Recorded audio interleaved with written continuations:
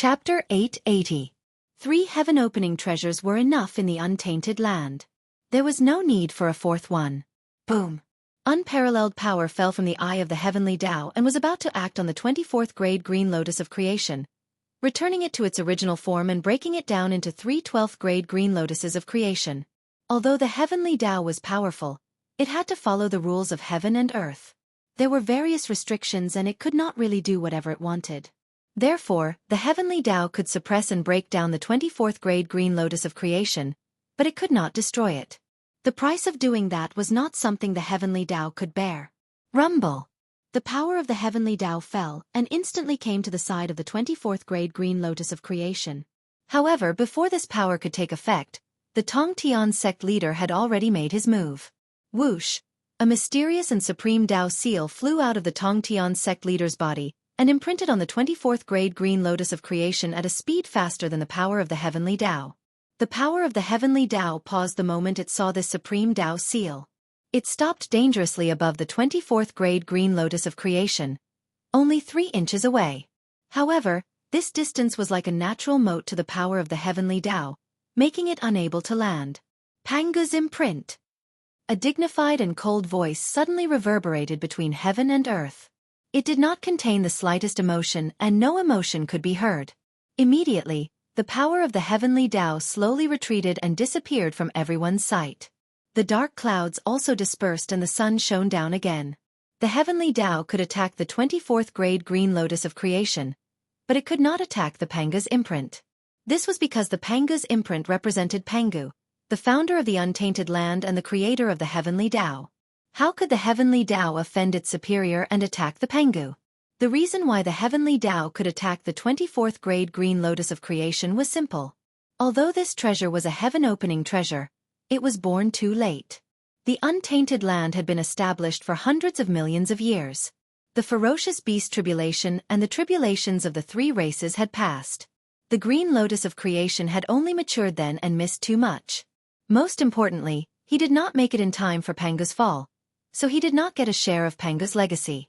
Without Pangu's legacy, what kind of heaven-opening treasure was it? It had a name but did not have any luck. Wouldn't it be at the mercy of the heavenly Tao? On the other hand, the 3 supreme treasures of heaven opening not only had the merit of heaven opening, but also the providence of heaven opening. Even if the 3 pure ones used them to attack the heavenly Tao would not dare to harm them at all. However, everything changed when Tongtian imprinted Pangu's mark on the 24th grade green lotus of creation. This meant that the Grand Master of Heaven had recognized the identity of the green lotus of good fortune on behalf of Pangu. It was a true heaven-splitting treasure that could share the heaven-splitting luck. After obtaining the recognition of Pangu's lineage, the identity of the 24th grade green lotus of creation immediately changed, causing the heavenly Tao to no longer dare to make a move against it. Having Pangu's recognition and not having Pangu's recognition were 2 different concepts. Just like the mountain god, no matter how many believers he had, as long as he did not receive the official recognition, he would still be an evil god and a wild god. It was illegal and would be suppressed by the official. This was the case with the green lotus of creation previously. On the other hand, the Grand Master of Heaven's Pangu's mark was equivalent to an imperial edict. It gave the green lotus of creation an official identity, causing it to leap to become a righteous god of heaven and earth and be worshipped by heaven and earth. This was the biggest difference between Xianxia and the Grand Master of Heaven. In Xianxia's hands, the 24th grade green lotus of creation could never see the light of day. Once it appeared in the world, it would be attacked by the heavenly Tao. However, in the hands of the Grand Master of Heaven, the green lotus of creation was a true heaven-splitting treasure. Even the heavenly Tao could not touch it at all. Xianxia. Sigh. Looking at the green lotus of creation in front of him, the Grand Master of Heaven could not say a word even if he had thousands of words in his heart. In the end, he could only sigh helplessly. The Grand Master of Heaven already understood Xianxia's thoughts. He wanted to use the heaven-splitting treasure to repay his master's kindness so that he could integrate into heaven and earth without any worries. Since this is your last wish, I'll fulfill it for you. After putting away the green lotus of creation, the Grand Master of Heaven suddenly pulled out the Qingping sword and slashed it in front of him. Bang! It was as if a string had been broken. The Grand Master of Heaven had cut off all the karma between him and Xianxia with one sword. From this moment on, Xianxia and the Grand Master of Heaven had nothing to do with each other. From now on, the Grand Master of Heaven did not have a disciple named Xianxia. Xianxia, you want to seek the Tao. How can I not fulfill your wish? However, from now on, the fate between you and me as master and disciple is over. After the sword fell, the Grand Master of Heaven seemed to have aged a lot. His body suddenly bent, and a few more strands of white hair appeared on his temples. Sigh! Finally, the Grand Master of Heaven sighed and turned to return to the Shangqing Temple. From this day on, unless something big happened in the three realms, the Grand Master of Heaven would rarely be seen in the world. The Grand Master of Heaven was not the only one who had formed a karma with Xianxia, but the entire three pure ones. Therefore, it was not enough to sever the karma with the Grand Master of Heaven. Xianxia still had to sever the karma with the Grand Pure One and the Heavenly Lord of Primordial Beginning. 2 wisps of clear light rose from Penglai Island and landed in the 8 Visions Palace of Mount Shouyang. The first wisp of clear light was formed by the karmic position of Pill ancestor Xianxia. In the past, Xianxia had opened the Qi Pill lineage and used it to prove the karmic position of Pill ancestor. The other wisp of clear light was formed by Xianxia's talisman ancestor karmic position. After opening the Qi Pill lineage, Xianxia established the talisman Dao in the untainted land and became the ancestor of the talisman Dao. Now that Xianxia had died, he gave the karmic positions of Pill ancestor and talisman ancestor to the Grand Pure One to sever the karma between them. Uncle Master, please grant my wish. Xianxia's pleading voice came from the karmic position of heaven and earth. Sigh, why bother? The Grand Pure One shook his head and sighed. He had no choice but to accept the 2 karmic positions of heaven and earth. Immediately, the Taiji diagram shook slightly and a wisp of yin and yang sword light fell, severing the karma between the Grand Pure One and Xianxia. Xianxia, you may leave. After saying that, the Grand Pure One closed the door of the 8 Visions Palace and returned to silence. However, who could understand the thousands of thoughts in his heart? Another 2 wisps of clear light rose from Penglai Island and landed in the Jade Palace of Mount Kunlun. This was Xianxia's refining experience and the karmic position of prehistoric land. Needless to say, Xianxia's refining experience was even better than the refining method of the Jade Clear lineage. The number 1 forger in the prehistoric land was not an exaggeration. Xianxia could even imitate innate spiritual treasures. His refining experience was definitely not inferior to the top-notch innate Taoist scripture in the prehistoric land. It might even be better. As for the karmic position of prehistoric land, Xianxia had once used the creation pill as a currency to set up a currency system for the prehistoric land. It had been used until now. Therefore, Xianxia also obtained the karmic position of prehistoric land. Although it did not sound good, it was still a top-notch karmic position of heaven and earth. Not to mention other things, after obtaining the karmic position of prehistoric land, Xianxia no longer lacked money to spend. Now that Xianxia had died, he took out these 2 items and gave them to the Heavenly Lord of Primordial Beginning to sever the karma between the 2 of them. Sigh! If one hears the Tao in the morning, one can die in the evening. Xianxia's heart to pursue the Tao is very firm. I can't compare to him. Since you have such a heart to pursue the Tao, how can I not fulfill your wish? As he spoke, the Heavenly Lord of Primordial Beginning waved his hand and kept the 2 wisps of clear light. Then, he raised the Panga banner and released a streak of chaotic sword chi to sever the karma between him and Xianxia. Sigh, at this point, Xianxia and the 3 Pure Ones, and the Celestial Sect of Wonders, have nothing to do with each other. Seeing that the Heavenly Lord of Primordial Beginning had also chosen to sever the karma between him and Xianxia, the Tai Ching Saint sighed helplessly and finally made a decision.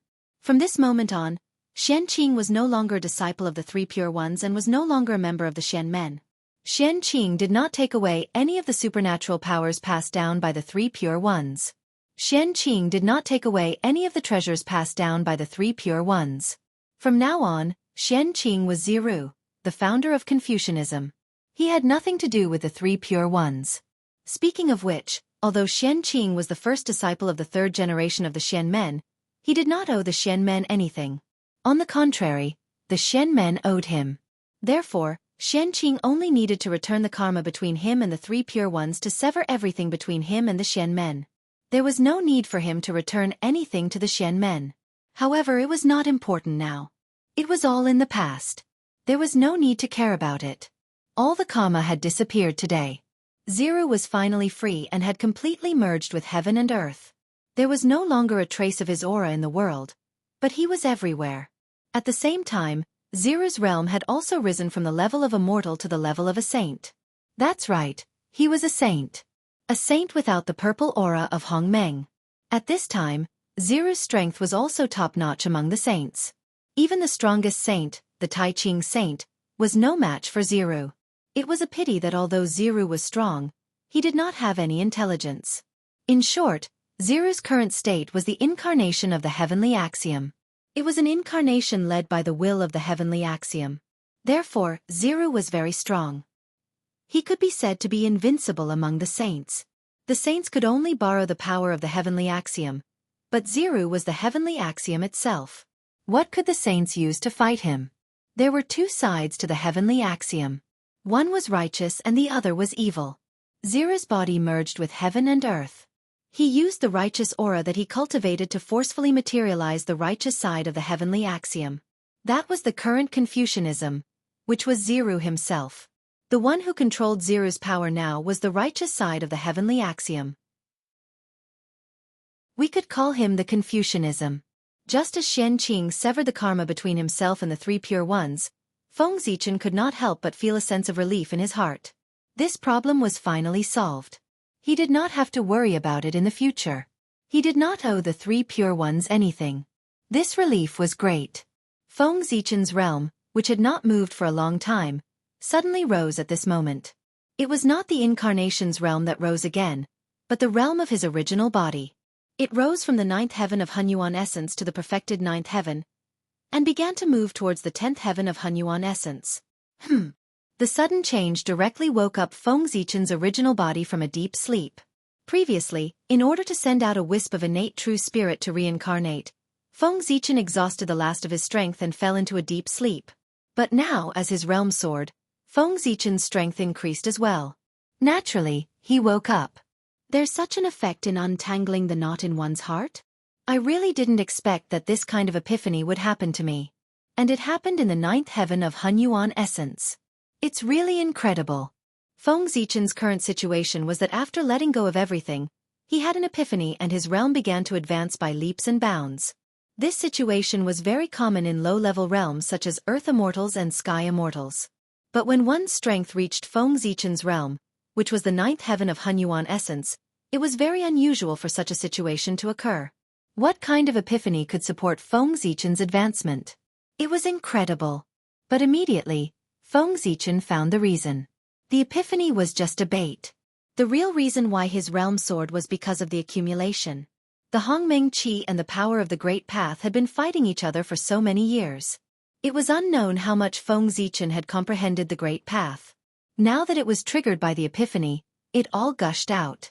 Naturally, it caused Feng Zichen's realm to soar. Unfortunately, although the sudden increase in realm caused Feng Zichen to wake up, it did not help much in the battle between the Hongmeng Qi and the power of the Great Path.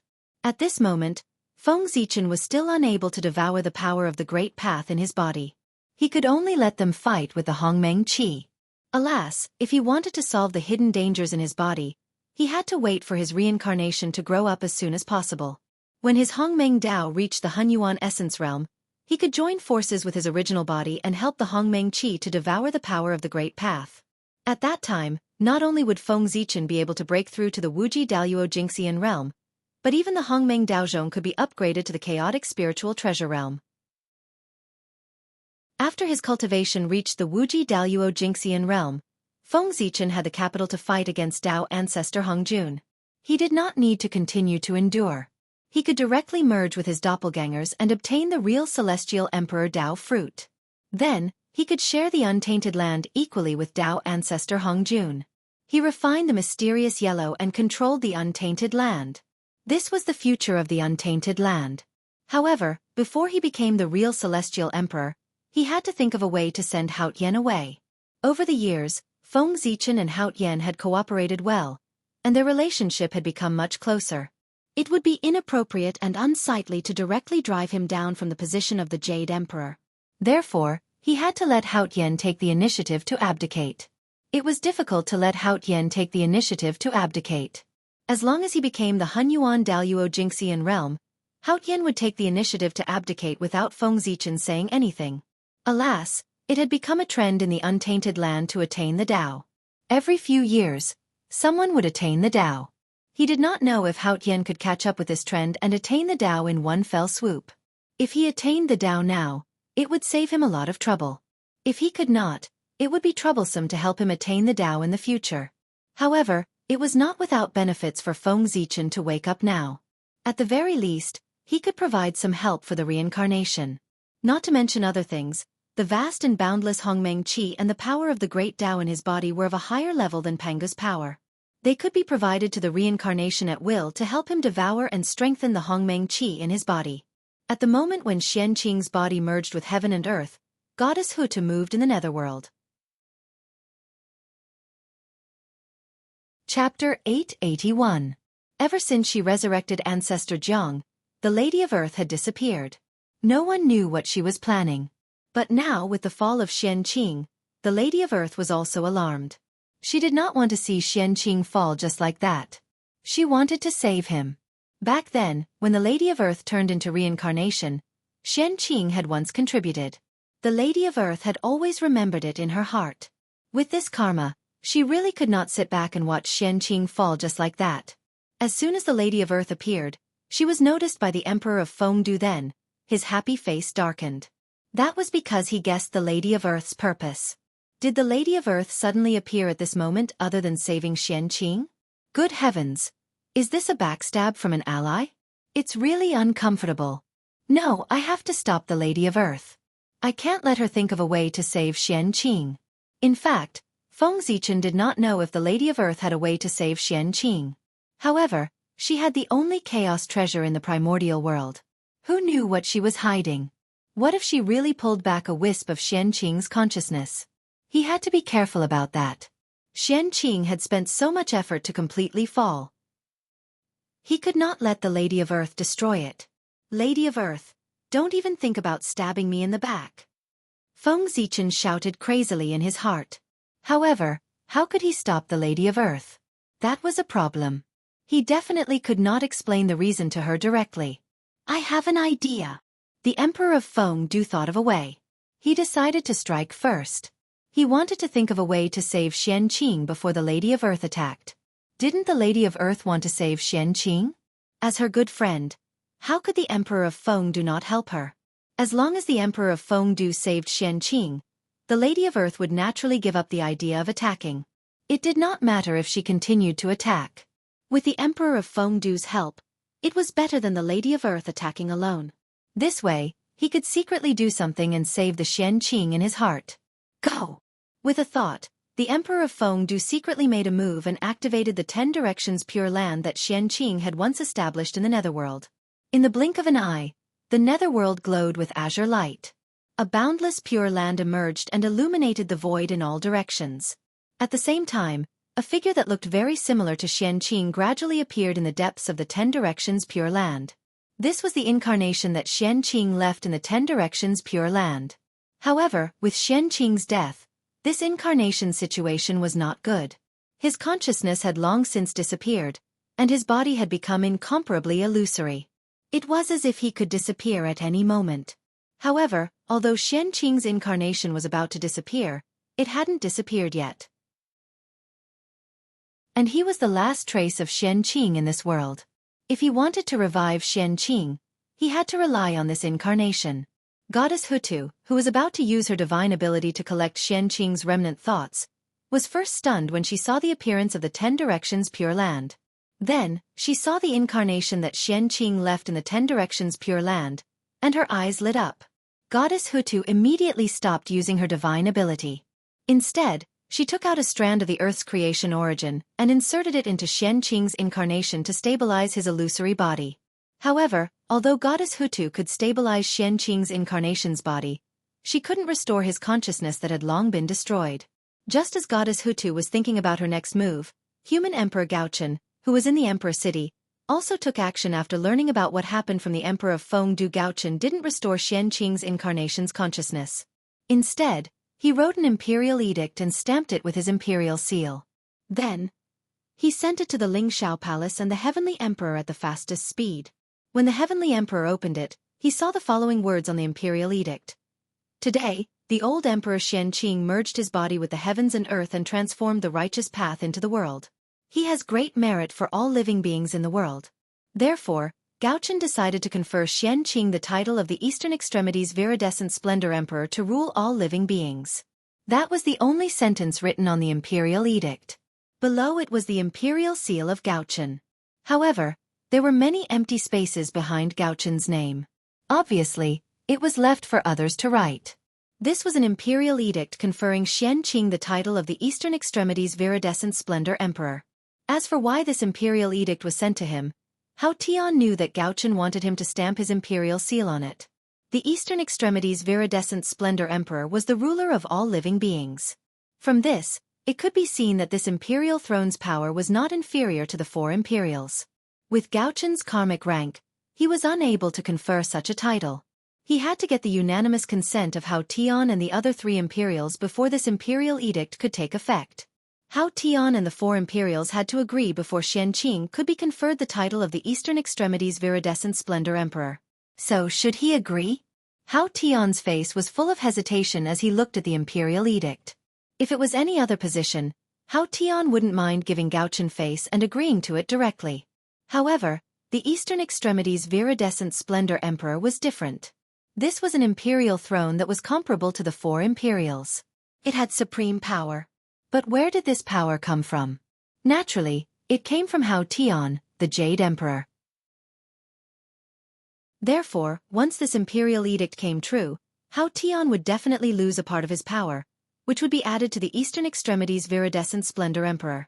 Therefore, Hao Tian was very hesitant, not knowing if he should agree or not. However, he immediately felt relieved. First, he picked up the imperial brush and added his name behind Gaochen's name. Then, he took out the imperial seal that symbolized his status as the Jade Emperor and stamped it. Hao Tian's goal was nothing more than to achieve the realm of primordial chaos Daluo Jingxian and then transcend. The position of Celestial Emperor was not what he wanted. Since that was the case, what was there to hesitate about? He wasn't greedy for power. If he had to give up a part of it, then so be it. He could also share some of the karma that came with being a Celestial Emperor. As a Celestial Emperor, his every word and action resonated with heaven and earth. He could affect the trend of heaven and earth and the fate of countless people. Therefore, from the moment Hao Tian became a Celestial Emperor, even if he didn't do anything, he would still have karma on him. It was also because of this karma that Hao Tian was unable to take that crucial step. Now, if he could really give up the position of Emperor Qinghua of the East Pole from the authority of the Celestial Emperor, then Hao Tian's karma would definitely be given a part of it. In this way, Hao Tian would undoubtedly be one step closer to attaining the Tao. This was a good thing. Compared to attaining the Tao, it was best to give up all the authority of the Celestial Emperor. After Hao Tian stamped the imperial seal, he thought for a moment and sent the imperial seal to the periphery of the boundless starry sky. Under the Celestial Emperor, Great Emperor Ziwei was the most respected. Therefore, after Hao Tian, it was Great Emperor Ziwei's turn to stamp the imperial seal. However, with Great Emperor Ziwei's current state, could he stay awake and stamp the imperial seal? The imperial seal flew across the sky. In an instant, it crossed the endless void and arrived outside the boundless starry sky. Why didn't Hao Tian send it to Ziwei's star in one go? It wasn't that Hao Tian didn't want to, but he couldn't. Hundreds of thousands of years ago, Great Emperor Ziwei was inexplicably injured, and the boundless starry sky was sealed. Not to mention Hao Tian, even the heavenly path couldn't enter the boundless starry sky. Outside the boundless starry sky, the imperial seal lay there quietly, waiting for a reply from inside. At this moment, countless great mediums were paying attention to this scene. Too many people wanted to know about Great Emperor Ziwei's current state. Fortunately, they didn't have to wait for long before there was a reaction from the boundless starry sky. An imperial seal flew over from the depths of the starry sky and stamped the imperial seal accurately. Thanks to Xianqing's death, Feng Zichen's original body was able to awaken. Otherwise, it would be troublesome to use the imperial seal. However, if Xianqing hadn't died, there would be no need for the imperial seal. Great Emperor Ziwei is still conscious? Seeing this scene, several saints couldn't help but narrow their eyes. Their faces were filled with shock. They seemed to have misjudged Great Emperor Ziwei's injury. It wasn't as serious as they had imagined. He had completely lost consciousness. Whoosh! After stamping the Imperial Seal turned around and flew to the South Pole Star. The 4 emperors of the Heavenly Court had always been one. They advanced and retreated together. Now that the other 3 emperors had agreed, the Great Emperor of the South Pole naturally had no reason to refuse. After signing his name, he picked up the Imperial Seal and stamped it. Then, the Great Emperor of the South Pole threw the Imperial Seal down and sent it to the Lady of Earth of the Netherworld. Seeing this Imperial Seal, the Lady of Earth somewhat understood Feng Zichen's plan. He used his position as the Supreme of Heaven and Earth to forcefully capture a wisp of Xianxia's consciousness from the hands of Heaven and Earth so that he could be resurrected. Human strength couldn't resist the power of Heaven and Earth, but the power of Heaven and Earth could. Only the power of Heaven and Earth could resist the power of Heaven and Earth. Feng Zichen's method could be summarized in one sentence. It was to use the power of Heaven and Earth to deal with the power of Heaven and Earth. It was a very simple method, but it was also the most effective method. This method works. After deducing in her heart, even the Lady of Earth had to admit that Feng Zichen's method was indeed much better than the method she had thought of. Thinking of this, the Lady of Earth no longer hesitated. She took out her Imperial Seal and stamped it on the Imperial Seal. Suddenly, the Imperial Seal turned into a stream of light and rose from the netherworld, floating in the sky. Dazzling divine light burst out from the Imperial Seal. Even the radiance of the sun and moon was covered by it. It illuminated the entire 3 realms and even the space-time of the heavens. Rumble. In the next moment, the Tao of Heaven and Earth fell with a loud bang and merged with the Imperial Seal, constantly evolving. Not long after, the Imperial Seal disappeared and was replaced by a green karmic position. Its body flowed with boundless light and boundless technique. The top karmic position of the 3 realms, the Eastern Pole Scion Splendor Imperial Seal, the symbol of the Supreme of Heaven and Earth. The moment the karmic position was formed, a pair of purple eyes suddenly appeared in the sky above the 3 realms. It was incomparably huge and occupied the entire sky. It looked at the world and everyone coldly. The heavenly Tao had appeared. Confer Xianxia as the Eastern Pole Scion Splendor Imperial Seal. The heavenly Tao's cold voice resounded between heaven and earth.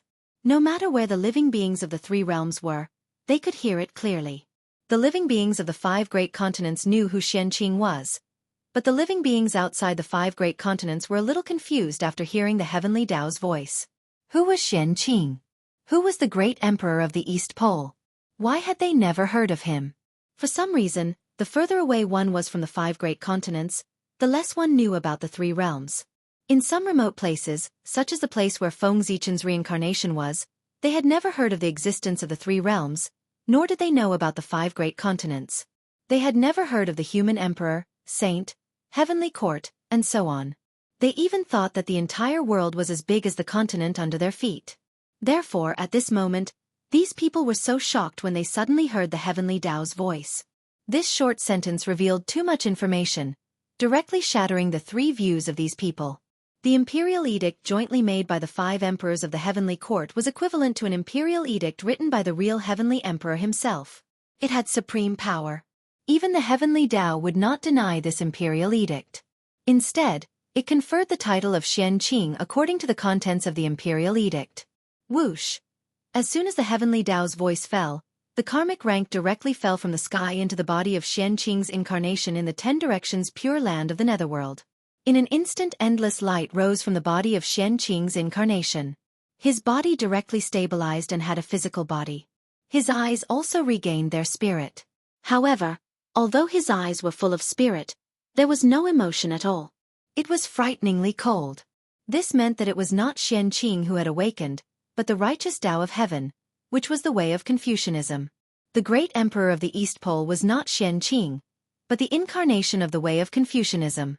However, Xianxia was the way of Confucianism, and the way of Confucianism was Xianxia. It was not a problem to say that the incarnation of the way of Confucianism was Xianxia. Did it fail?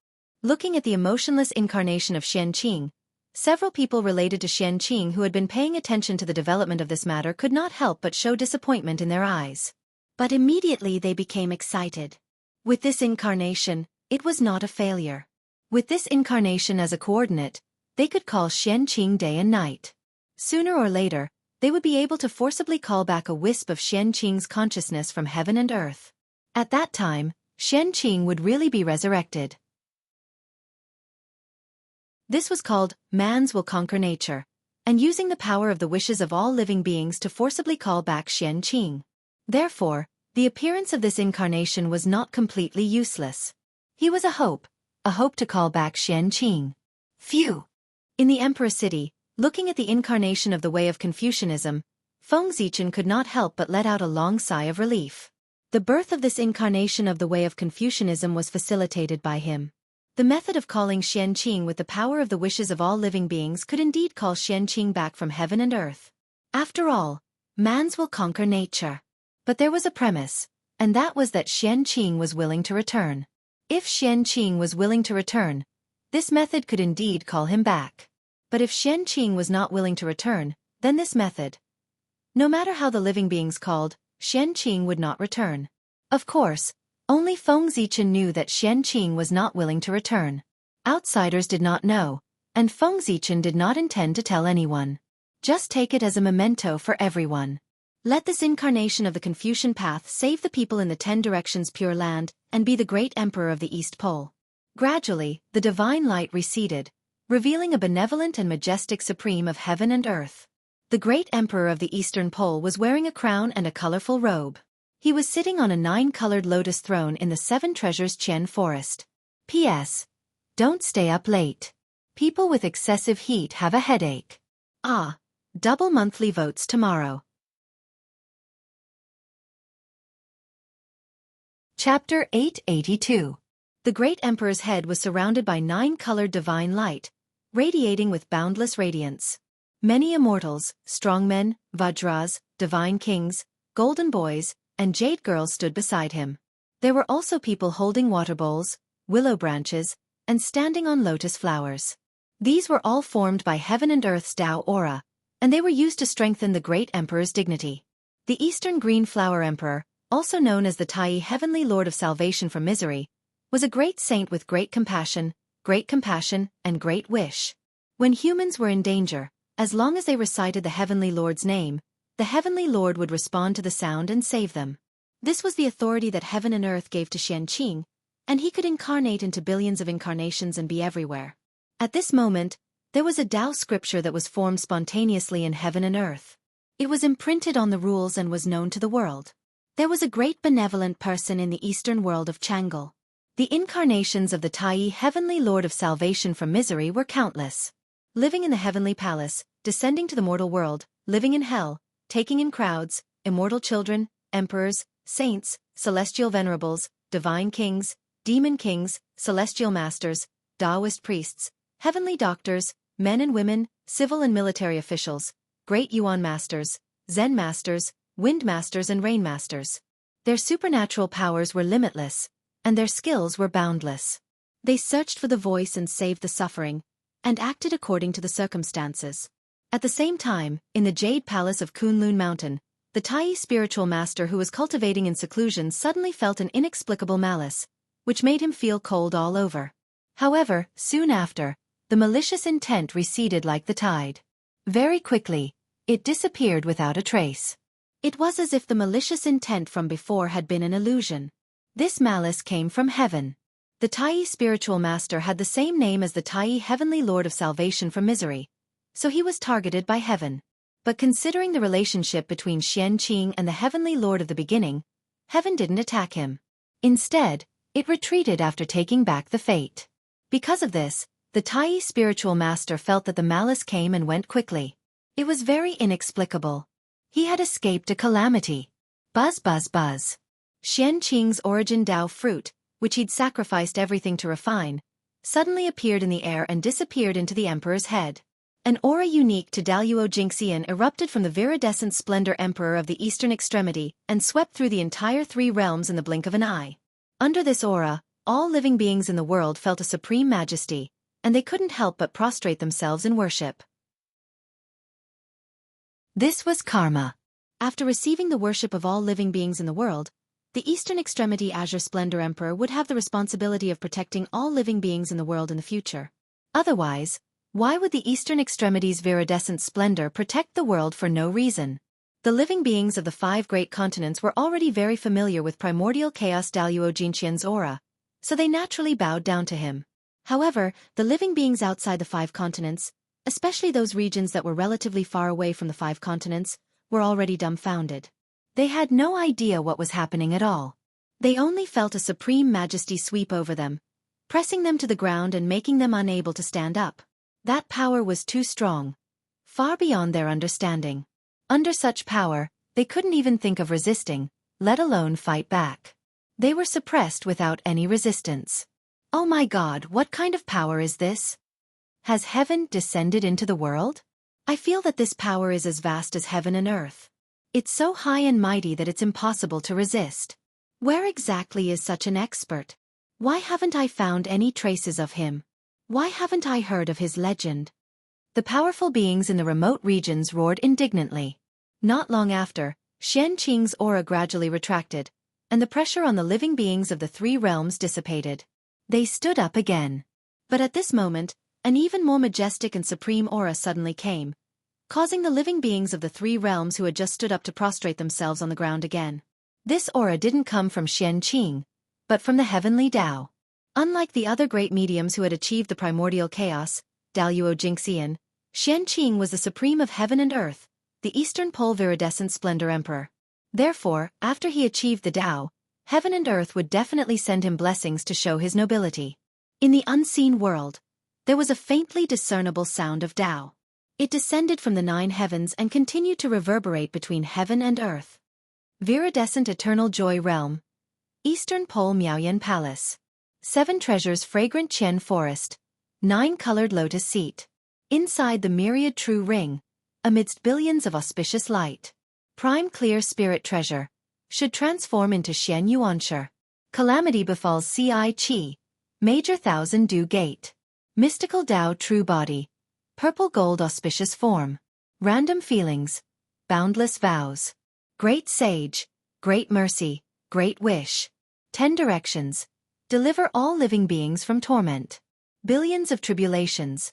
Deliver people immeasurable. Seek the sound of Tai, Heavenly Lord of Salvation from misery. Qing Xian 9 Sons God. This was a message that heaven and earth spontaneously created for the Eastern Pole Viridescent Splendor Emperor for the world to recite. It contained an inexplicable divine power. The Eastern Pole Viridescent Splendor Emperor? Who is this person? Why is he so powerful? Just a wisp of his aura can suppress me to the point that I can't move. Also, who is the person who made that sound? Why is his aura so similar to heaven and earth? Could it be that heaven and earth are really speaking? Does heaven and earth really have their own will? All kinds of doubts emerged in the hearts of the powerhouses in the remote areas, causing them to be extremely puzzled. Unfortunately, no one could give them an answer because they were too far away from the 5 major continents and too barren. No great divine power would come here, and no great divine power would pay attention to this place. If nothing unexpected happened, these remote places would gradually be forgotten by the powerful existences of the 5 major continents. However, as the aura of heaven and earth swept across the entire 3 realms this time, it attracted the attention of a certain existence. Thus, an accident happened. TSK. Why do I feel that these small islands floating on the sea are slowly being isolated from the 5 major continents as if they are not in the same world? As a result, these small islands have no idea about the situation of the 5 major continents and the general information of the 3 realms. This situation is a little strange. It's as if these small islands have become the lower realm of the 5 major continents. There's a problem. There's a problem. There seems to be a shocking matter of great merit contained in this. I have to study it carefully. At this moment, Feng Zichen's reincarnation in the ancient Baron's continent noticed the reactions of the living beings here and couldn't help but have a bold guess in his heart. If this guess was true, then he really had the foundation to become a celestial emperor and could quickly break through the realm. However, whether this guess could be true or not still needed to be confirmed. No rush. No rush. If it was his, he couldn't hide. If it wasn't his, then he would directly snatch it. What a joke. Feng Zichen had so many incarnations, and they were all supreme powerhouses that could roam the primordial world. If they worked together, what kind of fortune could they not snatch? Hee. If it was Fengzichen's, then it was Fengzichen's. If it wasn't Fengzichen's, as long as he wanted, it could also be his. It couldn't be helped. The strong were just that domineering. I'm not convinced. Come and hit me. On Golden Turtle Island, Tong Tian saw Xianxia's incarnation become an emperor and couldn't help but let out a long sigh of relief. The sadness on his face also dissipated a lot. Then he heard him explain to the disciple beside him, with this incarnation, it's equivalent to Xianxia burying a nail in the primordial world. After that, as long as someone talks about Xianxia every day, there might be a day when Xianxia will be awakened. Speaking of this, Tong Tian couldn't help but sigh. The human emperor is indeed a great talent. No wonder he's the #1 prodigy in the primordial world. The poor Wei is far inferior to him. Xianxia transformed into the Tao, and his body merged with the world. The poor Wei could only be helpless. However, the human emperor could come up with such an ingenious idea to summon Xianxia back in such a short period of time. Seek the voice, seek the feelings, and save the suffering. Just these 8 words are enough for the living beings of the 3 realms to chant Xianxia's name all the time. It's really an amazing idea. With the living beings of the 3 realms chanting day and night, even if Xianxia can't be summoned back, it's enough to protect his consciousness from being completely lost in the heavenly axiom. In this way, after the immeasurable calamity, when the world is destroyed, Xianxia will be reborn. Speaking of this, Tong Tian suddenly reprimanded the disciples. All of you should cultivate well. Xianxia has already attained the Tao fruit of the origin. He's detached from the world and can survive thousands of calamities. Even if the immeasurable calamity comes, it won't affect him at all. But all of you are different. Without the Tao fruit of the origin, you can't transcend the world. When the immeasurable calamity comes and the world is destroyed, all of you can't escape the fate of death.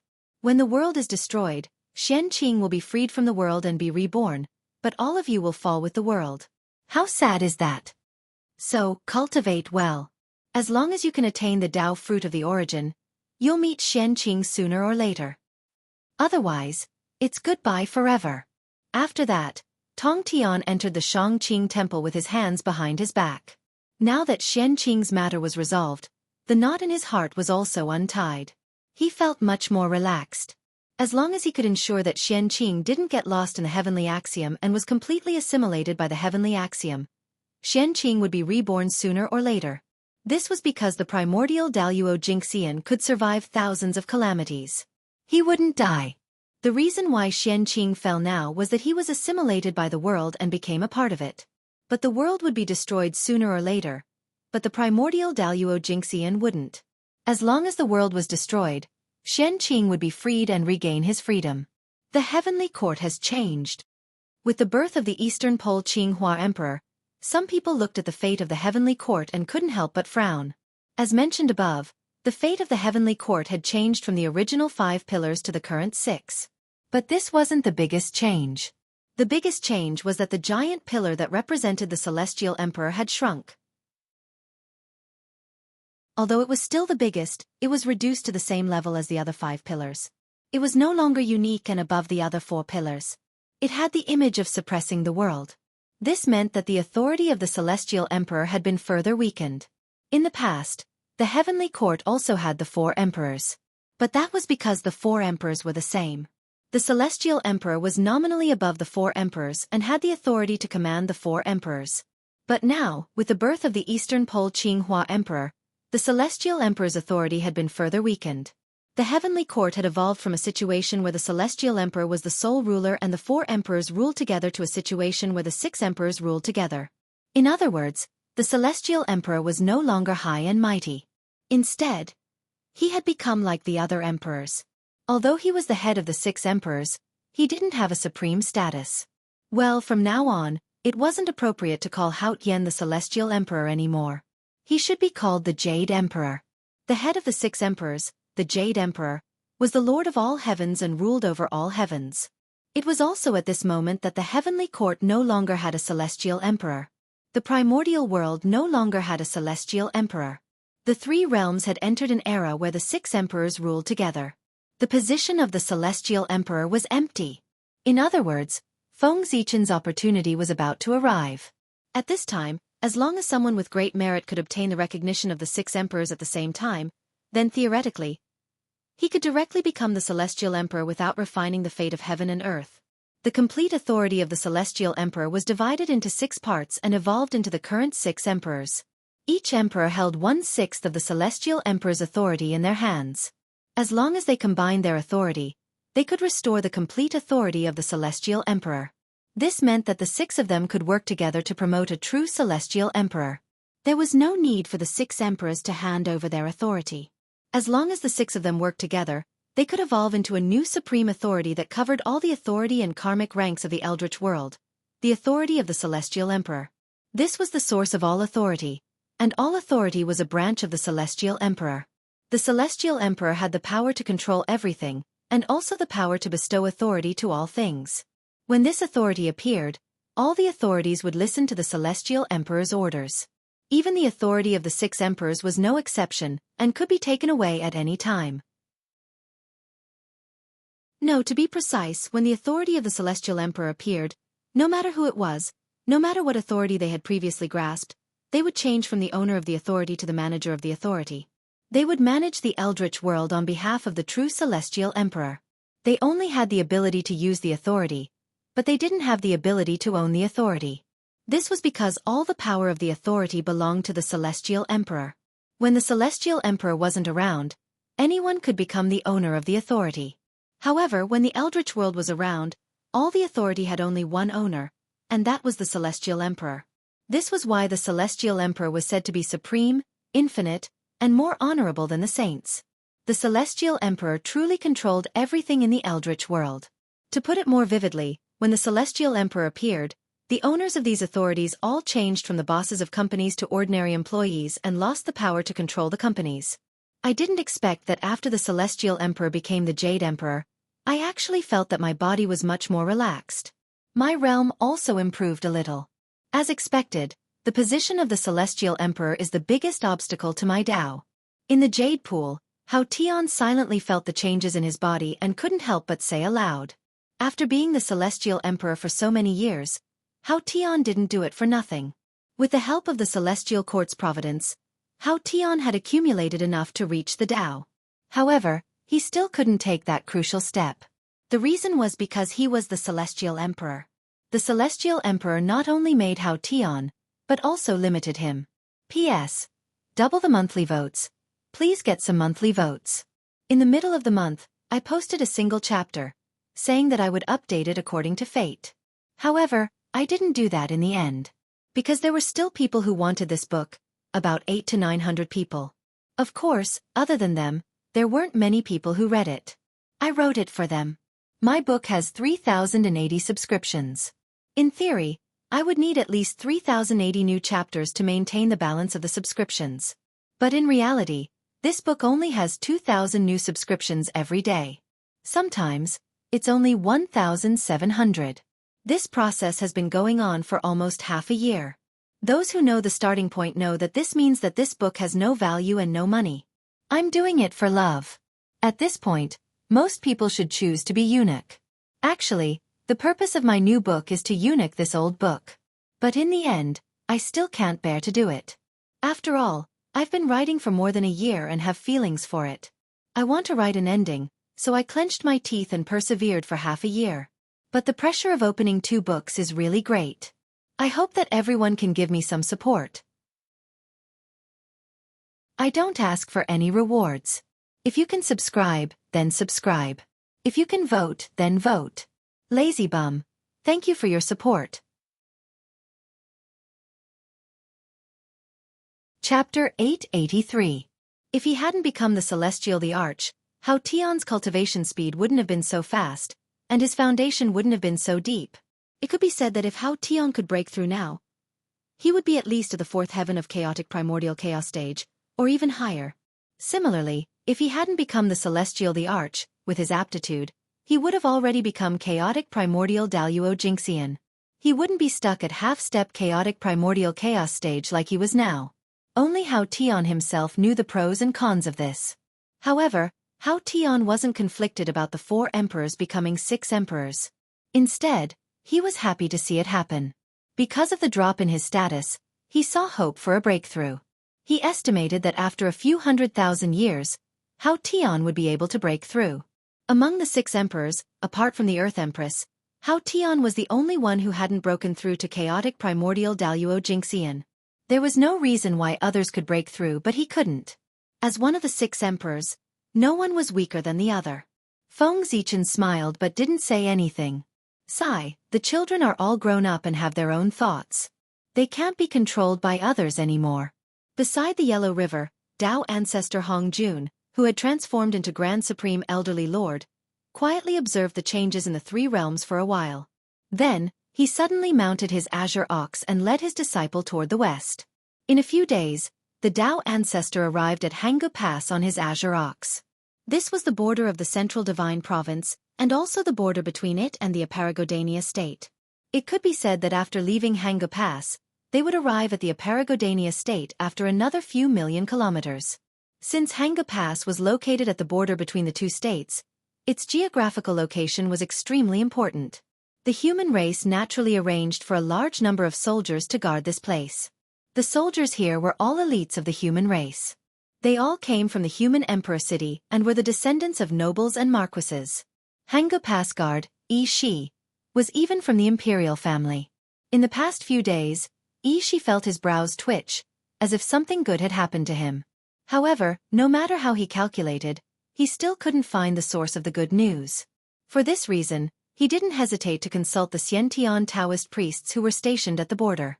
Unfortunately, even the Dao Venerate was unable to divine anything out of it. There were even people who laughed and said that Yi Shi was dreaming of what he thought of during the day. He was so obsessed with obtaining opportunities that he had become obsessed with them. Yi Shi naturally didn't pay any attention to this. How could a cultivator's sudden impulse be an illusion? Something good must be happening to him. As for why the Taoist priests couldn't figure it out, wasn't it obvious? Either that, or the Dao Venerate couldn't calculate it because the opportunity was too great. Or the opportunity was too vague for the Taoist priests to see clearly. If it was the latter, it wouldn't be a big deal. But if it was the former, just thinking about it made him excited. An opportunity that even the Xiantian Taoist priests could not calculate was definitely beyond the level of the Taoist priests. This was the real big opportunity. She didn't have to wait for long. Soon, Dao ancestor Hong Jun arrived on his azure cow. On this day, Shi raised his head and gazed into the distance. He saw a vast expanse of purple mist surging toward him. Immediately afterward, he saw a Daoist riding on an azure cow. With a Dao child leading the way, the Daoist was making his way toward Hanggu Pass. Wherever the Dao ancestor passed, the ground would be filled with dense mist. The fragrance was strong and filled with red clouds. Seeing this, Shi couldn't help but blurt out, "A sage has arrived at Hanggu Pass." After saying this, Shi seemed to have realized something and ran out of Hanggu Pass. He quickly walked toward Dao ancestor Hong Jun and bowed like a disciple. "I am Shi, the commander of Hanggu Pass. A few days ago, I observed the sky and saw purple clouds gathering in the east. I knew a sage had arrived and have been waiting for a long time. Please come to my cold room for a chat. I would like to hear your teachings." Hearing this, the Dao ancestor shook his head. Poor Wei has been guarding the human tribe's treasury for many years and has already repaid her karma with the human emperor. She doesn't want to have anything to do with the human tribe and only wants to leave the central god province as soon as possible. After saying this, the Dao ancestor ignored Shi's protests and kicked the azure cow lightly, urging it to hurry forward. It had to be said that this azure cow was the mount of the Real Grand Supreme Elderly Lord. When Dao ancestor Hong Jun descended into the mortal world, he brought it with him. Shi waited for several days and finally saw a sage. How could he let the Dao ancestor leave so easily? He hurriedly grabbed onto the azure cow and begged him not to let the Dao ancestor leave. However, the Dao ancestor was determined to leave. No matter how Shi begged, it was useless. In reality, it wasn't that the Dao ancestor was determined to leave. If the Dao ancestor was determined to leave, even the generals of Hanggu Pass and all of the soldiers combined wouldn't be able to stop him, let alone Shi. The Dao ancestor was probably doing this to test Shi and let him know that Dao was not to be imparted easily. That's right, it was him.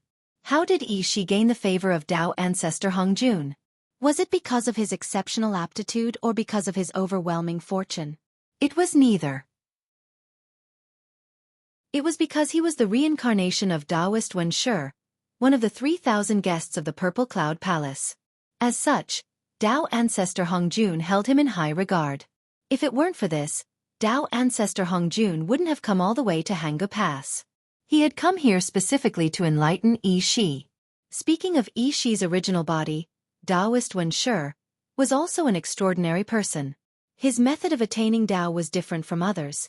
He didn't plan on attaining Tao through discussion. Instead, he planned on forcibly breaking through to chaos Daluo Jingxian. To achieve this, he decided to reincarnate and cultivate again. He planned to cultivate his reincarnation to the same cultivation base as his original body. Then, he would combine the Tao fruits of his two lives and forcibly break through to chaos Daluo Jingxian. This was a very powerful plan. Attaining chaos primordial stage through this method was indeed more powerful than other methods. It could be said that he was on the verge of attaining Tao through strength.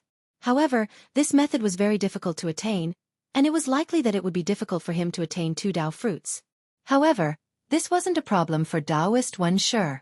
This was because Yi Shi wasn't his first incarnation. Instead, he was his second incarnation. Once Yi Shi matured, Taoist Wuxia would have 3 half-step chaos primordial stage Tao fruits.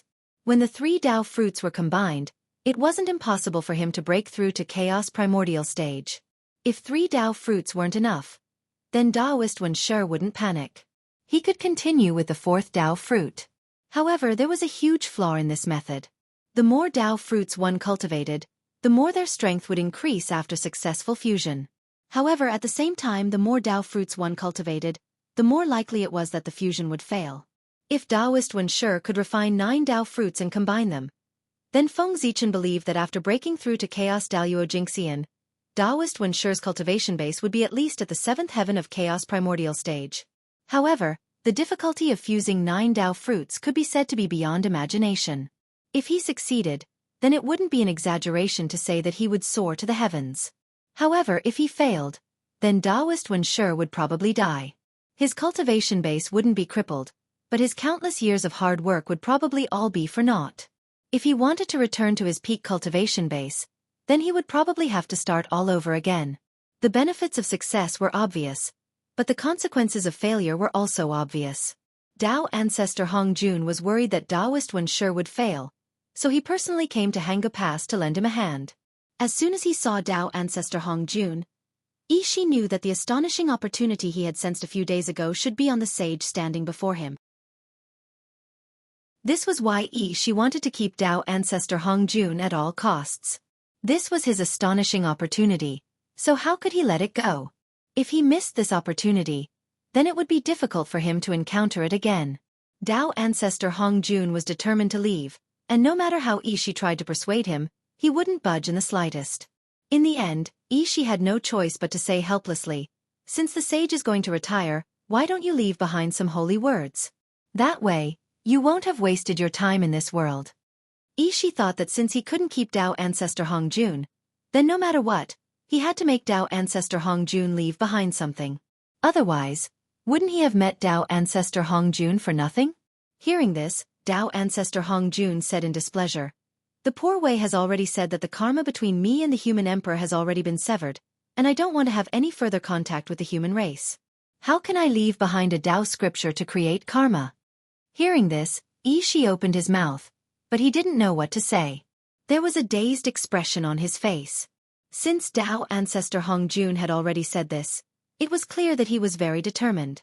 He really didn't want to have any contact with the human race, and he definitely didn't want to leave anything behind for the human race. Tao ancestor Hongjun lightly tapped the bull's head with his horsetail whisk. "Little bull, let's go." The azure bull stood up and slowly walked forward with Tao ancestor Hongjun on its back. Meanwhile, the little Taoist child Tao ancestor Hongyun had transformed into led the azure bull in front. This time, Yi Shi couldn't say anything to stop Tao ancestor Hongjun from leaving. He could only stare blankly at Tao ancestor Hongjun's departure. Tao ancestor Hongjun had the human emperor's medallion in his hand. If he wanted to leave seclusion, the soldiers guarding the pass didn't dare to stop him and could only allow him to leave. However, Just as Tao ancestor Hongjun was about to leave Hanga Pass, a thought suddenly flashed through Ishi's mind. He knew how to stop Tao ancestor Hongjun. Ishi quickly caught up to Tao ancestor Hongjun and yelled, "Stop, Tao ancestor Hongjun. You've only severed your karma with His Majesty, but you haven't severed your karma with the human race. You've been with the human race for so many years. How have you severed your ties with the human race? This is karma, this is the connection. If you really want to sever your ties with the human race, you'll have to sever your ties with the human race." Hence, Ishi is begging Tao ancestor to write a Tao scripture for future generations to comprehend and sever your ties with the human race. Tao ancestor Hongjun was just about to leave seclusion, and he couldn't help but stop in his tracks upon hearing this. He turned around and scolded Ishi with a smile. "What do you know, you sly bastard? Poor Wei has been with the human race for so many years. Even though her food and clothing have all been taken care of by the human race, Poor Wei has also helped the human race nurture countless prodigies and even nurtured a connate Taoist priest for the human race. If that's the case, then it's the human race that owes Poor Wei. What's the big deal about eating and drinking from the human race? How can they compare to the connate Taoist priest? Poor Wei has lost a lot of money. But I haven't seen the human emperor pluck a few world fruits for the Poor Wei to taste." Tao ancestor Hongjun sure was overthinking things. The world fruits were the fruits of the world tree, and they were extremely precious. They could be said to be true connate Tao fruits, and eating one would immediately allow one to reach the connate Taoist priest level. With Feng Zichen's stingy personality, he couldn't even bear to eat one himself, so why would he give it to the Tao ancestor? He was overthinking things. The world fruits were the foundation of the human race. If the human race were to decline one day, just like the liches and demons, and all of the connate Taoist priests perished in battle, the world fruits would be the final hope of the human race. They could nurture new connate Taoist priests for the human race in the shortest amount of time, so the human race wouldn't become a speck of dust in the annals of history. Even heaven and earth would decay one day. So who would dare to say that the human race would never decline? Feng Zichen had sealed the world fruits away as part of the foundation of the human race in order to prepare for a rainy day. Ishi had thought that he had come up with a good excuse, but he was instantly rendered speechless by Tao ancestor Hongjun's words. He was even a little embarrassed, feeling like he was being too greedy. The holy sage had already given the human race so much, but he was still greedy and wanted the holy sage to give him more. "Ishi, aren't you ashamed? How could you be so greedy?" Ishi was blaming himself endlessly in his heart. But at this moment, Tao ancestor Hongjuan's attitude suddenly changed. He said helplessly, forget it. You are so sincere. If I don't leave anything behind, it will seem that I am stingy when the human emperor hears about it. Seeing as that's the case, Poor Wei will leave behind a Tao scripture for the human race. Listen carefully. Poor Wei will only read it once, and it's up to you how much you can remember. At this moment, the human Taoist priests who had been secretly observing the situation heard this and immediately pulled out the sky surveying mirror that the human emperor had left behind at Hanga Pass. These human Taoist priests had already recognized Tao ancestor Hongjun as soon as he arrived at Hanga Pass. The white-bearded Taoist on the azure ox was none other than Lord Lao Zi.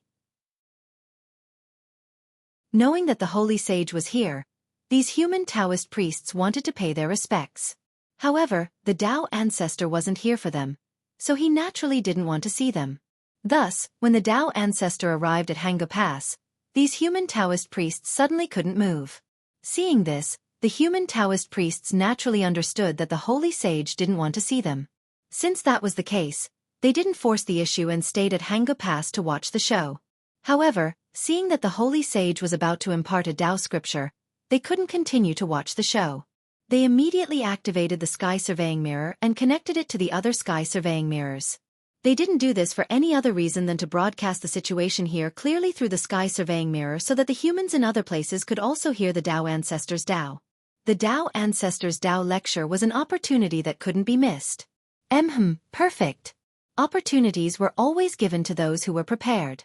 Not long after, the Tao ancestors' ethereal voice sounded between heaven and earth. Tao can be spoken, but it is not an ordinary Tao. Name can be named, but it is not an ordinary name. Nothingness is the beginning of heaven and earth. Being is the mother of all things. Therefore, nothingness is often used to observe its mysteries. Being is often used to observe its mysteries. These two come from the same origin but have different names. They are both called mysteries. Mysteries within mysteries, the door to all mysteries. Everyone in the world knows that beauty is beautiful, and it is evil. Everyone knows that good is good and it is not good. Being and nothingness engenders each other, and it is difficult and easy to form each other. Length and length match each other, high and low match each other, and the sounds match each other. The entire Tao Te Ching was only 5,000 words. Soon, the Tao ancestor finished reciting it. After the Tao ancestor finished reciting the Tao Te Ching, he didn't hesitate and left. P.S. I wonder if I can get 2,000 monthly votes this month.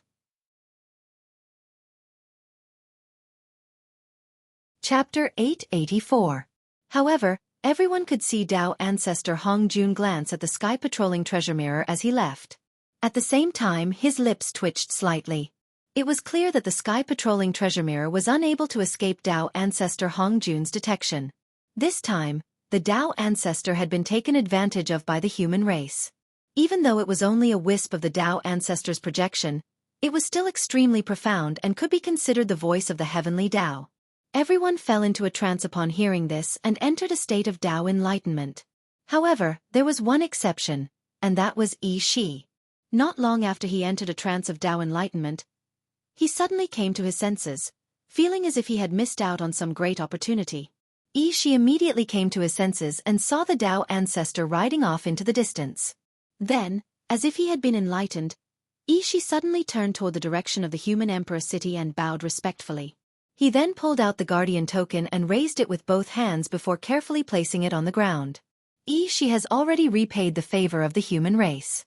Now, I only wish to stay with my teacher throughout the 3 realms. This guardian token of Hanga Pass will now be returned to the human race. After saying this, Yi Shi bowed respectfully toward the direction of the human emperor city again. After this bow, Yi Shi no longer had anything to do with the human race. After getting up, he left Hanga Pass without hesitation and chased after Tao ancestor Hong Jun. Teacher, please wait for your disciple. Within the human emperor city, Feng Zichen couldn't help but chuckle upon seeing this. Haha, the Tao ancestor really isn't willing to take a loss. He won't let the human race take advantage of him at all. The Tao ancestor would have passed down the Tao ancestor regardless of whether Yi Shi asked for it or not. However, if Yi Shi didn't ask for it, then when the Tao ancestor would pass down, the Tao ancestor would have to depend on his mood. It could be 10 years later, or 100 years later, or even 10,000 years later. In any case, if Yi Shi didn't ask for it, Tao ancestor Hong Jun definitely wouldn't have passed down the Tao ancestor so easily. However, Yi Shi did ask for it, and Tao ancestor Hong Jun passed down the Tao ancestor. As such, Yi Shi had made a great contribution to the human race. The Tao De Sutra contained all of the principles of this world. This was a true sage's book and could be considered a priceless treasure. Yi Shi had indeed made a great contribution by obtaining this book. As for Yi Shi, he was the reincarnation of the powerful Taoist priest Wen Shi. He had reincarnated into the human race, thereby forming a massive karma with the human race. It would not be easy to settle this matter. However, with Tao ancestor Hong Jun's actions, Yi Shi had made a huge contribution to the human race. After accomplishing this, Yi Shi didn't ask for any rewards. Instead, he directly severed his karma with the human race and left the human race, thereby foiling Feng Zichen's plan. Feng Zichen was thinking of using the karma of this reincarnation as the foundation to deepen the connection between Taoist Wen Shi and the humankind, and then tie this great master to the humankind. Unfortunately, his plan had just begun when it was ruined by the Tao ancestor. However, the human race didn't lose out either. Exchanging a person that they couldn't keep in the first place for an unmatched ancient record, it could still be considered a profit. After leaving Hanga Pass, Tao ancestor Hong Jun didn't head directly to the Aparagodania state. Instead, he led Yi Shi around the 3 realms. There was no rush to go to the Aparagodania state. The most important thing now was to nurture Taoist Wen Shi as soon as possible so that he could reach the level of chaotic primordial Daluo Jingxian. After the Tao ancestor left, the powerful figures of the 100 families lost their suppression and started to fight with others. As a result, it seemed to have triggered a chain reaction, causing the battle between the 100 families to become more and more intense. The various schools of thought also fell into chaos. The entire central God province was in chaos. Just as the situation in the central God province became more and more intense, in the distant Hongmeng of the ancient Baron's continent, Feng Zichen's reincarnated body also fell into trouble. In order to express his ambition, Feng Zichen directly named his reincarnated body Hongmeng. Hongmeng. This was Feng Zichen's highest pursuit. Using this name also represented Feng Zichen's determination. As for what trouble Hongmeng encountered, it was because he was careless and was tricked by someone. The person who tricked him was called the Ancient Barons. The land under Hongmeng's feet was called the Ancient Barons' continent, and the person who tricked him was also called the Ancient Barons. Needless to say, the two were indeed related. This person called the Ancient Barons was also a bold person. He took advantage of the living beings here for being ignorant and directly called himself the god of creation, the creator of this world. Therefore this world was called the Ancient Barons. Since he dared to impersonate the god of creation, this Ancient Baron still had some skills. He had the cultivation of the Xianxia Taoist priests. Such strength might not be ranked in the three realms, but in the Ancient Baron's continent, it was enough to dominate the world. It was precisely because the Ancient Barons was too powerful that the living beings here believed whatever he said without the slightest doubt. Those who dared to doubt him were all dead. Naturally, no one doubted him anymore. However, although the Ancient Baron's continent was remote, it was still within the three realms and was under the control of the heavenly axiom. The Ancient Barons dared to impersonate the Pangu and call himself the god of creation, the creator of this world. How could the heavenly axiom tolerate him? Not long after, the Ancient Barons was punished by the heavenly axiom. He was bombarded by the heavenly axiom's light of calamity for 3 days and 3 nights. His true spirit collapsed and he died. However, although the Ancient Baron's innate true spirit was shattered, his physical body was unexpectedly preserved. It fell from the sky and turned into the huge Fallen Dragon Mountain Range. Yes, that's right. It was the Fallen Dragon Mountain Range, the place where Hongmeng was born. The Ancient Barons was a dragon and called himself the Ancient Baron's ancestor dragon. The dragon aura that Hongmeng sensed in the Fallen Dragon Mountain Range was emitted by the Ancient Barons. The Ancient Barons was the Xiantian Taoist priests.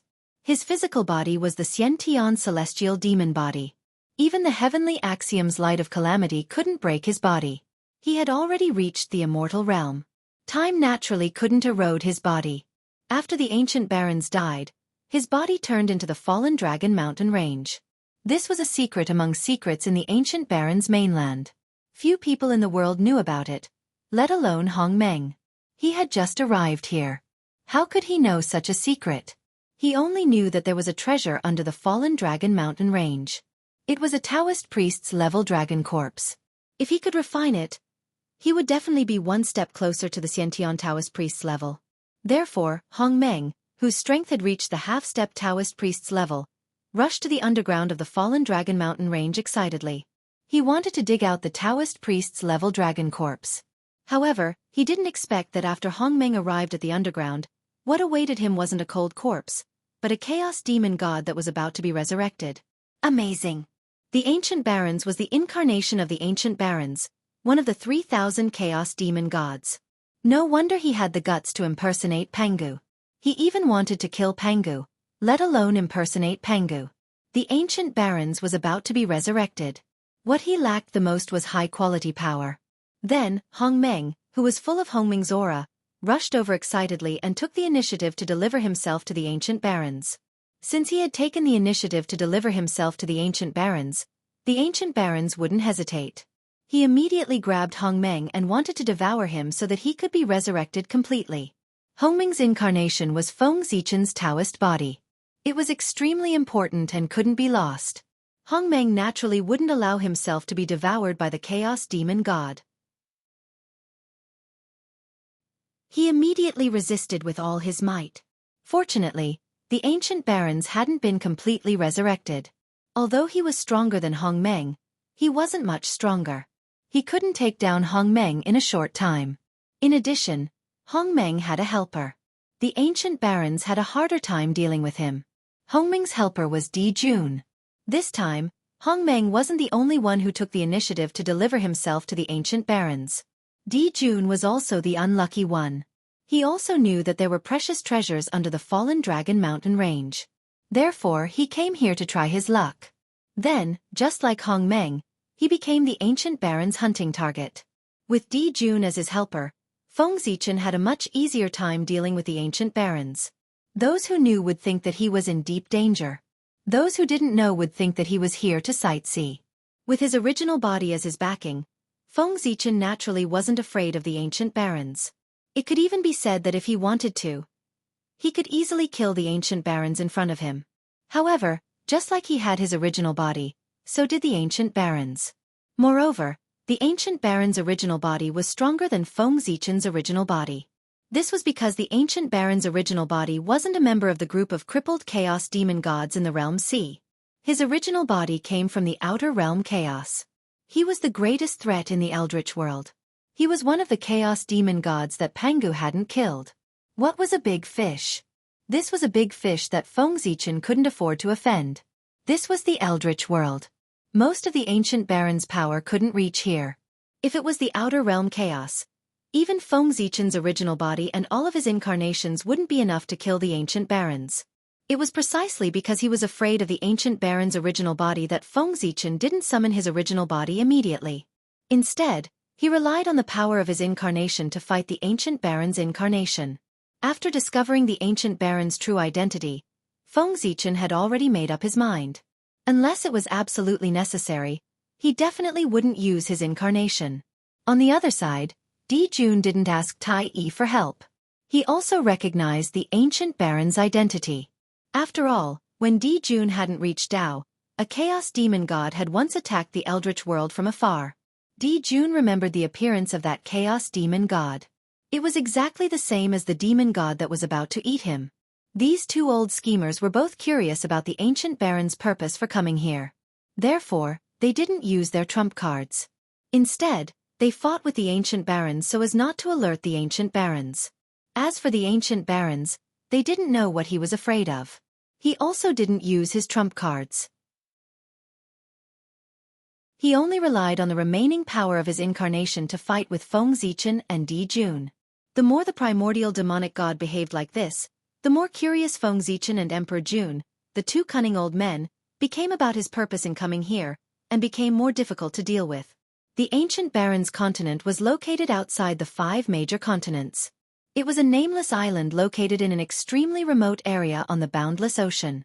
Although its surface area was large, it appeared very small compared to the 5 major continents. Therefore it was called an island. As everyone knew, the further one was from the 5 major continents, the thinner the spiritual energy. The ancient baron's continent was neither too far nor too close to the 5 major continents. It couldn't be considered a special place. It could only be said to be ordinary. If the ancient barons didn't descend, perhaps this place wouldn't even have a name. However, such an ordinary place attracted the ancient barons, a giant among the chaos demon gods, to descend. As such, this small island known as the Desolate Ancient Island became extraordinary. It should be known that the ancient barons was located in the great chaos outside the realm. There was a huge sky curtain between them and the eldritch world. Therefore, if the ancient barons wanted to descend into the eldritch world, he must pay an unimaginable price. He paid such a huge price just to come to the ancient baron's continent. Then, what was so special about this ordinary place that the ancient baron's demon god would go to such lengths? Feng Zichen and Di Jun were very curious about this. Feng Zichen and Di Jun would also believe that the ancient baron's demon god came here to set up the eldritch world. But why did he choose the ancient baron's continent as a stronghold? Why didn't he choose another place? In fact, in order to occupy this continent, he didn't hesitate to use the name of Pangu. In short, for the ancient baron's continent to be chosen by the ancient baron's demon god and be named after him, there must be something special about it. And this uniqueness was something that Feng Zichen and Di Jun couldn't discover. There were only 2 situations that could cause this result. The first one was that there was nothing special about the ancient baron's continent. The reason why they thought it was strange was because they were overthinking it. The second one was that there was something special about the ancient baron's continent. It was hidden so deeply that Feng Zichen and Di Jun couldn't see through it. The first one could be eliminated directly. Then, it could only be the second one. Feng Zichen and Di Jun couldn't discover it, but the ancient baron's demon god did. This was normal. After all, the ancient baron's demon god was a supreme expert whose strength was close to Pangu's. His realm was much higher than the two of them. It was normal for him to discover something that the two of them couldn't. Moreover, Feng Zichen and Di Jun firmly believed that the ancient baron's continent was extraordinary. Besides the ancient baron's demon god, there was a more important reason. That was, the two of them appeared here at the same time. In the past, they didn't think much of it. But now that they thought about it, there were indeed many things wrong with the ancient baron's continent. Feng Zichen's providence was so huge that it could be said to be the best in the three realms. How could the place where he reincarnated be ordinary? Providence guided him here, which meant that there must be something special about this place. It was just that Feng Zichen couldn't discover it. Other than that, what showed that this place was extraordinary was that Di Jun also came to this continent. Di Jun reincarnated and recultivated. This wasn't strange. Di Jun's reincarnation left the North Continent and went overseas to train. This wasn't strange either. However, the three realms were so big that it could be said to be boundless. How could it be so coincidental that Di Jun also came to the ancient baron's continent and met Feng Zichen? The world was vast. It was too much of a coincidence for them to meet here. It was so coincidental that it was unbelievable. P.S. There are still 10 minutes left. Don't forget to vote.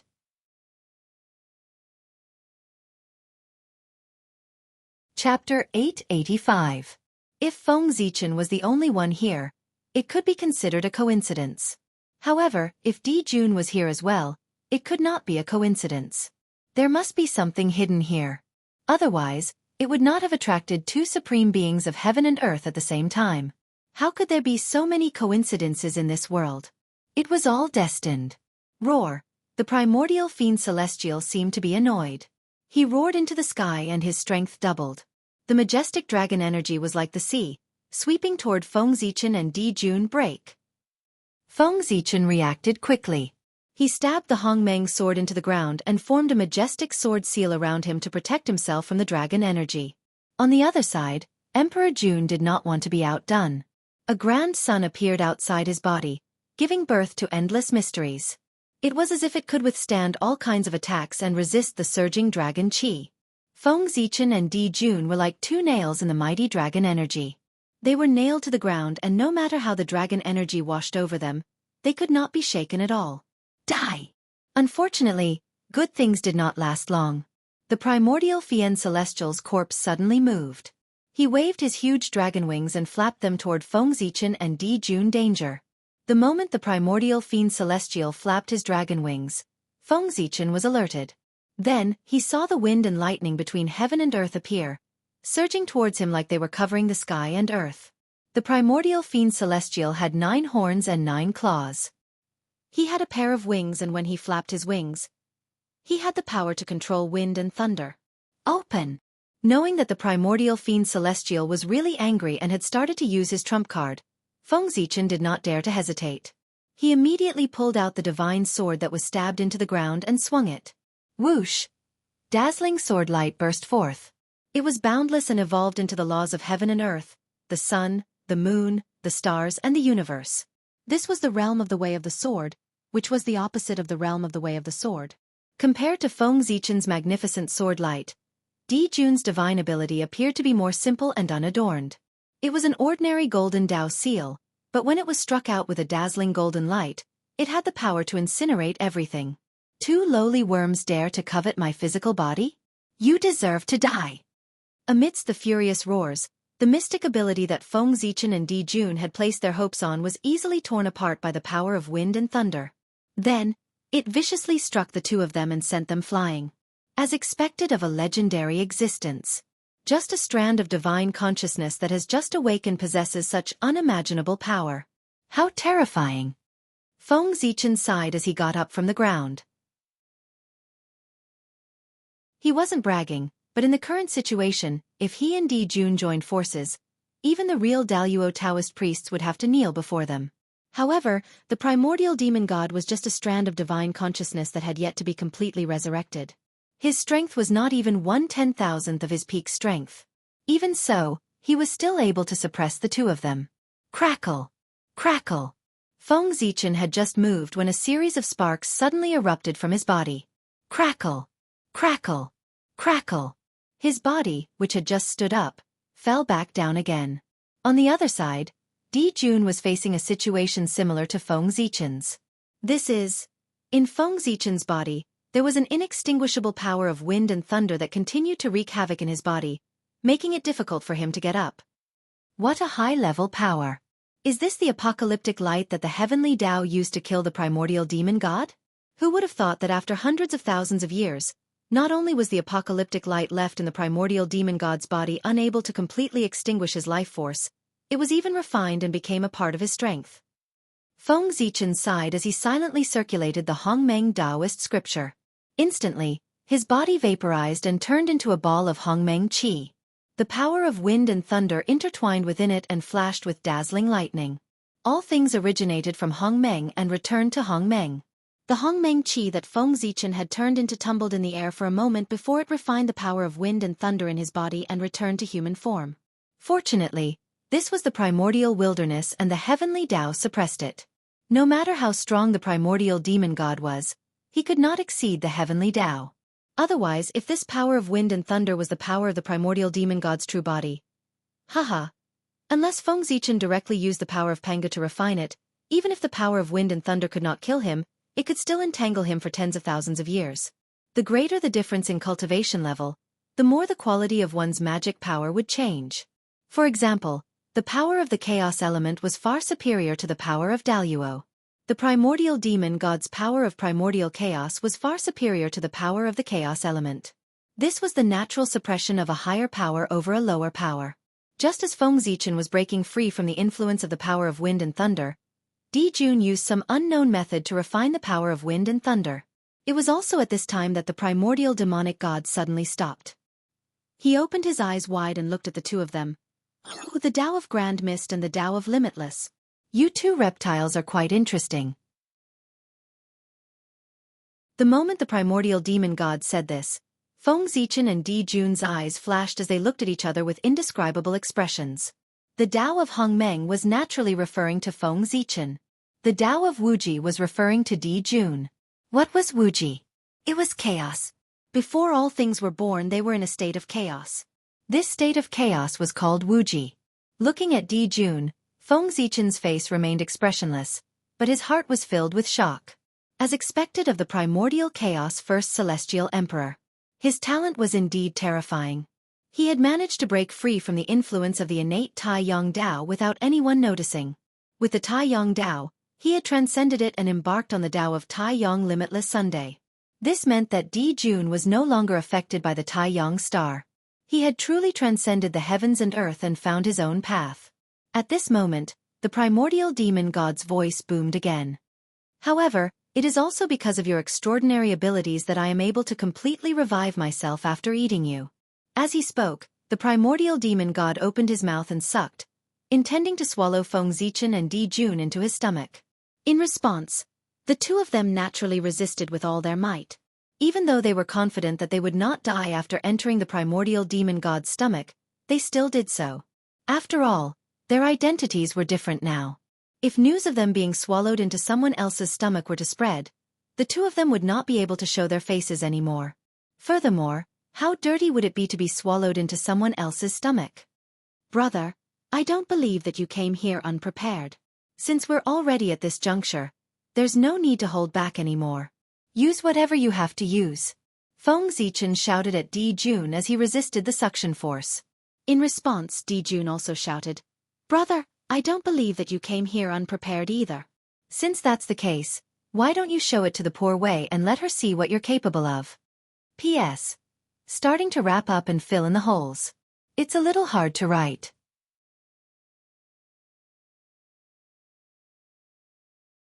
Chapter 886. Both of them were top crafty old foxes in the untainted land. Both of them had the idea of whoring each other for free. It was even harder for them to work together than for Hong Yun to become a sage. Feng Zichen was not surprised by Di Jun's answer. Given their relationship, it was normal for them to refuse. If Di Jun had agreed, Feng Zichen would have felt that there was something wrong. Therefore, Feng Zichen smiled and continued to propose, Since you want to see my skills, I'll show you. However, I'm also very curious about your skills. Why don't you reveal your trump card with me so that I can see it?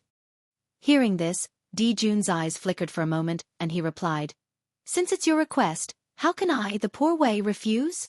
Seeing that Jun agreed, Feng Zichen nodded and said, Okay, since you agree, let's attack together when I count to 3. Jun nodded. Sure. Hearing this, Feng Zichen counted directly. 1, 2, 3. The moment he counted to 3, Feng Zichen suddenly moved. His figure quickly moved backward, with the idea of leaving Jun here to cover his retreat. However, although Feng Zichen was fast, Jun was not slow either. He actually had the same idea as Feng Zichen. When Feng Zichen moved backward, he also moved backward quickly. Bastard! You actually want to trick me? Looking at the retreating figure, both of them cursed in their hearts at the same time. But the next moment, they smiled and said to each other at the same time, Fellow Taoist, your skills are really brilliant. I really admire you. The two crafty old foxes were laughing on the surface but cursing in their hearts. They did not feel guilty at all for tricking each other, only endless pity. Why didn't the other party fall for their trick? Want to run? Come back. Seeing that the two of them were trying to escape, the primordial demonic god flew into a rage. Stretching out 2 gigantic claws, he swiped at the two of them. Retreat! Abruptly stopping, Feng Zichen channeled all the arcane energy in his body and unleashed the reversal of Yin and Yang, one of the 36 Heaven Dipper Supreme Abhijnas, towards the primordial fiend celestial. The so-called reversal of Yin and Yang, when performed by Feng Zichen, could reverse everything. Whether it was black and white, heaven and earth, life and death, everything would be reversed in his hands. The formless divine ability silently swept through the void and struck the primordial fiend celestial. In an instant, a shocking change occurred. The life aura of the primordial demon god began to surge rapidly. In the blink of an eye, it increased by several times. This was Feng Zichen's Yin-Yang reversal grand art, reversing the life and death of the primordial demonic gods. Once this art was used, the primordial demonic gods would return to life and vice versa. The dead became the living, and the living became the dead. Under the influence of this supernatural ability, the primordial demonic god's death aura was transforming into life aura, and his life aura was naturally increasing. However, Feng Zichen's body was just an incarnation, and his cultivation was only half a step away from the Taoist priests. His power was limited. As for the primordial demonic god, his strength was already at the level of the connate Taoist priests when he was alive. His strength was much higher than Feng Zichen's. How could he resurrect the primordial demonic god at the level of the Taoist priests with the power of an incarnation? Therefore, Feng Zichen's magic power was quickly depleted, and he could no longer maintain the yin-yang reversal grand art. The moment the divine ability failed, the backlash came. The primordial demonic god's life aura fell at an even faster rate than before. In the blink of an eye, it fell to an even lower level than before. A light divine ability was enough to severely injure the primordial demonic god, and his strength was greatly reduced. At the same time, Jun's divine ability also came. Similar to Feng Zichen's choice, Jun's divine ability was also one of the 36 Big Dipper divine abilities. However, it wasn't the yin-yang reversal grand art. Instead, it was the flower blooming instant. The flower blooming instant was used by Jun, and this divine ability displayed an unimaginable power. As the flower bloomed and fell, it took away the vitality of all living things. Silently, beautiful lotus flowers began to grow on the primordial demon god's body. As the lotus flowers bloomed, the life aura on his body began to weaken. You're asking for it, reptile. After being injured by the 2 reptiles in his eyes, the primordial demonic god gradually lost control of his emotions. Monstrous anger rose from his body and completely materialized. It turned into a pitch-black flame that burned fiercely toward the two of them. Return of wind and fire. Almost at the same time, Jun and Feng Zichen used the same divine ability. One of the 36 Big Dipper divine abilities, Return of Wind and Fire, could return all divine abilities and spells. With the combination of the two, the power of the divine ability suddenly increased dramatically. The flames of anger came quickly and also retreated quickly, burning toward the primordial demonic god. It was also at this time that Feng Zichen and Jun stepped forward at the same time and used their strongest divine abilities to attack the primordial demonic god. Heart and sword as one, intent and heaven and earth as one. Feng Zichen and his sword as one, wrapped in the power of heaven and earth, turned into a purple sword light that streaked across the void like a shooting star and slashed toward the primordial demonic god's forehead. At the same time, Di Jun revealed his true form and turned into a huge three-legged golden crow. Like the sun, he crashed toward the primordial demonic god. Bang! The sword light that Feng Zichen turned into accurately hit the primordial demonic god's forehead. The sword intent sank into the primordial demonic god's forehead and almost penetrated it. Unfortunately, at this critical moment, the primordial demonic god's true spirit used a divine ability and exploded with an unparalleled power that sent Feng Zichen flying. At the same time, the Hongmeng sword in Feng Zichen's hand that was carved from the heart of the iron tree was also shattered into several pieces.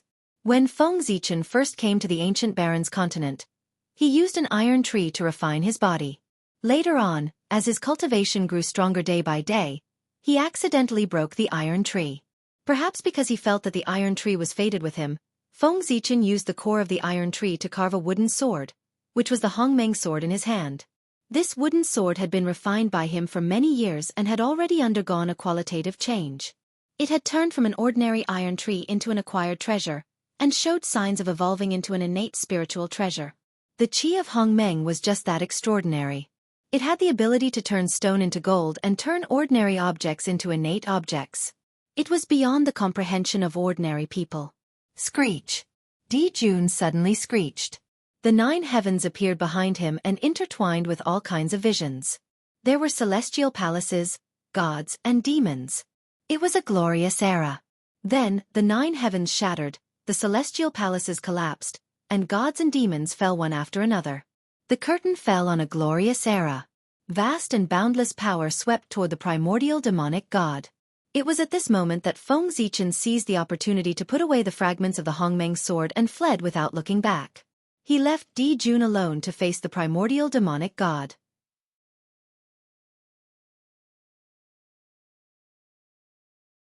Chapter 887. Ziwei, you bastard! Even with Di Jun's temperament, he could not help but curse when he saw that Feng Zichen had abandoned him.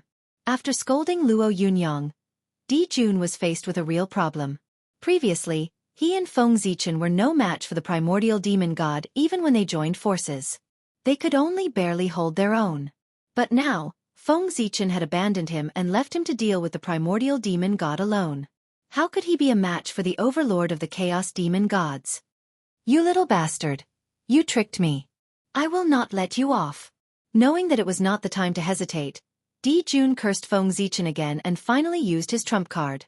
If he did not use his trump card, it would not be long before he became the primordial demon god's food.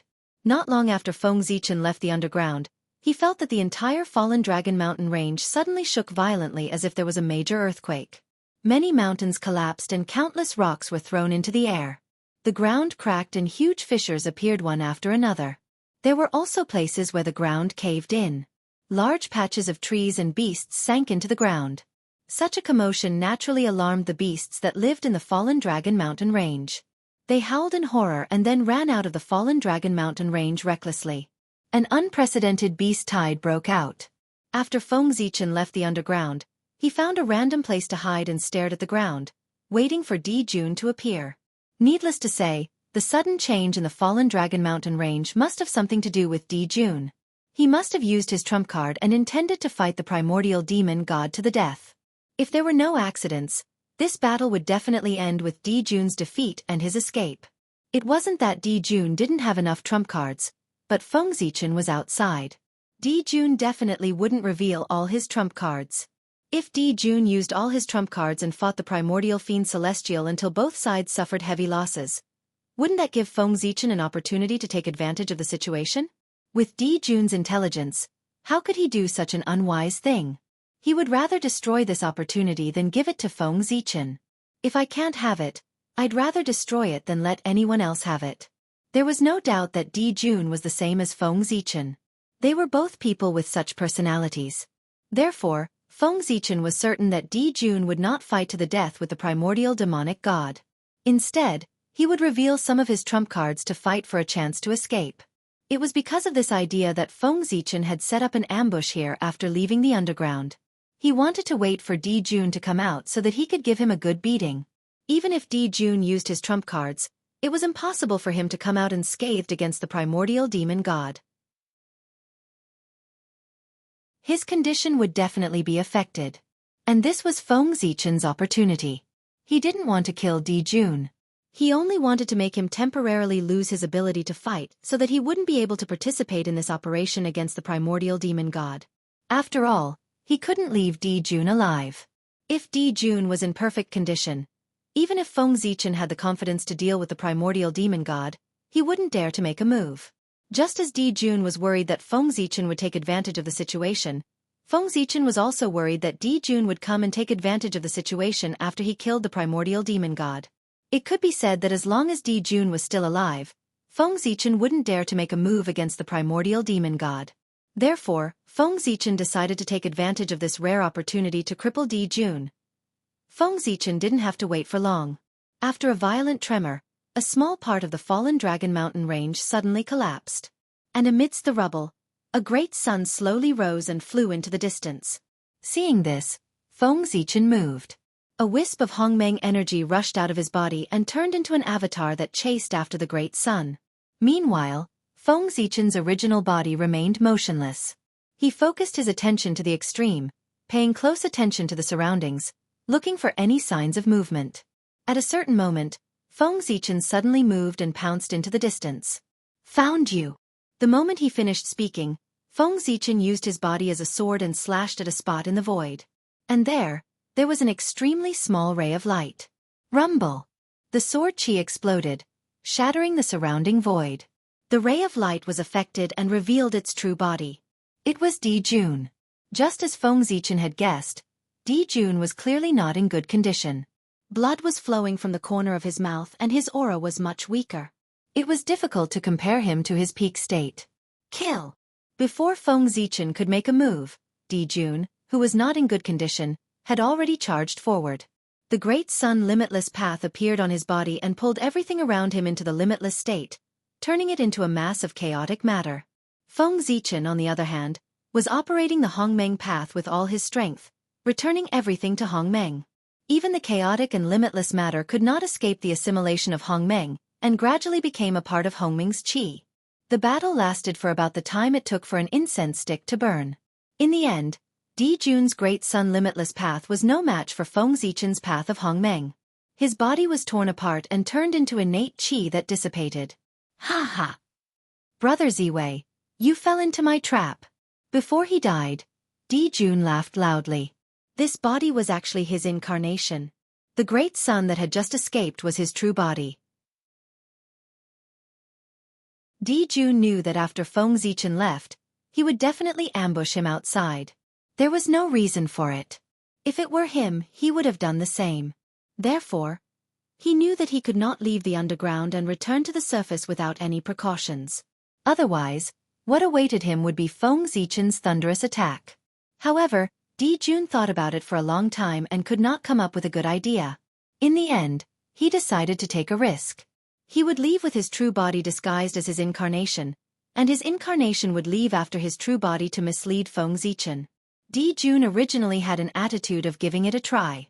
He did not expect that Feng Zichen would really fall into his trap and only send an incarnation to deal with his true body. In this round, Di Jun's skills were better. However, was the outcome really so? Seeing Di Jun's incarnation dissipate smugly, Feng Zichen could not help but shake his head and sigh. Sigh, what's fake is real, and what's real is fake. Brother Di Jun, you really have good methods. You actually deceived me. However, my incarnation's combat power is no different from my true body's. My incarnation is equivalent to another me. The Grand Pure One had the 3 Pure Ones technique and could create 3 incarnations with the same combat power as him. This mystical ability could be said to be extremely heaven-defying. There were many cultivation techniques that could create incarnations in the primordial world. Basically, every great divine ability expert knew one. However, it was very rare for an incarnation like the Grand Pure One to have the same combat strength as his main body, let alone 3 at once. It was basically the only one in the primordial world. No one knew how the Grand Pure One came up with it. Feng Zichen had been coveting this mystical ability for a long time. Therefore, he had deduced for many years and developed such a mystical ability. However, although Feng Zichen's mystical ability could also create an incarnation with the same combat power as his true body, the number of incarnations he could create was one less than the Grand Pure One's 3 Pure Ones. The other party could create 3, but he could only create 2. There were 2 states of Hongmeng's qi. One was the state of Hongmeng, the beginning of everything. The other was the state of giving birth to everything and being everywhere. Based on these 2 changes, Feng Zichen created 2 incarnations with the same combat power as his true body. And the clones he had sent out were these 2. So what if he fell for it? Di Jun still could not escape from his grasp. It was also because Di Jun had fallen for too long. The times had changed several times and he could not keep up with the times. The world was regressing, but those with great mystical abilities were constantly improving. The mystical abilities had become much more mysterious than during the Lich Demon era. Di Jun did not understand the situation, so it was normal for him to be defeated by Feng Zichen. You! Outside the Falfall Mountains, Emperor Jun looked at Feng Zichen, who was besieging him in disbelief.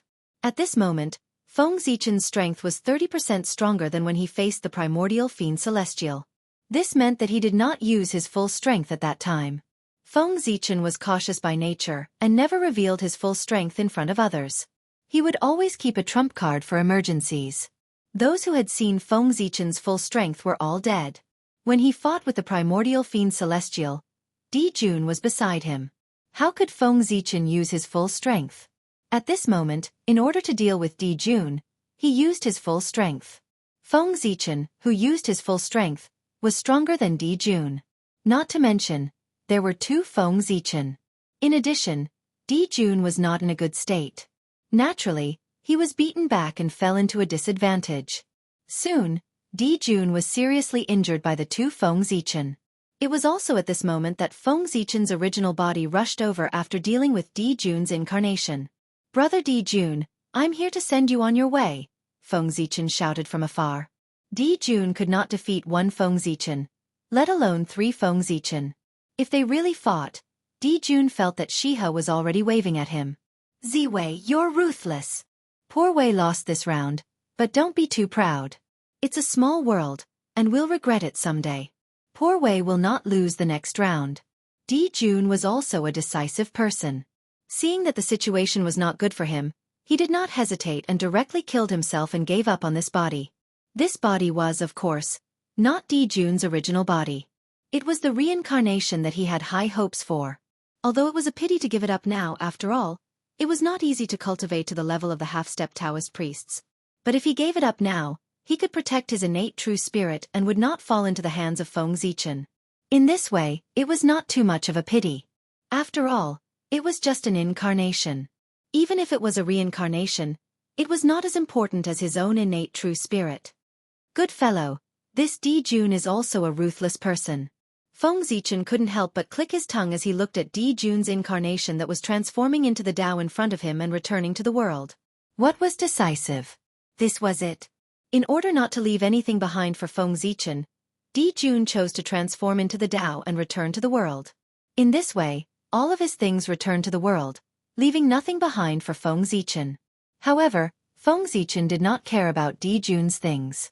What he cared about was Di Jun as a person. As long as Di Jun left, everything would be fine. Feng Zichen waited for a while.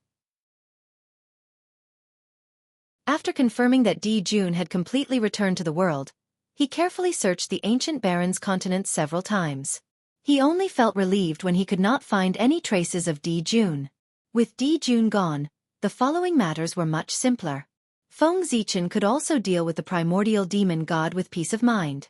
With a flash, Feng Zichen once again appeared outside the fallen Dragon Mountain range. However, this time, he did not rashly go underground. Instead, with the fallen Dragon Mountain range as the center, he set up a peerless array that sealed the sky and locked the earth, cutting off all the spiritual energy and earth veins in the fallen Dragon Mountain range. As soon as the sealed sky and locked earth array was completed, the spiritual energy in the fallen Dragon Mountain range disappeared at a speed visible to the naked eye. The power of the earth veins was also constantly dispersing. Not only that, but the vitality contained in the fallen Dragon Mountain range was also rapidly fading. It did not take long for the huge fallen dragon mountain range, which used to be the top cultivation treasure of the ancient Barons continent, to be completely abandoned. It had become a dead end with no vitality and no spiritual energy. Feng Zichen was taking drastic measures to deal with the situation. If the primordial demon god wanted to be resurrected, he would need a large amount of vitality. In particular, he had just fought a bloody battle with Di Jun. The vitality that he had accumulated with great difficulty would definitely be consumed. At this time, he would need a large amount of vitality and spiritual energy to make up for his consumption. However, at this time, Feng Zichen used the sealed sky and locked earth array to forcefully extinguish the spiritual energy and vitality of the fallen dragon mountain range, turning it into a dead end. As a result, the primordial demon god could not absorb any energy to make up for his consumption. He was also unable to gather vitality to revive himself. Without replenishment, the primordial demon god was bound to become weaker and weaker. At this time, there were only two paths in front of him. One was to silently wait for death, and the other was to rush out of the fallen dragon mountain range and fight with all his might. Of these two options, the first was certain death, and the other was a glimmer of hope. Everyone knew which one to choose. The primordial demon god would naturally choose the second option, which was to rush out of the fallen dragon mountain range and fight to the death. As for Feng Zichen, he was waiting for the primordial demon god to come out. Your Majesty, the experts on our side have all gathered. We await your Majesty's orders on what to do next. Outside the fallen dragon mountain range, countless experts gathered towards Feng Zichen. All these years, Feng Zichen did not waste his time in the ancient Baron's mainland. He relied on his powerful charisma, unparalleled strength, knowledge that far exceeded the common people, and noble character. Soon, Feng Zichen unified the human race and established a country that integrated political power. When the human dynasty was established, the fate of the human race condensed and turned into the golden dragon of luck. This allowed the ruler of the dynasty to control the dragon energy of the people Dao, which was the supreme power. As a result, the human race's strength increased greatly and began to enter the stage of conquering the other races and dominating the ancient Baron's mainland.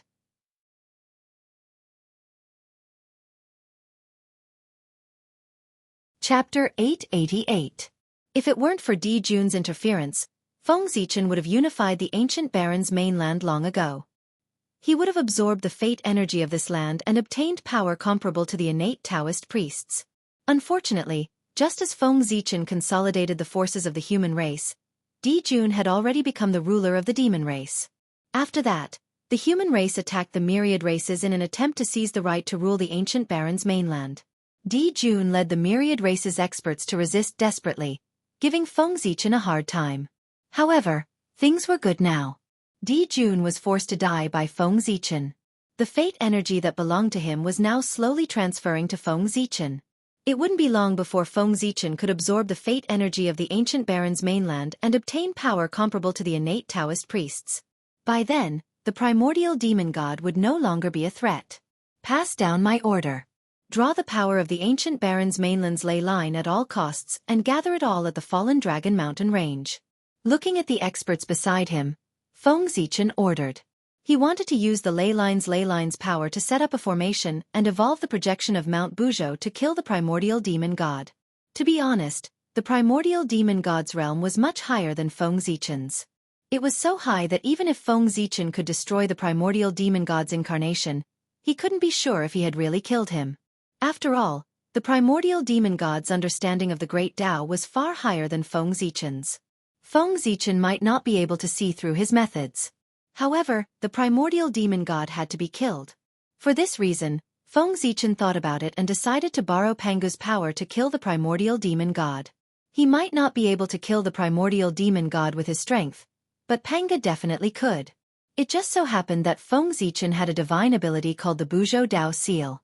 Once he mastered it, he could condense a projection of Mount Buzhou that could suppress all forces. However, no matter how powerful this divine skill was, Feng Zichen's incarnation as a half-step Taoist priest might not be able to exert much of its power to kill the primordial demon god. Therefore, Feng Zichen decided to first draw in all the power of the ley lines in the ancient Baron's mainland. Then, he would use the power of the ley lines to cast the Buzhou seal to suppress the ancient demon celestial. The power of the earth veins in the entire ancient Baron's mainland was more than enough to suppress an innate Taoist priest. Combined with the ethereal Tao seal, even a quasi-sage would have a hard time escaping. It was more than enough to suppress the primordial demon god. After waiting for a few more days, Feng Zichen's subordinates finally drew in all the ley lines in the ancient Baron's mainland. At the same time, the providence that had gathered on Dijun had been transferred to Feng Zichen. With the providence of the ancient Baron's mainland, Feng Zichen's strength had increased tremendously. He had truly stepped into the realm of the innate Taoist priests and became a powerful figure.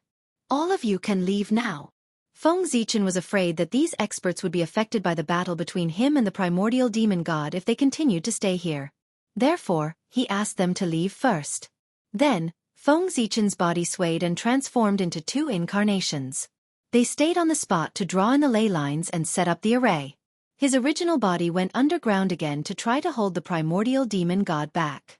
It would take time to integrate the ley lines.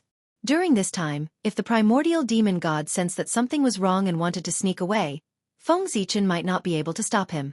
Therefore, Feng Zichen was determined to go underground personally to hold the primordial demon god back and not let him leave. He wanted to buy time for his incarnations to integrate the ley lines. Boom! Feng Zichen had just arrived underground. Before he could do anything, the primordial demon god, who had been lurking for a long time, had already charged towards him. Lowly ant, how dare you provoke me again and again? You deserve to die. The moment the voice was heard, several powerful dragon auras turned into long whips and lashed towards Feng Zichen. Long whips. This superpower could no longer be described as simple. It could only be described as crude.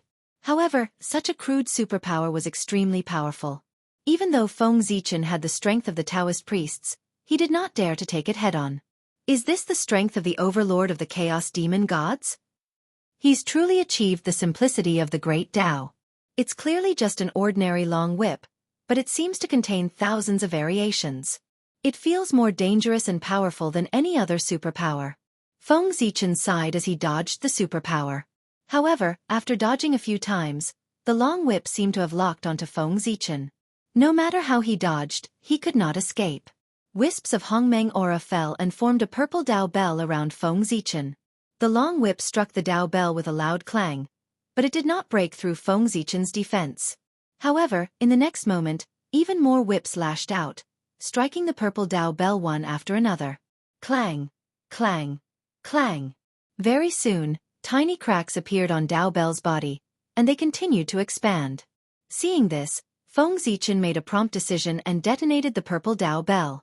In an instant, boundless Yuan Meng Qi surged out and violently collided with the long whip that was swinging over. Both were destroyed at the same time. At the same time, Feng Zichen's figure flashed and the Hongmeng sword that had already been reassembled appeared in his hand. He arrived in front of the primordial demon god and viciously pierced the space between his eyebrows. There was a sword mark in the space between the primordial demon god's eyebrows. It was left by Feng Zichen. The primordial demon god was still in a state of death. In other words, before he was resurrected, the injuries on his body would not be healed. Therefore, the sword mark that Feng Zichen left on the primordial demon god's forehead would not heal in a short period of time. This was also the primordial demon god's weakness. An even stronger sword light than before shot out from Feng Zichen's hand and pierced towards the sword mark in the space between the primordial demon god's eyebrows. At this time the primordial demon god roared, "Ant, how dare you!" Feng Zichen's speed was so fast that the primordial demon god did not even have time to react before he appeared beside him. Or rather, the primordial demon god did not react on purpose and allowed Feng Zichen to come to his side. The primordial fiend celestial didn't even try to dodge. He completely ignored the sword light and allowed it to sink into his forehead before disappearing without a trace. Not good. Seeing this, Feng Zichen knew that something was wrong and hurriedly retreated. Unfortunately, it was too late. A faint light that seemed to merge with the void silently shot towards Feng Zichen. Recognizing that the faint light was the primordial demon god's remaining chaotic true spirit, Feng Zichen did not dare to be careless and quickly pushed his strength to the limit. Rumble! Boundless Hongmeng energy gushed out from Feng Zichen's body and turned into a large purple bell that blocked in front of him. However, He did not expect that the wisp of dim light would shatter the primordial chaos Dao Bell with just a light collision. The next moment, the Hongmeng energy on Feng Zichen's body changed again and turned into a purple vortex that emitted a powerful suction force.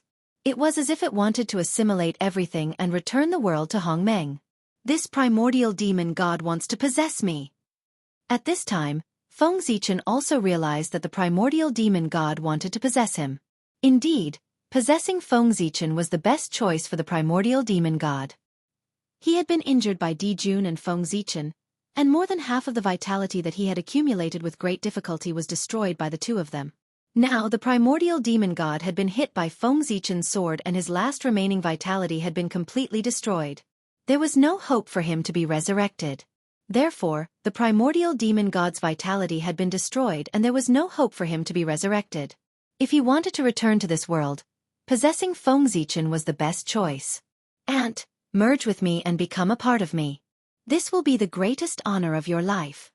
The primordial demon god's tempting voice came from the faint light. Then, the faint light speed increased again, and it directly crossed the void and appeared in front of Feng Zichen. Around Feng Zichen, the vortex formed by the aura of Hongmeng did not affect the primordial demon god in the slightest. No, it was not that it did not affect the primordial demon god. In Feng Zichen's perception, the primordial demon god that appeared in front of him was much weaker than before. Obviously, the primordial demon god had paid a heavy price in order to break through the seal of the Hongmeng vortex. Whoosh! Silently, the Hongmeng sword swept across the void and slashed at the primordial demon god in front of Feng Zichen. "Brat, your body is mine now," said Yi Futian. The primordial demon god was a decisive person and knew that he could not retreat at this time. Therefore, he charged into Feng Zichen's consciousness at the cost of being hit by the Hongmeng sword. Hongmeng! Hongmeng! Hongmeng! The moment the primordial demon god charged into his consciousness, Feng Zichen knew that something was wrong and did not dare to hesitate. He immediately visualized Hongmeng in his consciousness. In an instant, Feng Zichen's consciousness became as empty as Hongmeng. There was no time, no space, no up, down, left, right or anything else. All that was left was a boundless purple. Hongmeng. I didn't expect that in the future, there would be someone who could cultivate the Tao of Hongmeng. What an amazing creation. It's a pity that your strength is still too low. If you cultivate to the creation realm, with the aura of Hongmeng in your consciousness, even if you can't refine me, you can still drive me out of your consciousness. What a pity, what a pity, you're only in the Daluo realm. This good fortune is destined to benefit me. After pretending to sigh with emotion, the primordial demon god raised his hand and was about to use his divine power to break Feng Zichen's Hongmeng aura. But before he could make a move, Feng Zichen's two avatars on the ground finally integrated all the power of the ley lines, twisted it into one, and blasted it towards the fallen dragon mountain range. Underground, Feng Zichen sensed it and directly dispersed the aura of Hongmeng, and turned to visualize Mount Buzhou. In an instant, Feng Zichen's consciousness changed. The aura of Hongmeng that filled the sky disappeared without a trace in the blink of an eye, and was replaced by a towering ancient sacred mountain.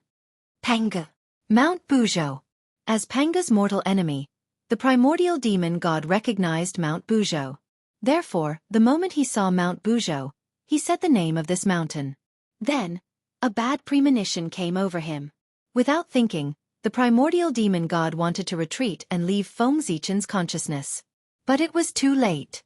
The aura of the ley lines that blasted towards the fallen dragon mountain range began to condense the moment it sensed Mount Buzhou's Taoist rhymes. In an instant, it turned into a huge mountain, which was somewhat similar to Mount Buzhou.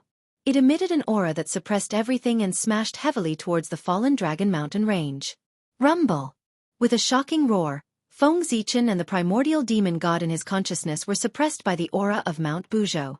They could not move and lost all consciousness. After an unknown period of time, everything calmed down. The original location of the fallen dragon mountain range had completely disappeared. Instead, it was replaced by an immemorial sacred mountain that towered into the sky. An ancient aura exuded from its body as if it was telling a story of ancient history. This mountain was Mount Buzhou, which was formed by combining the aura of the ley lines of the entire ancient Baron's mainland. It had the ability to suppress the earth and stabilize the ley lines. When this mountain was born, It became the center of the ancient baron's mainland and also the location of its ancestral ley lines. Feng Zichen and the primordial demon god were suppressed under this mountain and completely lost consciousness. When the sacred mountain was completely formed, Feng Zichen's two avatars quietly disintegrated and turned into two clouds of Hongmeng aura. They disappeared under the mountain and surged towards Feng Zichen. With the return of the avatars, Feng Zichen regained consciousness. Then, he saw that his entire body, whether it was his physical body or his true spirit, had turned into wisps of Hongmeng aura. They flowed down Mount Buzhou like water. As for the primordial demon god, he left him where he was. How dare you steal my body? If you didn't steal my body, I wouldn't have had the confidence to capture you alive. I didn't expect that you would choose to steal my body, which gave me a chance to suppress you. After reforming his body, Feng Zichen looked at the suppressed primordial demon god with a smile on his face. What a pleasant surprise! Feng Zichen's plan from the beginning was to kill the primordial demon god to prevent future troubles. It wasn't that he didn't want to capture the primordial demon god alive, but he didn't have the confidence to do so. Killing the primordial demon god would definitely be easier than capturing him alive. Therefore, to prevent more trouble, Feng Zichen decided to kill the primordial demon god. Then, he really didn't expect that the primordial demonic god would choose to possess him. That gave Feng Zichen a chance to suppress him and capture him alive. Great! Looking at the suppressed primordial demon god, Feng Zichen was very excited. If the primordial demon god was dead, it would be troublesome for him to find out what was special about this place. However, since the primordial demon god wasn't dead, Feng Zichen had a way to find out the primordial demon god's purpose in coming here from his memories. Or rather, what was so special about the ancient baron's continent that attracted the primordial demon god's attention? Not in a hurry to find out the primordial demon god's secret, Feng Zichen retracted his gaze and looked at the primordial demon god's physical body. P.S. What an unlucky day. My pants are useless and I lost $70.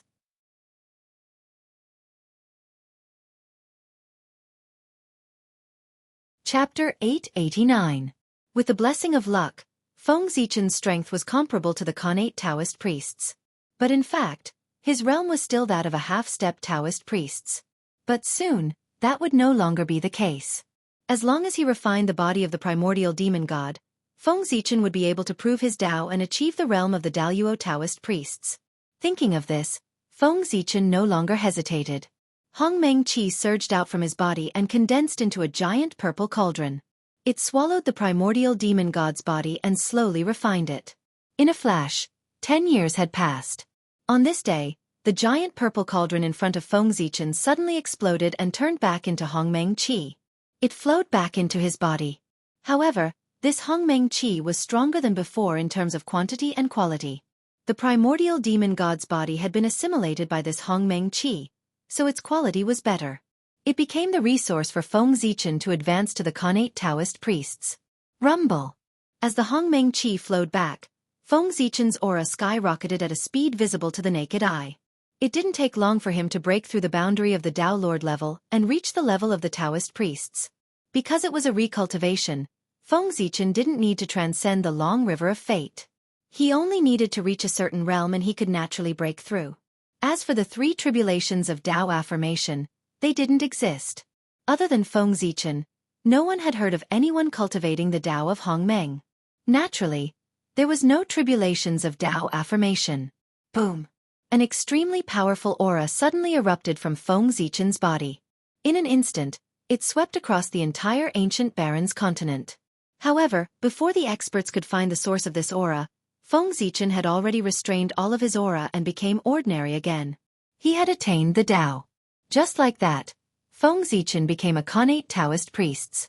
After becoming stronger, Feng Zichen finally had the confidence to find out the primordial demon god's purpose. Primordial demon god, let me see what your purpose is for coming to the ancient baron's continent at all costs. As he spoke, Feng Zichen had already arrived in front of the primordial demon god and was ready to use a secret technique to spy on his secrets. At this moment, the primordial demonic celestial was suppressed by the Buzhou mountain formed by the power of the ancient baron's mainland. He had completely lost his senses of the outside world. It could be said that no matter what Feng Zichen did, the primordial demon god, was the primordial demon god couldn't sense. But in order to be safe, Feng Zichen first used the primordial qi to weaken the primordial Fian Celestial's true spirit until it was as thin as a gossamer. Only then did Feng Zichen stop. Up here! In front of the primordial demon god's true spirit, Feng Zichen formed a seal with his hands. The Hongmeng's qi surged and condensed into a purple mirror in front of him. This was the Hongmeng treasure mirror, Feng Zichen's self-created superpower. The mirror's light was faint and traced back to the origin. It could reflect the past, present, and future. It could reflect everything in the world. Whoosh! The Hongmeng treasure mirror emitted a purple Dao light and slowly sank into the primordial demon god's true spirit. Immediately, all of the primordial demon god's memories after he came to the three realms were clearly reflected and presented one by one in the Hongmeng treasure mirror. However, Feng Zichen looked at the primordial demon god's memories several times. He couldn't find his purpose in coming to the ancient Baron's continent. It was as if he had really entered this place by mistake. How is this possible? How can there be nothing? After looking at it a few more times, Feng Zichen still couldn't find anything. Good, very good. The ancient Baron's continent indeed has a huge secret. It's so big that even the primordial demon god has to be extremely cautious.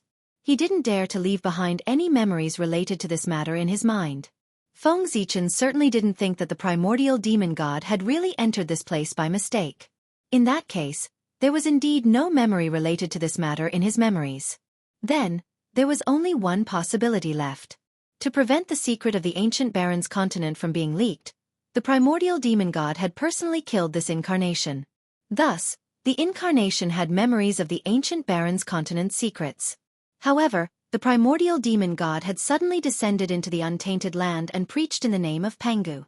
Although he was killed by the heavenly Dao, he had attracted the attention of the heavenly Dao.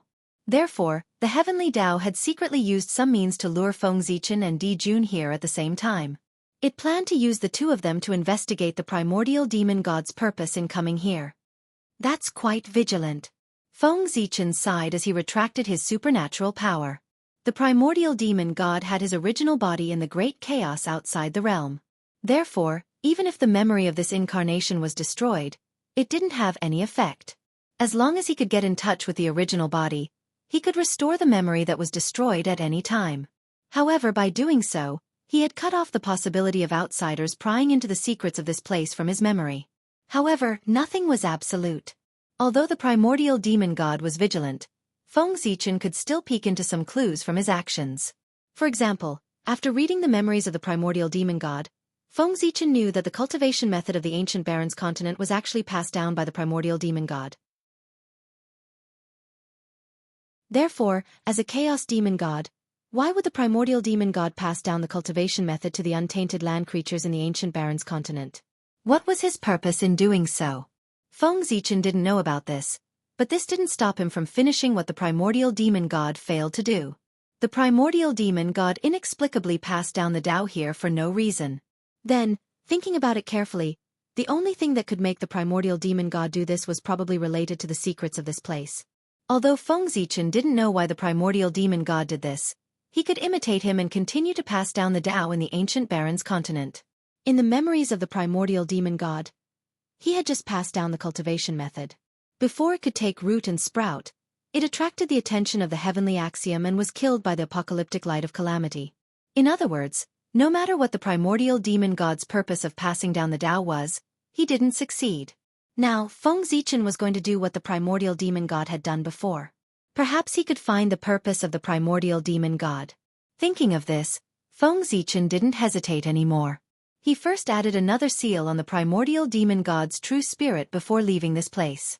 The first thing Feng Zichen did after becoming the Khanate Taoist priests was to use his great powers and supernatural powers to distort the cognition of all living beings in the ancient Baron's continent. He changed the name of the ancient Baron's continent to the Hongmeng continent. He also changed the name of the preacher from the primordial demon god to Hongmeng. As such, the history of the ancient Baron's continent was completely changed. Countless years ago, the three realms were born. There was the heavenly realm in the sky, the netherworld realm on the ground, and the human realm in between. The human realm had the 5 major continents as the main body. It was vast and boundless, and the spiritual energy was abnormally dense. It was a holy land for cultivation. In addition to the 5 major continents, there were many small islands floating in the vast ocean. The Hongmeng continent was one of these countless small islands. Originally, the Hongmeng continent didn't have a name. The living beings here were ignorant and didn't know any cultivation methods. But one day, a powerhouse called the Hongmeng Taoist priests crossed the ocean and arrived. The Taoist priests saw that the living beings here were ignorant and didn't know the true meaning of cultivation. He couldn't bear to see them like this. Therefore, he passed down cultivation methods and taught countless living beings. As such, a cultivation civilization was born. In order to thank the Hongmeng Taoist priests for preaching, the living beings here named the land under their feet after the Hongmeng Taoist priests. They called it the Hongmeng continent. Yes, it was completely reasonable. Was this Feng Zichen's new history of the Hongmeng continent? As for the primordial demon god, who was he? He had never appeared, nor was he heard of. Altering history and distorting cognition. This was the Khanate Taoist priests. He had endless power. Just like that, Feng Zichen completely replaced the primordial demon god and erased all information about him. This was also the reason why Pangu suppressed the river of time and space. If he didn't suppress the river of time and space, he would have allowed the Taoist priests to play with time, alter history, and distort cognition. After that, how could new Khanate Taoist priests be born? The Khanate Taoist priests in front of him could easily block the path of advancement for the powerhouses of later generations with a simple move of his finger. The entire Eldritch world would be in a complete mess and become the playground of the Khanate Taoist priests. The power of the Taoist priests was too terrifying.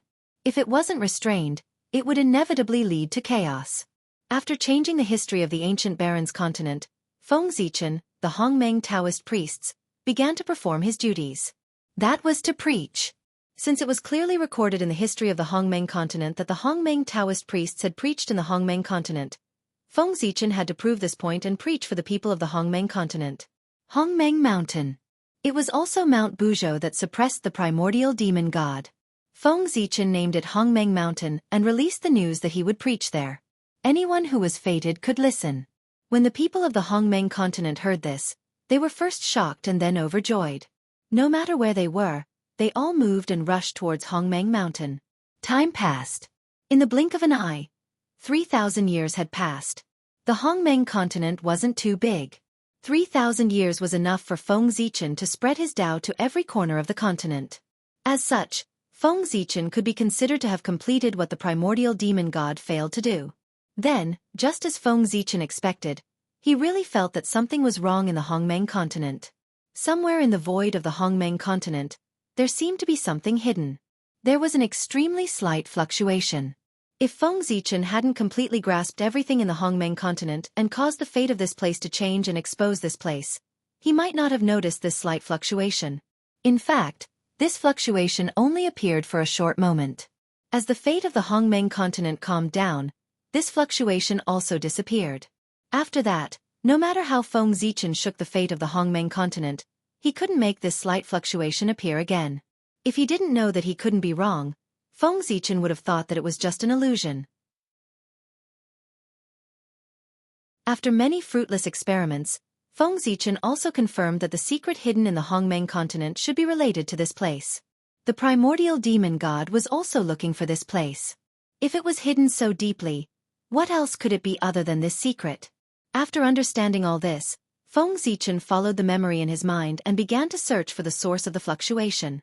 After searching for half a day in the Hongmeng continent, Feng Zichen finally locked onto a void. If he remembered correctly, the slight fluctuation that he had sensed before came from this void. However, Feng Zichen used his divine thoughts to repeatedly explore this void several times, but he couldn't find anything wrong. As expected of a secret that even the primordial demon god was interested in, he didn't hesitate to take the risk to find it. This place is indeed extraordinary. Although Feng Zichen was a little disappointed that he couldn't find it, he was more excited. Again, the deeper it was hidden, the higher the value of the things involved behind it. As you wish.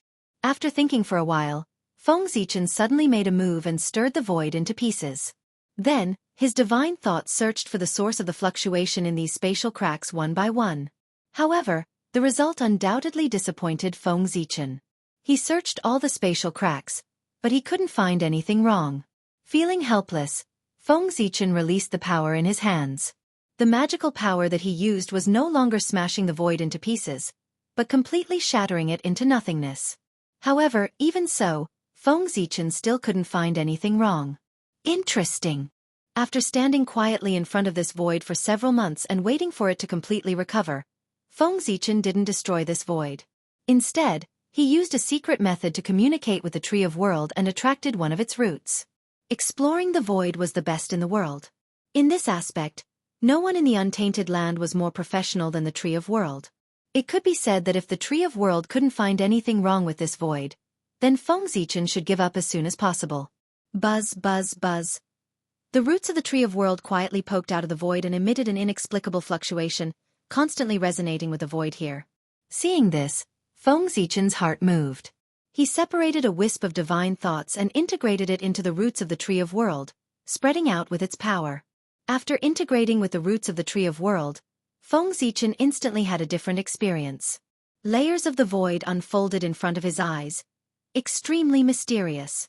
Then, Feng Zichen found that the power of the Tree of World was constantly spreading into the depths of the void. This depth was deeper than Feng Zichen had imagined. It was a depth of the void that even he couldn't reach. Therefore, at this time, Feng Zichen was shocked. How is this possible? Is the void of the Untainted Land so deep? Why didn't I know? As the second master in the Untainted Land, Feng Zichen believed that he knew the Untainted Land well. Although the void was boundless, in general, there were only 49 layers. Moreover, the deeper one went into the void, the closer one was to the way of heaven. Once one entered the 49th layer of the void, one could even face the way of heaven directly. However, at the same time, the more layers there were in the void, the more dangerous it was. Even someone as strong as the Khanate Taoist priests could only enter the 36th layer of the void. If he went deeper, his life would be in danger. As for the primordial chaos Daluo Jingxian, he could only enter the 45th layer of the void. If he went deeper, he might be assimilated by the way of heaven. As for Feng Zichen, his original body could barely enter the 49th layer of the void and face the way of heaven directly.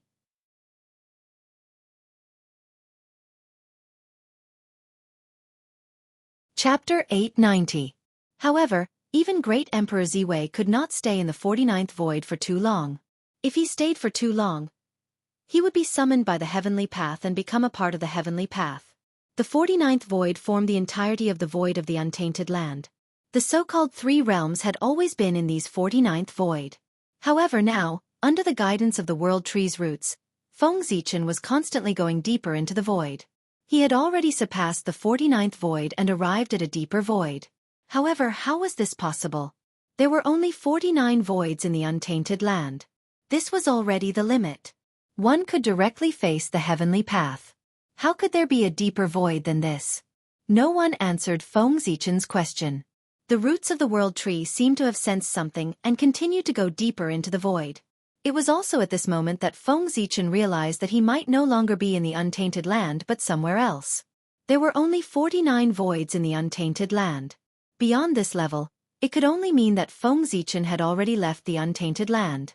So where was this place? What was chaos? It meant that all things had not been born, and yin and yang had not been separated. It was chaos. There was no up and down, no past and present. In other words, the great chaos outside the realm was chaos. There was no passage of time and space at all. Right now, Feng Zichen was still continuing to go deeper into the void. It could be seen that he was not in the great chaos outside the realm. After thinking for a long time, Feng Zichen still could not figure it out. So, he simply stopped thinking about it. Since he was already here, he might as well make the best of it. As long as he reached the place, all his doubts at this time would be solved. Time passed bit by bit. Feng Zichen also followed the roots of the World Tree and continued to go deeper into the void. At first, Feng Zichen could still see traces of the power of the void. But later, even the power of the void began to thin. In the end, Feng Zichen saw nothing but nothingness. Nothing existed. After an unknown period of time, at a certain moment, a ray of light suddenly appeared in front of Feng Zichen's eyes. At the same time, his heart throbbed inexplicably. It was as if at the end of the light, In a mysterious and unknown place, there was something that he was very familiar with. Familiar? Why did it feel so familiar? This place was far beyond the 49 voids. It was a place that Feng Zichen had never touched. Why would there be people or things that he was familiar with? Doubt. He was greatly puzzled. It rose from Feng Zichen's heart. Almost instinctively, Feng Zichen kept moving closer to the light. That place could answer all his questions. Boom! When Feng Zichen touched the ray of light, his mind seemed to explode, and he fell into a trance. Then, a vast and magnificent world slowly opened up in front of Feng Zichen. The vastness of that world gave Feng Zichen a feeling that it was not inferior to the heaven realm. However, this world seemed to be broken.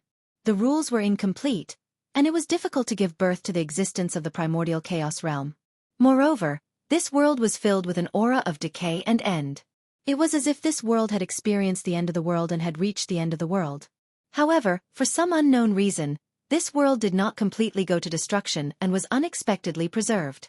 However, although the world was not completely destroyed, the aura of the end of the universe and the decay of all things did not disappear. Under this influence, many unknown variables were born in this broken world. For example, the aura of decay did not have much effect on mortals and low-level cultivators. However, for existences of higher realms, such as the Tao Lord and the Taoist priests, the impact was great. During the process of cultivation, one had to be careful at all times. One must not attract the aura of decay into one's body. Otherwise, one's great Tao would be polluted and one would be seriously injured. In serious cases, one's great Tao would decay and one would directly die. As for existences above the Taoist priests, such as the Great Divinity and the Primordial Chaos Daluo Jingxian, they were really finished. Even if they did not take the initiative to cultivate, the aura of decay and decay would take the initiative to find them and constantly corrode their great Tao, causing them to walk towards destruction. Fortunately, this world did not have the conditions to give birth to the Primordial Chaos Daluo Jingxian. Otherwise, they would be corroded to death by the aura of decay sooner or later. How aggrieved would they be to die? In short, in this world, the stronger one was, the faster one would die. On the other hand, low-level cultivators were completely unaffected. The aura of decay and decay that filled this world came from an unknown origin. Its power was frightening. Feng Zichen did not come into contact with them. He just glanced at them from afar and felt a sense of fear. It was as if he was contaminated by the aura of decay, he would die. It would not be a long sleep, but a true death. All traces would be completely erased, and he would not be able to be resurrected. This was not an illusion. Feng Zichen's premonition told him so. Good Lord, even the Daluo Taoist priests could be completely killed. The quality of this aura of decay was so high that it was a little scary. Feng Zichen even suspected that this aura of decay could even completely kill the Primordial Chaos Daluo Jingxian. This was a little scary. Feng Zichen was not surprised that it could kill the Primordial Taoist priests. After all, the Primordial Taoist priests were said to be immortal, but in the end, the immortality of the Taoist priests was only based on heaven and earth. If heaven and earth were completely destroyed, the primordial Taoist priests would also die. Only the primordial chaos Daluo Jingxian, who had transcended above, could live forever. Therefore, Feng Zichen was not surprised that the primordial Taoist priests had completely fallen. However, the primordial chaos Daluo Jingxian was one with the primordial chaos. He had transcended above and had reached the true immortal realm. How could he fall? Even the great god Pangu could make a primordial chaos Daluo Jingxian unable to be resurrected, but he could not make a primordial chaos Daluo Jingxian truly die. For the primordial chaos Daluo Jingxian, there was no concept of life and death.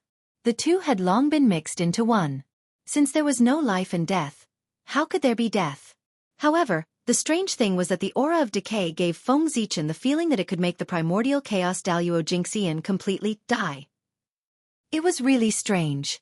Puzzled, Feng Zichen tried to release his spiritual sense and tried to come into contact with this world. He wanted to see why this world was not destroyed. That aura of decay could even kill the primordial chaos Daluo Jingxian, which showed how terrifying it was. Even so, the world before Feng Zichen's eyes was filled with this kind of destructive power, but it was not destroyed. Instead, it existed perfectly fine. This situation gave Feng Zichen a feeling that it was even stranger than the aura of decay that could kill the primordial chaos Daluo Jingxian. It did not make sense. Since that power could kill the primordial chaos Daluo Jingxian, its quality must be extremely high. Destroying a world was not easy. It could be done easily. After all, destroying a world was much easier than killing the primordial chaos Daluo Jingxian. However, the current situation was that under that destructive power, the primordial chaos Daluo Jingxian had died, but the world was safe and sound. This meant that there was a power that Feng Zichen could not see that was protecting this world, so that it was not affected by the aura of decay and was completely destroyed. Even the power that was enough to kill the primordial chaos Daluo Jingxian could not do anything to that power. This meant that the power that protected this world must be terrifyingly strong. It was a power that Feng Zichen could not understand. Therefore, Feng Zichen wanted to see where this power came from. If he could get his hands on it, it might bring him unimaginable fortune. Thinking of this, Feng Zichen's spiritual sense quietly swept out and swept toward the nameless world. He carefully bypassed the aura of decay that was wandering in the void. This power was so terrifying that even Feng Zichen did not dare to let it get close to him. Outside the nameless world, Feng Zichen's spiritual sense, with the help of the roots of the world tree, quietly opened a small passage in the boundary wall and entered. At this time, he had to thank the world tree. Without the world tree, even if Feng Zichen found this world, he would not be able to enter. Judging from the current situation of this world, it obviously did not belong to the untainted land. This was because Feng Zichen did not sense any aura related to Pangu in this world. This was a completely unfamiliar world. Even the way the rules operated was completely different from the untainted land.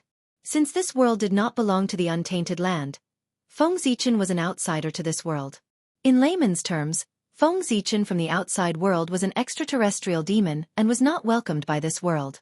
If he rashly barged in, he would definitely be targeted by the will of this world and expose himself.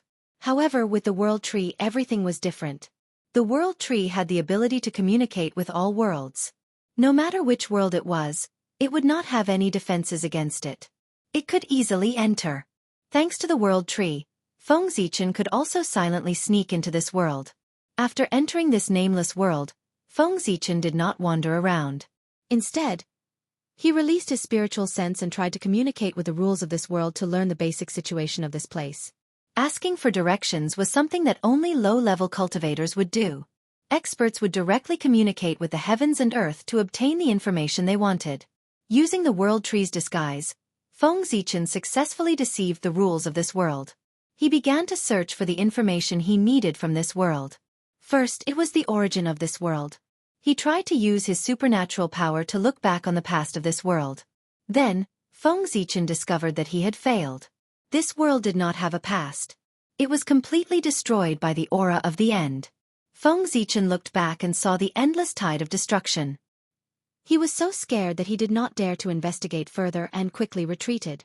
Then, Feng Zichen tried to check on the native creatures here. This time, he did not encounter any problems and succeeded easily. Then, Feng Zichen saw that in this world, there were temples, heavens, hell, and divine mountains.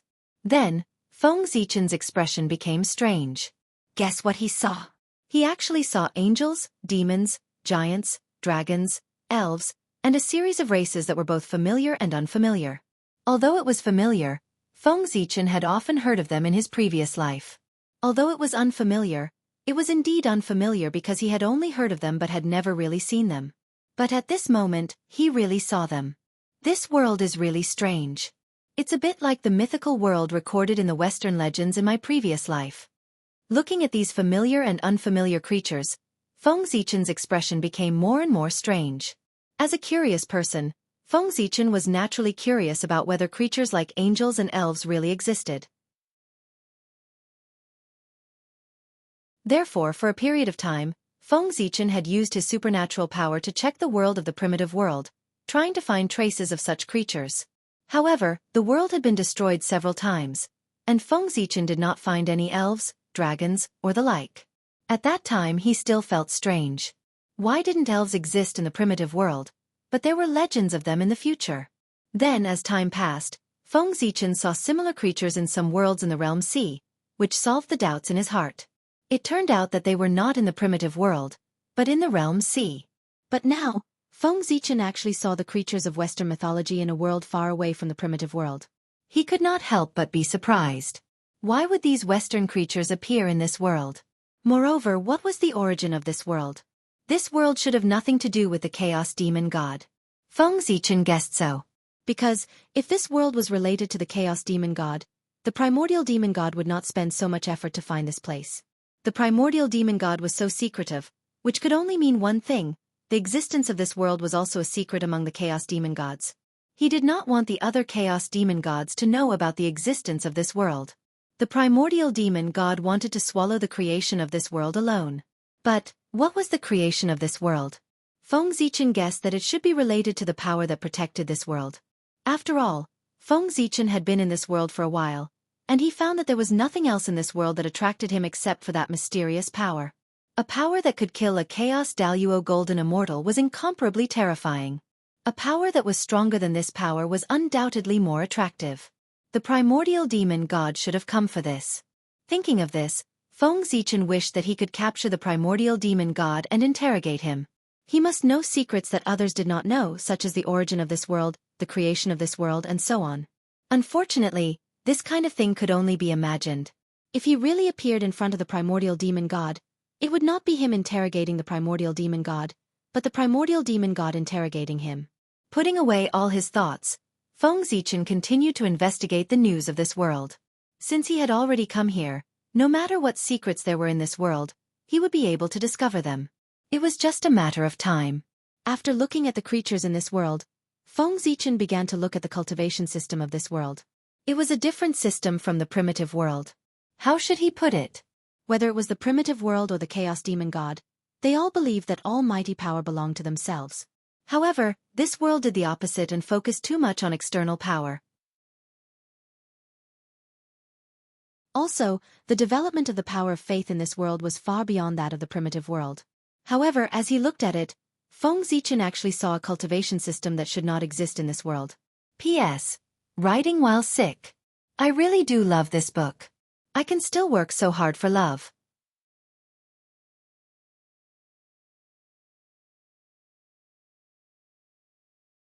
Chapter 891. The Way of Gods and Demons. This was the cultivation system created by Feng Zichen himself. How could it be? Puzzled, Feng Zichen continued to look down and saw three familiar faces. Feng Jie, Jianghu, and Jianghu. They were Feng Zichen's three disciples. No wonder I couldn't find them no matter how hard I tried. It turns out that they were here and left the untainted land long ago. At this time, Feng Zichen's doubts were all solved. He also learned the whereabouts of his three disciples, who were lost in this unknown world. Who is it? Between heaven and earth, there was a sudden roar. Immediately, the power of heaven and earth rolled over like a wave and rushed toward Feng Zichen. It was Feng Zichen who accidentally found the whereabouts of his disciples.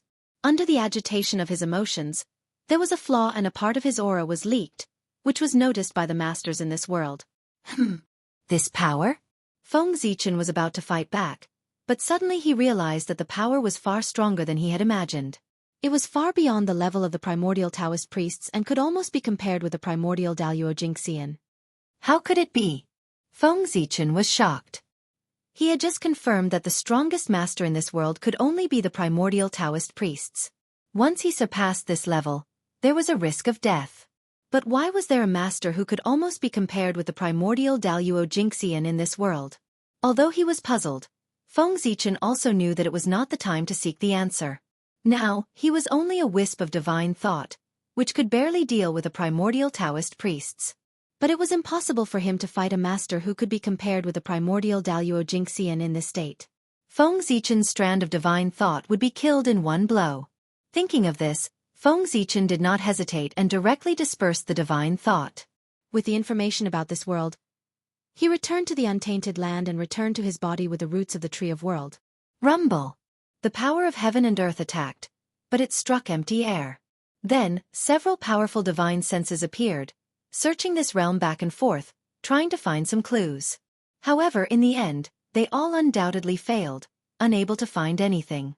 Although Feng Zichen's Hongmeng incarnation was only at the level of the Khanate Taoist priests, it was still very powerful. But he came with the roots of the world tree. The Tree of Worlds cultivation base was comparable to the ninth heaven of primordial chaos experts. Unless one was an expert of the same level, it would be very difficult to detect the traces it left behind. Although there was an expert comparable to primordial chaos Dalio Jingxian in this world, Feng Zichen was certain that the other party was not a true primordial chaos expert. This was because Feng Zichen did not sense the primordial chaos Dalio Jingxian's unique primordial chaos Dao runes in that power. It was a perfect Taoist rhyme. It did not possess that kind of power. Therefore, Feng Zichen concluded that the other party was not primordial chaos Dalio Jingxian, but had temporarily possessed the power comparable to primordial chaos Dalio Jingxian through some unknown method. Such an existence would definitely not discover the traces left behind by the world tree. Even if he felt that something was wrong, he could not tell what was wrong. In the Hongmeng continent, as the divine senses returned, Feng Zichen's expression could not help but become strange. The Western mythical world. I didn't expect there to be such a world in this world. In addition, I don't know how Feng Jie and the other two got to that world. This realm is hidden so well. If not for the help of the world tree, even I would not have been able to detect the traces of this realm. I don't know how they found this place and got lost in it. Moreover, this world is so mysterious that even the overlords of the chaos demon gods want to pry into it. They have planned for this for countless years. However, Feng Jie and the others have already entered this world many years ago. This opportunity is truly shocking. Thinking of what he had seen in the other realm, Feng Zichen pondered silently. First of all, he was sure that the Khanate Taoist priests were the limit of that realm. There were definitely Khanate masters who were stronger than him, but they were all dead. Secondly, although the person who attacked Feng Zichen had the power of primordial chaos, he was still in the realm of the Khanate Taoist priests. Otherwise, Feng Zichen would not have left so easily just now. This meant that there was still a secret method in that realm that could increase one's strength. This is troublesome. Thinking of this, Feng Zichen could not help but sigh. If there was such a secret method in the other realm, it meant that even if his Hongmeng incarnation personally rushed to the other realm, the male lead would still have the advantage and would be at a disadvantage. As for Feng Zichen's original body and other incarnations, he could not use them. Even if Feng Zichen's original body went there, he would still be affected by the remaining qi of the end in that realm, which would cause unknown dangers. Therefore, if he was not completely confident, Feng Zichen would never use his incarnation or even his original body. The only one he could use was this Hongmeng incarnation that had just reached the realm of the Taoist priests. Feng Zichen would not send any power that was higher than the realm of the Taoist priests to that realm.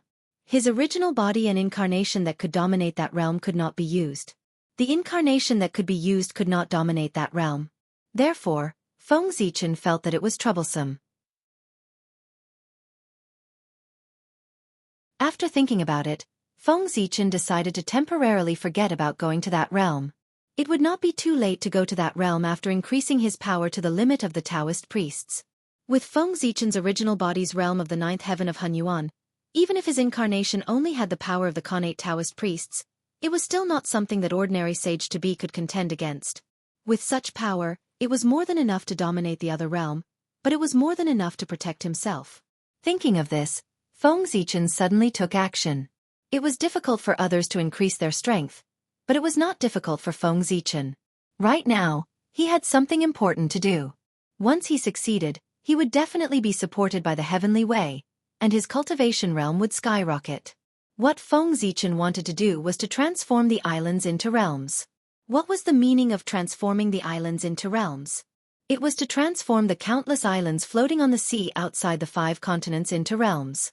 The large island would transform into a major kiliacosm, the middle island into a medium kiliacosm, and the small island into a small kiliacosm. This was not a decision that Feng Zichen had thought of on the spur of the moment, but a decision that he had made after careful consideration. These small islands were said to be part of the human world like the 5 continents, but in fact, they were different from the 5 continents. The small islands and the 5 continents were simply 2 different worlds. This difference was not from a certain aspect, but from all aspects.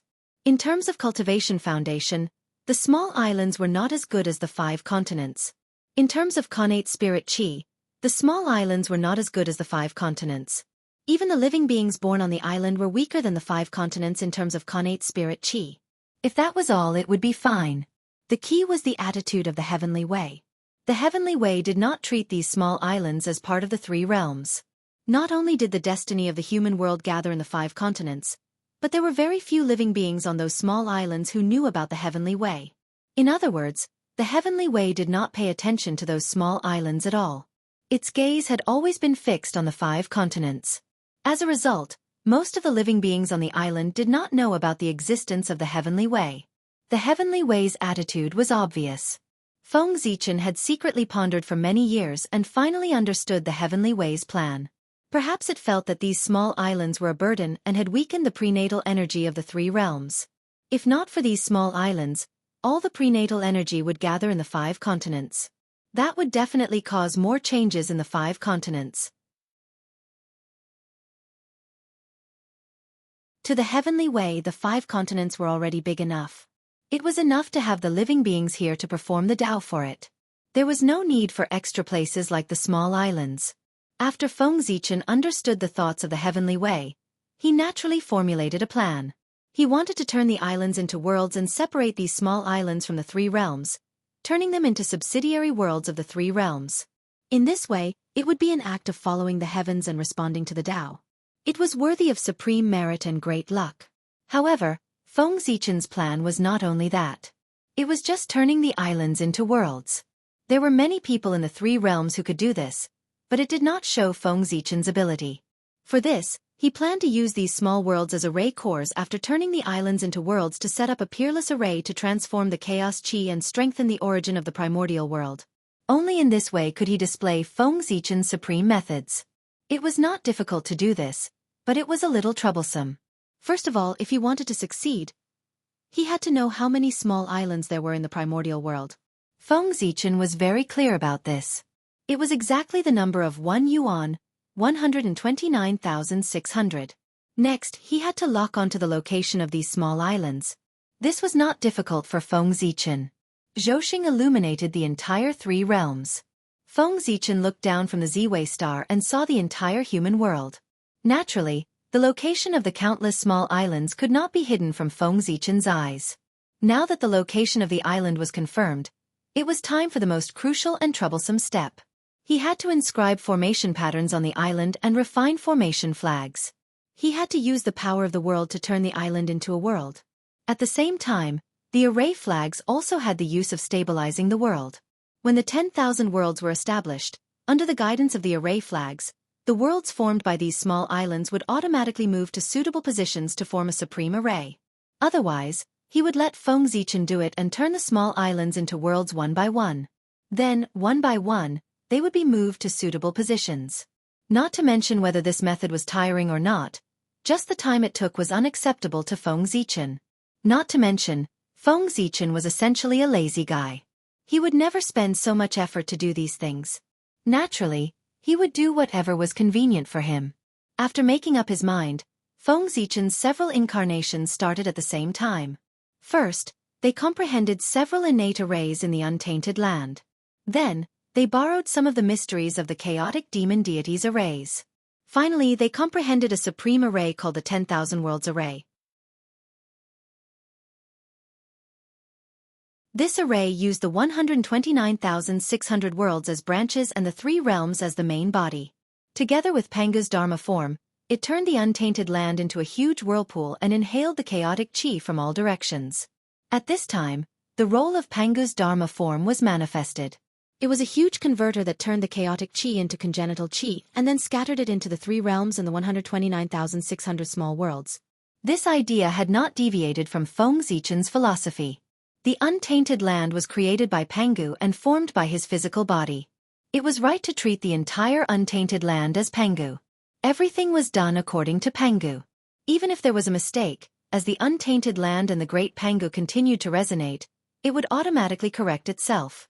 At that time, the untainted land would become stronger and stronger. However, although this method was good, there was a huge flaw. Everything in the untainted land would be related to Pangu. In the future, it would be fine if Pangu reached the realm of the eternal Great Tao. The untainted land would naturally rise and become an eternal world. From then on, it would no longer be troubled by destruction. However, if Pangu failed to break through, the untainted land would definitely be destroyed. There was no chance of survival.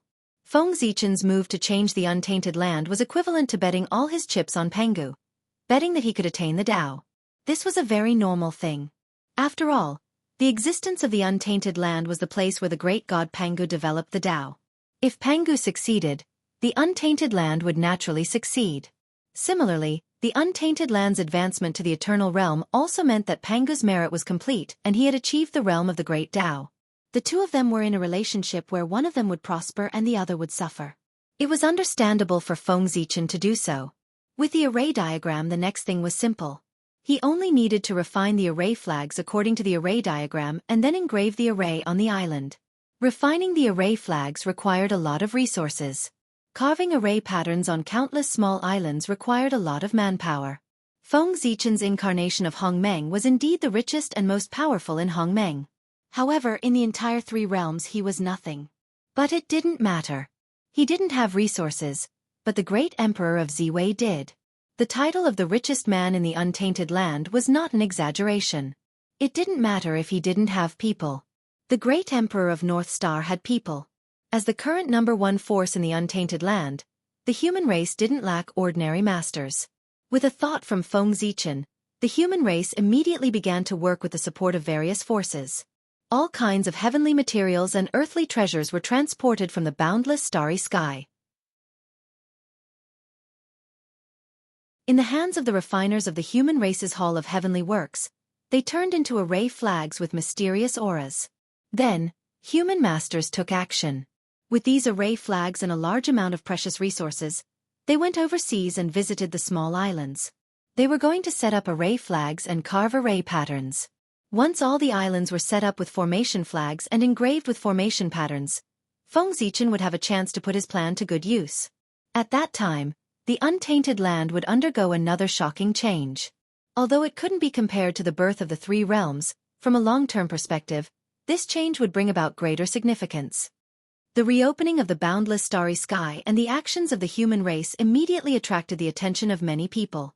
Then, they guessed that it was the great emperor of Ziwei or the human emperor who had made a big move again. Unfortunately, no matter how they deduced, it wasn't that they couldn't deduce any information about this matter. This wasn't Feng Zichen shielding the secrets of the heavens, but the heavenly Tao. The heavenly Tao also felt that this matter was of great importance. It had a far-reaching impact on the untainted land and had endless benefits. Therefore, the heavenly Tao personally shielded the secrets of the heavens and didn't allow anyone to spy on this matter. It was afraid that someone would destroy this matter. P.S. It was an hour earlier. I don't know if the adjustment of the schedule was successful. In addition, the book is really at the end.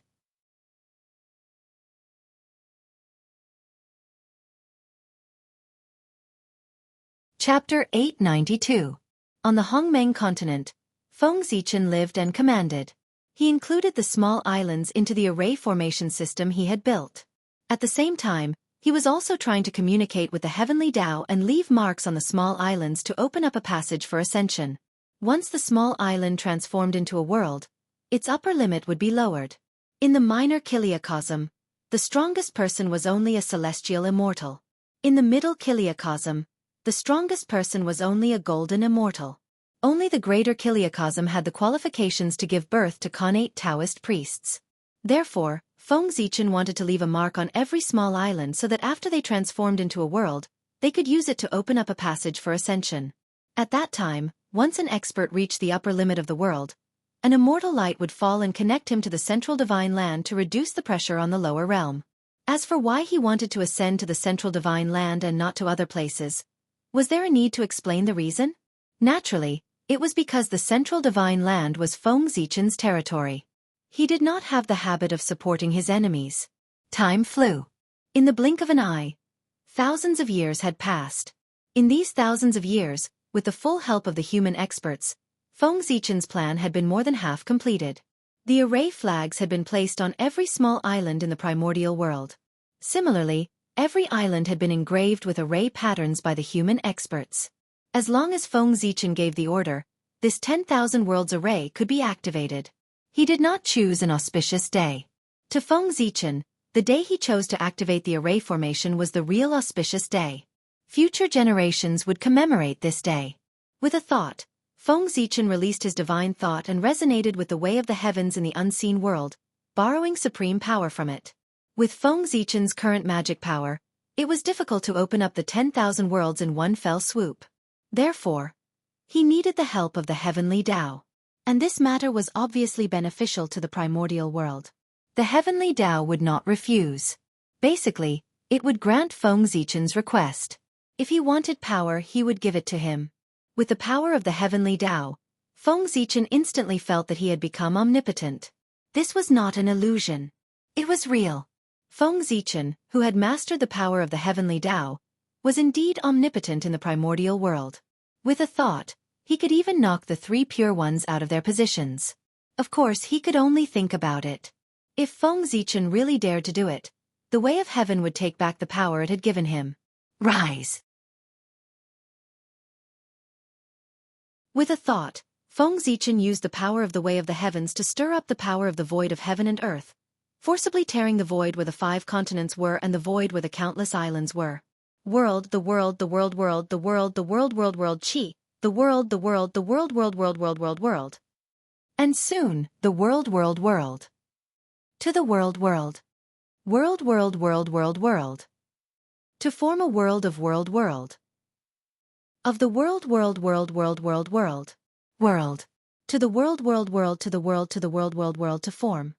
In just a few years, the 5 continents were surrounded by a layer of invisible boundary walls. This also caused the 5 continents to become a new world from now on. What is Great Emperor Ziwei doing? Why did he separate the 5 great continents and turn them into a new world? The primordial world's great divines naturally recognized that the person who caused the changes in the 3 realms was the reincarnation of Great Emperor Ziwei. But it was because of this that they were puzzled. What was Great Emperor Ziwei trying to do? Why did he do this? Although they were puzzled, they did not think of stopping him. This was because without the heavenly Tao's consent, Great Emperor Ziwei would not be able to separate the 5 great continents. He would definitely suffer a backlash from the heavenly Tao. Now that Great Emperor Ziwei had done this, the heavenly Tao did not react. This undoubtedly meant that the heavenly Tao had acquiesced to this. How could they refuse something that even the heavenly Tao had agreed to? Ignoring everyone's surprise, Feng Zichen continued with his actions. Using the power of heaven and earth as the foundation, Feng Zichen circulated the cyclic sword sutra, creating thousands of swords in the sky. He slashed down at the void where the countless islands were located. In an instant, the void shattered. The islands were separated from the 3 realms by Feng Zichen, forming independent entities. Then, the Tree of World appeared again.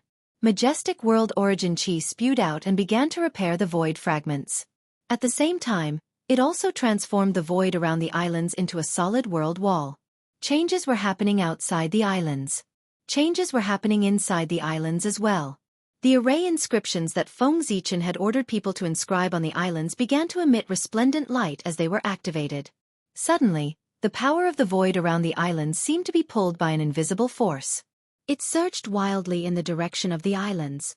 Then, it was transformed by the array into pure innate world origin, slowly strengthening the island's world origin. At the same time, the heavenly Tao was trembling. Wisps of heaven and earth origins fell from the sky and flowed into the islands below. From the looks of it, the heavenly Tao was determined to get rid of the burdens that were the islands. In order to speed up the transformation of the islands, it had sacrificed the heaven and earth origins that it had painstakingly accumulated. Rumble! With the augmentation of the heaven and earth origins, the changes to the islands immediately turned intense. The laws were reconstructed and order was reorganized. The world wall was also rapidly growing, and the land in front of it grew. Soon, the islands had the embryonic form of a world. It was also at this moment that the array flags that Feng Zichen had ordered people to bury in advance were activated. Resplendent light bloomed from them and gradually resonated with the array flags on the other islands. Then, a miraculous change happened. Countless runic patterns appeared in the void, connecting the islands together, forming a mysterious array that slowly operated. In the beginning, the array formation still had many inconsistencies, but as the array formation operated, it automatically corrected itself. The islands shifted their positions, and the array formation became more and more harmonious and smooth. The transformation of the islands into a world and the operation of the array formation all required time. It was not a day's work, but thousands of years. During this time, Feng Zichen did not idle. Instead, he comprehended the changes during the birth and operation of the myriad worlds, turning them into his own foundation. 10,000 years later, the myriad worlds were born and returned to their positions. The array formation became complete and began to operate. Rumble. In an instant, under the activation of the array formation, the myriad worlds began to revolve around the 5 continents. The power generated by the myriad worlds operation condensed into a huge whirlpool, swallowing the surrounding chaotic chi. Silently, Panga's Dharma form appeared and used its magic to transform the chaotic chi into innate world origin chi. First it scattered into the 3 realms, then into the myriad worlds.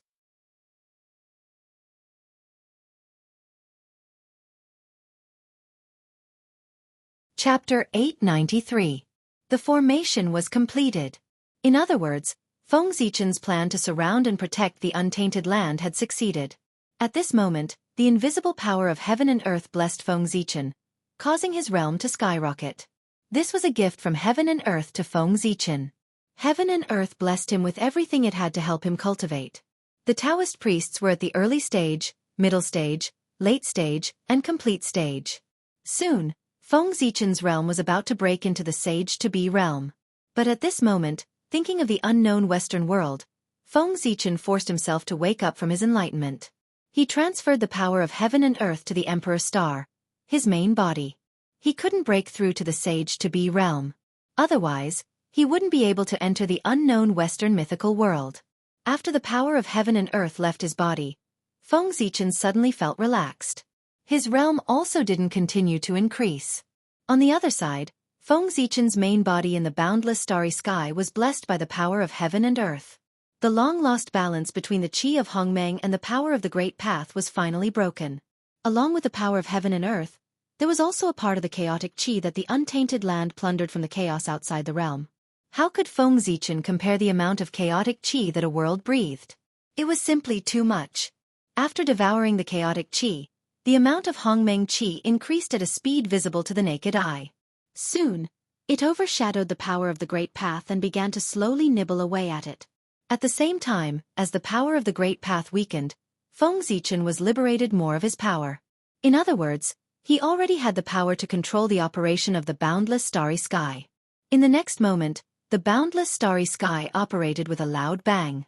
A powerful suction force was emitted, pulling the heaven realm to operate as well. It fell from the east to the west.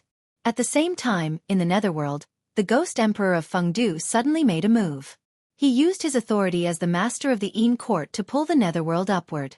If one were to treat the 3 realms as a sphere, then the heaven realm and the netherworld would be the upper and lower sides of the sphere, while the 5 great continents would be inside the sphere, surrounded by the heaven realm and the netherworld. At this moment, the heaven realm was falling down and the netherworld realm was rising up. The 5 continents were affected and began to flip over. The entire 3 realms flipped over, then flipped over again. Yes, Feng Zichen was treating the 3 realms as a ball and making it spin from top to bottom.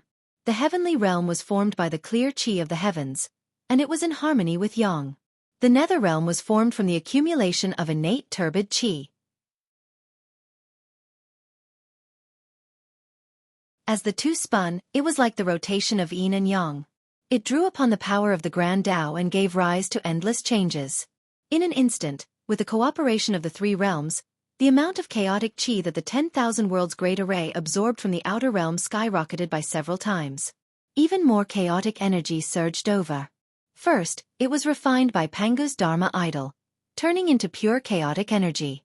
Then it was tempered by the Taiji diagram of the 3 realms again, evolving into the chaotic energy of creation, giving birth to even more mysteries. Once these changes were completed, the origin of the primordial world began to slowly increase. The momentum of heaven and earth that supported Feng Zichen undoubtedly became stronger. At the same time, the status of Great Emperor Ziwei continued to increase. He was faintly on par with Tao ancestor Hongjun. Wrong. It should be said that if Tao ancestor Hongjun had not integrated the Tao, then his status would be inferior to Great Emperor Ziwei from this moment on. This was because Feng Zichen's actions had a great impact on the primordial world. If this continued, the origin of the primordial world would increase and continue to advance. Including Feng Zichen's previous merits, these added together were no less than the merit of creating the world. It could be said that Pangu had the merit of creating the primordial world, Dao ancestor Hongjun had the merit of educating the primordial world, and Feng Zichen had the merit of strengthening the primordial world. The primordial world was constantly growing in the hands of great Emperor Ziwei. He was the true master of resurgence. In the future, there would be legends of great Emperor Ziwei reviving the primordial world.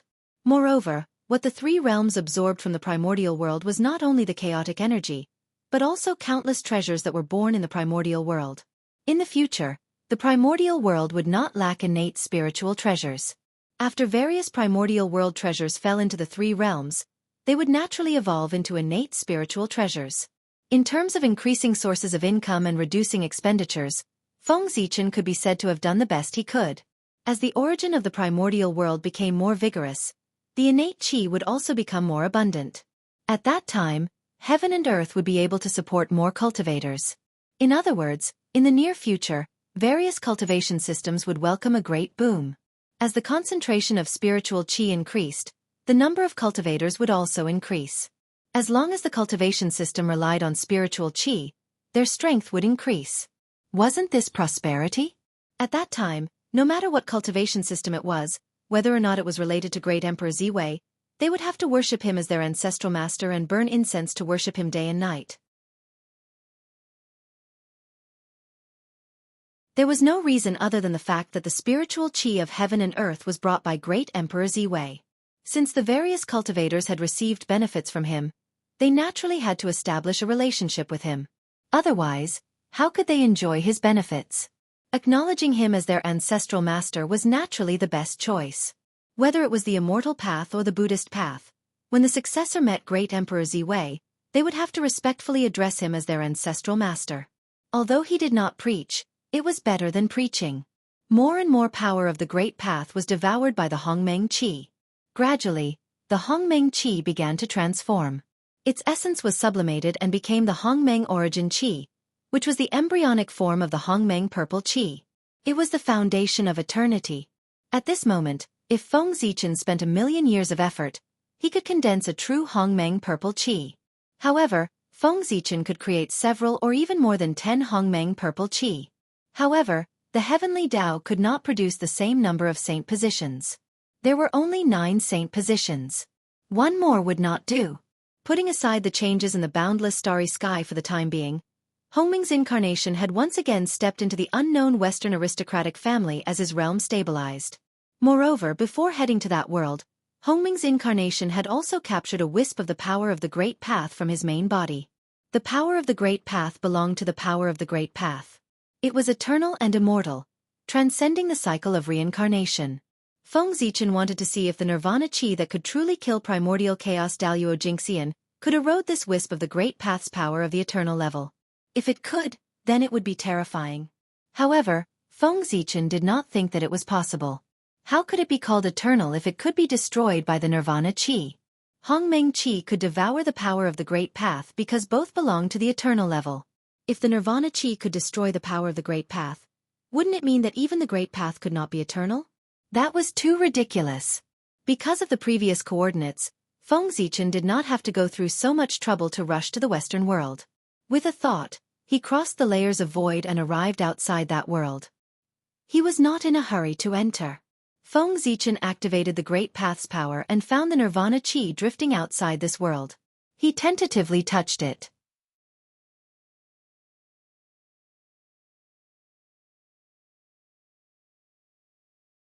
Chapter 894. The moment it came into contact with the Qi of Demise, the dermic power that Feng Zichen used to draw in the Great Path power was directly annihilated by a powerful nirvana power. At the same time, the nirvana power intended to follow the connection between the dermic power and Feng Zichen's body and spread into his body. This action frightened Feng Zichen so much that he immediately cut off the connection between himself and the dermic power. The Great Path power remained where it was. No matter how the Qi of Demise eroded it, it could not shake it in the slightest. Seeing this scene, Feng Zichen thought to himself, as expected, the final Qi was unable to do anything to the power of the Great Path. With a thought, Feng Zichen tried to use his own power to analyze the Qi of Demise. However, no matter what power he used, it would be annihilated by the Qi of Demise. Whether it was ancestral Qi, origin Qi, or even infinite power, they were like ants in front of the Qi of Demise. It was difficult to contend against it. However, the transformed Hongmeng Qi made Feng Zichen's eyes light up. Although it still could not block the erosion of the Qi of Demise, it could resist it for a while. In order to annihilate the Hongmeng Qi, the Qi of Demise had consumed a lot of power. This meant that the transformed Hongmeng Qi's essence was very close to the Qi of Demise. With this discovery, Feng Zichen used the Hongmeng Qi as the foundation to analyze the Qi of Demise bit by bit. After a few months, Feng Zichen finally gained something. He finally figured out the origin of the Qi of Demise. It was a power that could turn everything into nothingness. The so-called world was a cycle of reincarnation. From nothingness to existence, and from existence to nothingness. This was reincarnation. All living things, including the chaos demon gods, could not escape from reincarnation. Only the Great Path could transcend it and jump out of this cycle of reincarnation from existence to nothingness and from nothingness to existence and exist forever. The power of the end was the power that turned everything into nothingness. This discovery reminded Feng Zichen of a legend among the chaos demon gods. All living things in the world had their own tribulations. Living beings had tribulations, magic treasures had tribulations, worlds had tribulations, and so did the primal chaos. There would be a day when the world would be destroyed, and so would the chaos. This tribulation was known as the immeasurable tribulation in the primordial world. In the primal chaos it was known as the epic calamity. Of course, some chaos fiend celestials called it the samsara calamity. Under the tribulation of reincarnation, all things became void. The outer realm's chaos collapsed and returned to a state of nothingness. Everything karma and life within the chaos would be reduced to nothingness. Everything would return to the state of nothingness. This was the true return to the source. Other than the eternal and indestructible Great Tao, nothing could escape from this. Unless one transcended the cycle of reincarnation and achieved eternity. Pangu wanted to prove the Great Tao because he didn't want to die under the samsara tribulation. Before the samsara tribulation, all living beings were equal. Whether it was the high and mighty chaos fiend celestials or the lowly ants, they couldn't escape death. However, how could the chaos fiend celestials be willing to die like ants? Therefore they began to struggle. They tried their best to improve their strength in order to become an existence like the Great Tao. This was the origin of the original cultivation path. For transcendence and also for survival. So, this power of the end is the product of the samsara tribulation? Looking at the power of the end in front of him, Feng Zichen's face was full of surprise and uncertainty. This power of the end was indeed in line with the description of the samsara tribulation. Under the Great Tao, any power would be annihilated and turned into nothingness in front of it. However, if this was the product of the samsara tribulation, why didn't it annihilate the Western world in front of it and turn it into nothingness? Thinking of this, Feng Zichen was stunned. Then, ecstasy appeared on his face. He understood everything. He finally knew why the primal chaos fiend celestials were secretly spying on this place. Because this world indeed contained great fortune that was related to eternity. There was only one possibility for something that could not be destroyed by the samsara tribulation, and that was that it contained eternal matter, making it difficult for the power of the end to annihilate it. If Feng Zichen guessed correctly, this world that he had never heard of should be a relic left behind from the previous samsara. In the previous samsara, this world should have been incomparably powerful and had already touched the level of eternity. However, before this world could truly transform into an eternal world, the samsara tribulation erupted. This world, like the chaos, walked towards annihilation and turned into nothingness. However, this world was extraordinary after all. It had already nurtured part of the eternal matter, so this world was not completely destroyed. There were still some fragments that survived the samsara realm and came to the next samsara. Then endless years passed. For some reason, this world unexpectedly had a connection with the untainted land and began to slowly move in the direction of the untainted land. As for Feng Zichen's disciples, Feng Jie and the other two, perhaps by coincidence, were accidentally swept into this world and their whereabouts were unknown. As for the primal chaos fiend celestials, they should have gotten the news of this world from somewhere, so they wanted to sneak into this world through the untainted land and plunder the fortune here. Unfortunately, at the last moment, the primal chaos fiend Celestial's plan had an accident.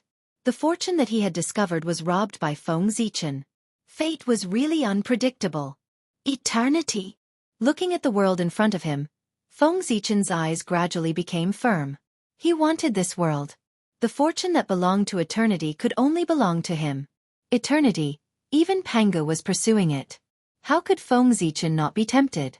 Taking advantage of the fact that no one had discovered this world, he had to get this world as soon as possible. Otherwise, when the news of this world leaked out and more people discovered it, Feng Zichen might not be able to compete with the primal chaos fiend Celestials. Fortuitous opportunities were not something that belonged to whoever discovered them. Instead, it would only belong to whoever got their hands on it. However, although he was in a hurry to get this world, Feng Zichen did not rashly enter it. He still had to study the Qi of Termination. Otherwise, if he was tricked by someone and fell into the Qi of Termination, he would lose a layer of skin even if he did not die. This world had been with the Qi of Termination for so long. Feng Zichen did not believe that the creatures in this world had not developed a method to use the Qi of Termination. The Qi of Termination could even kill primal chaos Daluo Jingxian. It could be said to be a great killing weapon. Who could resist the temptation of such a killing weapon? Even if they knew it was dangerous, there were still many people who were willing to take the risk. What Feng Zichen needed to do now was to use the transformed Hongmeng Qi to adapt to the Qi of Termination so that it would have the ability to compete with the Qi of Termination.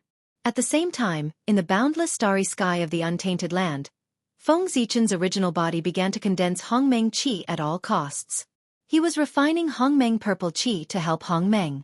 Hongmeng Purple Qi was the foundation of the Great Way and also the origin of Hongmeng. It was a power on the same level as the power of the Great Way. If Feng Zichen had a Hongmeng Purple Qi, he would not be afraid of the Qi of Termination in this world. Time passed bit by bit. 10 years later, under the repeated condensation of the Qi of Termination, the quality of the Hongmeng Qi in Feng Zichen's body became higher and higher. As the purple Qi circulated, there was a faint burst of purple light. It was extremely mysterious. Such a Hongmeng Qi was no longer afraid of the corrosion of the Qi of Termination. Moreover, if the quantity of Hongmeng Qi was more than 10 times that of the Qi of Termination, Feng Zichen was even confident that he could devour the Qi of Termination. Although the quality of the Qi of Termination was high, Feng Zichen's Hongmeng Qi had devoured the power of the Great Way. Its quality was not low either.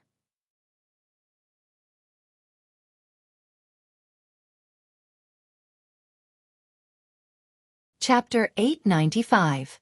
If it was condensed a little, it would not be weaker than the power of the end and would have the power to fight against it. As a power at the eternal level, even if it had not reached the great accomplishment stage, the Hongmeng Qi was still a trump card. This Qi of the end is so mysterious. If someone can master it and use it to destroy the chaos, it might be possible to achieve the eternal realm.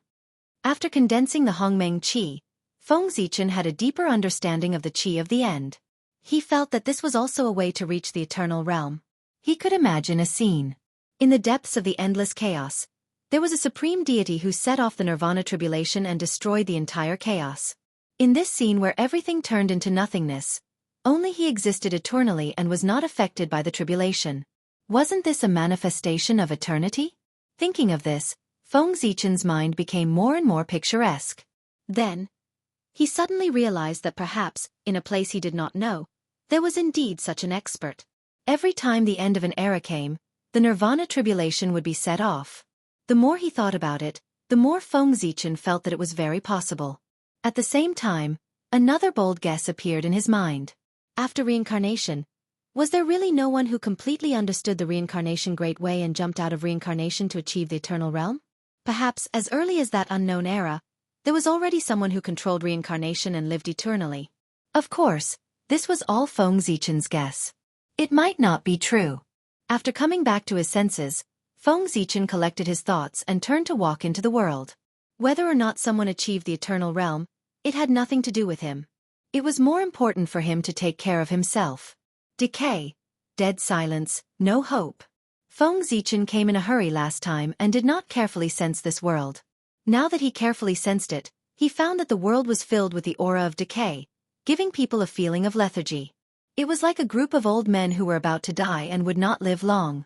Sigh, this world seems to have survived the reincarnation tribulation, but it has paid an unimaginable price for it. It has exhausted all its potential and is on the verge of collapse, with no possibility of recovery. Now, the reason why this realm still existed was because of the eternal substance in the realm. Once the eternal substance disappeared, this realm would be destroyed and completely disappear. The further in he went, the more Feng Zichen discovered that the situation in this world was shocking. The final qi affected every aspect of this world. In this world, the lifespan of a mortal was extremely short. Basically, it was only 60 to 70 years. The lifespan of a cultivator was not as long as Feng Zichen imagined. Celestial immortals only had a lifespan of 5,000 years. Xian immortals could live for 50,000 years, and golden immortals could not live forever, only having a lifespan of 560,000 years. Dao Lord Tai could live forever, but he couldn't touch the qi of the end. Otherwise he would still die. Moreover, many connate Daos in this world had been corroded by the final qi and could not be cultivated. If one were to forcefully cultivate these innate Daos, the higher one's cultivation level, the faster one would die. This was a piece of good news. The fewer connate Daos that could be cultivated in this world, the more it meant that this world's cultivation world was narrower and could not produce any experts. But at the same time, Feng Zichen also discovered a piece of bad news. This world was moving unswervingly toward the untainted land at an extremely slow speed. This was truly a calamity. The final qi was indestructible. It would grow stronger and stronger as it devoured more and more power. What did this mean?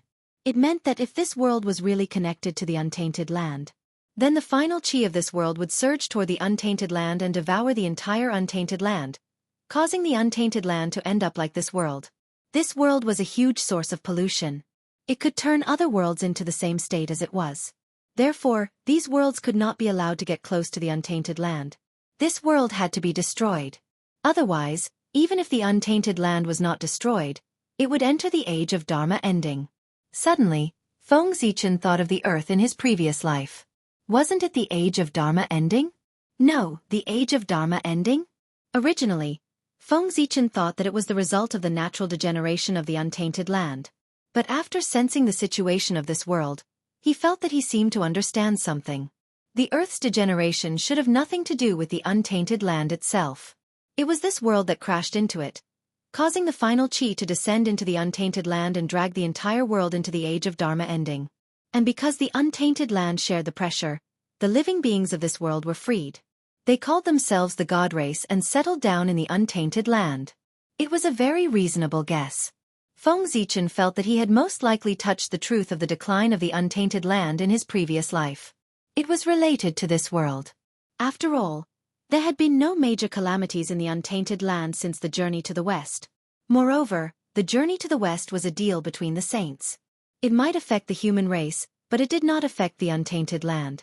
If that was the case, why did the untainted land decline inexplicably after the journey to the west?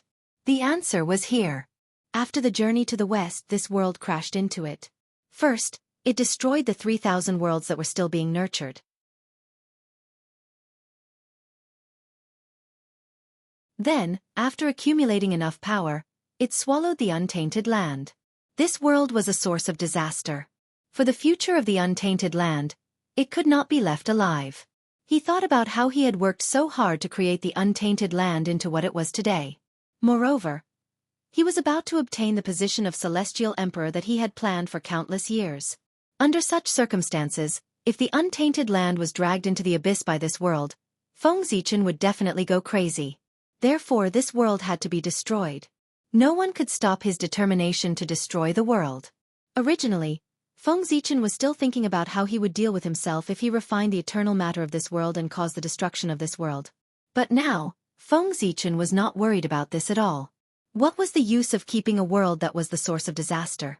Moreover, any world that was unfavorable to the untainted land should be destroyed. This was not a matter of right or wrong, but a matter of standpoint. Being born in the untainted land, one had to have such a standpoint. Anyone who was unfavorable to the untainted land should be destroyed. Feng Zichen was thinking as he hurried forward. Soon, he arrived in front of a city. This was a city with the characteristics of the human clan. It was set up with an innate formation that connected the heavenly cycle star power and the earth veins in all directions. At first glance, One could tell that this was a method that Feng Zichen often used when he was young. Compared with the traditional style of this world, it was out of place. Zichen City. This was the name of this city. Well, it had the same name as Feng Zichen. Obviously, this city was related to Feng Zichen. It was a city that was established by his 3 disciples. It was named Zichen to commemorate Feng Zichen.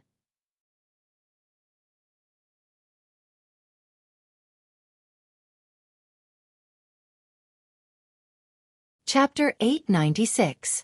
How considerate of you. With this thought, Feng Zichen walked into Zichen City. Speaking of which, his purple hair and purple eyes did not match the residents of the city. However, it was normal for cultivators to have some abnormalities. Purple hair was nothing. There were even green-haired cultivators.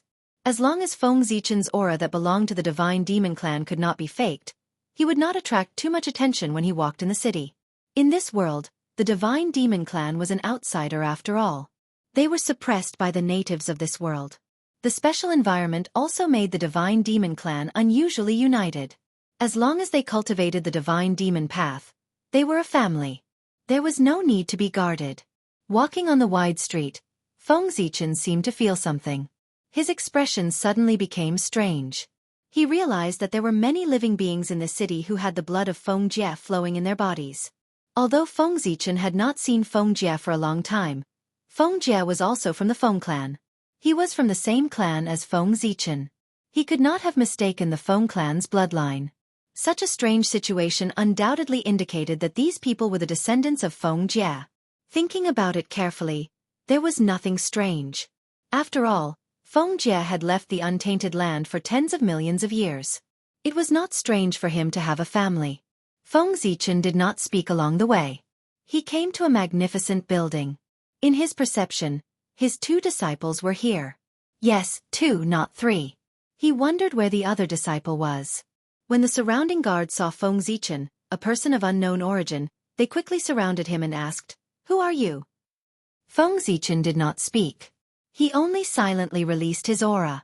At the same time, in a majestic temple inside the building, a middle-aged man and woman suddenly opened their eyes. The middle-aged man and woman raised their heads and looked at each other. A look of surprise flashed across their eyes. They said at the same time, "This aura. It's Master." After speaking, the 2 figures disappeared from the hall. When they reappeared, they were already outside the hall, in front of Feng Zichen. The middle-aged man and woman looked at the familiar figure in front of them, and an indescribable excitement flashed in their eyes. Then they stepped forward and bowed. "Unfilial disciple Feng Jie, Jianghu, greets Master." After being separated for countless years, they finally met again. Even with Feng Zichen's cultivation, his Tao heart still rippled. Feng Zichen quickly stepped forward and helped Feng Jie and Jianghu up. He said with some self-blame, "It has been hard on you all these years." Feng Jie and Jianghu were indeed suffering. This could be seen from their appearances. The 2 of them had already reached the realm of the primordial Taoist priests. Logically speaking, they should be able to stay young forever. Looking at their appearance, they looked older than Feng Zichen, which was a sign of mental and physical exhaustion. The appearance of a cultivator was related to his mentality.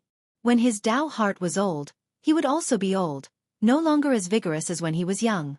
Feng Jie and Jianghu were like this. They were clearly overwhelmed by life. After exchanging greetings with the 2, Feng Zichen suddenly asked, "Where's Xianxia? Why don't I see him?" Hearing this, Jianghui's eyes turned red. She said with some self-blame, "It's all my fault. In order to save me, my brother was plotted against by the Angel Clan's Holy King.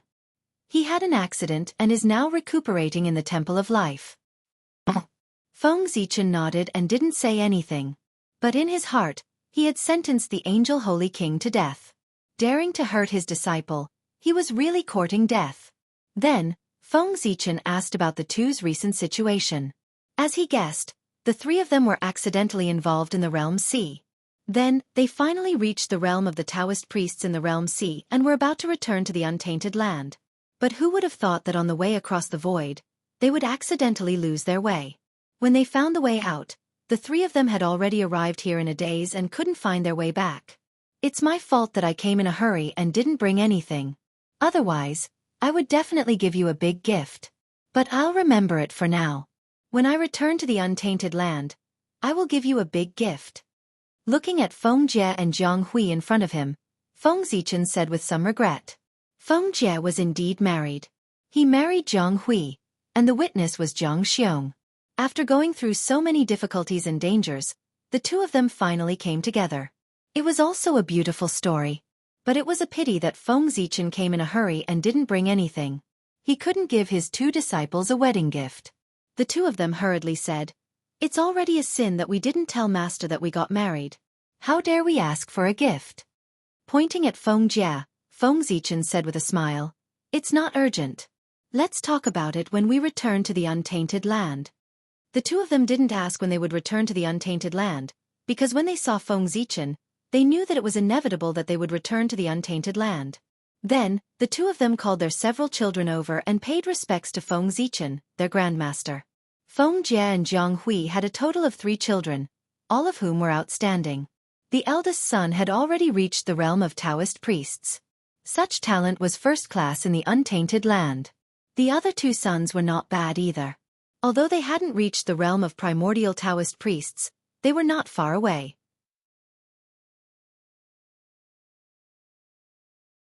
If they returned to the untainted land, they would be able to prove their Taoism after some practice. As for Feng Jie and Jianghu, they had already reached the realm of perfection of Taoist priests. If it weren't for the restriction of this world, they would have entered the realm of sage to be. Glancing at the 3 sons of Feng Jie, Feng Zichen praised them. They are all good children. Even in the whole human tribe, there are few who can be compared with them. Speaking of this, Feng Zichen's tone changed, and he said helplessly, "It's a pity that I didn't bring anything with me this time. I can't even take out a greeting gift." This was really Feng Zichen's mistake. His incarnation had been focused on cultivation, and he didn't care much about worldly things. Therefore, he had nothing but the Hongmeng sword in his hand. The 3rd son said, I don't dare. The younger generation didn't need it, but Feng Zichen had to give it to them. He secretly remembered this in his heart, and decided to make up for it when he returned to the untainted land. After chatting for a while, Feng Zichen proposed to see Jiang Xiong. The 2 of them didn't have any objections. They gladly accepted the order and took him to the Fane of Life. Feng Zichen didn't ask why Jiang Xiong was recuperating in the Fane of Life. There were only 2 reasons. One was that Jiang Xiong had an old relationship with the Fane of Life. The other was that Feng Jie had paid a huge price. But looking at Feng Jie, Feng Zichen estimated that the second possibility was unlikely. It should be the first one, that Jiang Xiong had something to do with someone in the Fane of Life. The Fane of Life? When he heard this name, the first thing that came to his mind was the goddess of life. There were many stories. Feng Zichen was not a gossipy person. If Feng Jie and the others didn't say, he didn't ask. This kind of thing, after a long time, he would naturally know.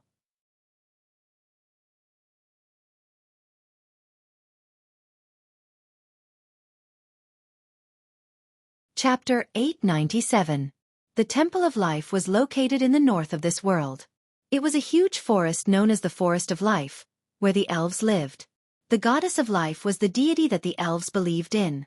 However, according to Feng Jie, the goddess of life he was going to take Feng Zichen to wasn't the first goddess of life, but her descendants several generations later. The most ancient goddess of life was incredibly powerful, far beyond the realm of primordial chaos, and even more powerful than many chaos demon gods. Unfortunately, even such a powerful existence had fallen in that calamity that destroyed the heavens and the earth. The next few generations of goddesses of life were eroded by the gas of death because they broke through to the sage-to-be level, and thus died. The previous goddess of life also died because she forced herself to break through to the sage-to-be level. The current goddess of life had learned her lesson. Although she already had the strength to break through, she still resisted. Feng Jie and Jianghu were in the same situation. They were really pitiful. They could break through to a higher realm with just a thought, but because of the threat of death, they couldn't break through. This feeling must be extremely torturous. On the way to the Temple of Life, Feng Zichen also learned a lot about this world. First of all, the cultivation system was completely different from the primordial world. The cultivation levels in this world, from high to low, were apprentice, mage, demigod, lower god, middle god, superior god, sky god, master god, ancestor god, creation god, supreme god. Among them, lower god was equivalent to heaven immortal of the primordial world, sky god was equivalent to Khanate Tao Lord, master god was equivalent to Khanate Taoist priests, ancestor god was equivalent to sage to be, and creation god and supreme god were respectively equivalent to primordial chaos and Wuji. Daluo Jingxian. As for higher realms according to the inheritance of this world, there must have been, but they were all destroyed in history. In addition, Feng Zichen also learned that the situation of the mortals in this world was extremely worrying. Once, Feng Zichen thought that the primordial world already valued one's background and birth very much, but until he came to this world, he realized that he was wrong, very wrong. Compared to this world, the primordial world didn't value one's background and birth at all. At the very least, you can slowly become stronger and improve your background through your hard work in the primordial world, such as cultivation. He could even turn karma into karma and become an innate god. But in this world, from the moment one was born, one's fate was determined. The descendants of mortals could only be mortals. As for the descendants of the gods, they were still gods. As for cultivation, there was no such thing. Your bloodline will determine your future accomplishments.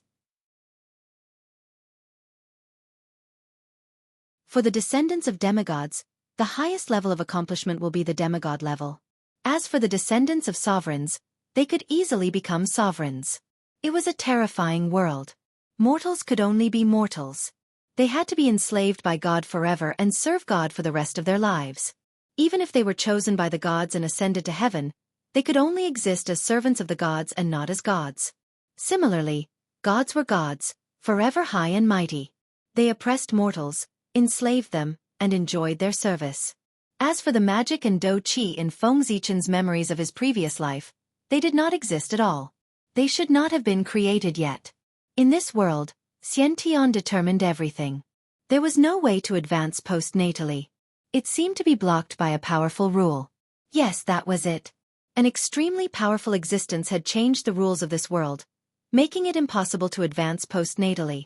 This rule was engraved in the origin of this world, and no life could violate it. The existence who set this rule seemed to be abnormally powerful. Even though he had fallen for countless years, his power did not weaken at all. Even Feng Jie and Jianghu, who came from the outside world, were affected by the rules of this world.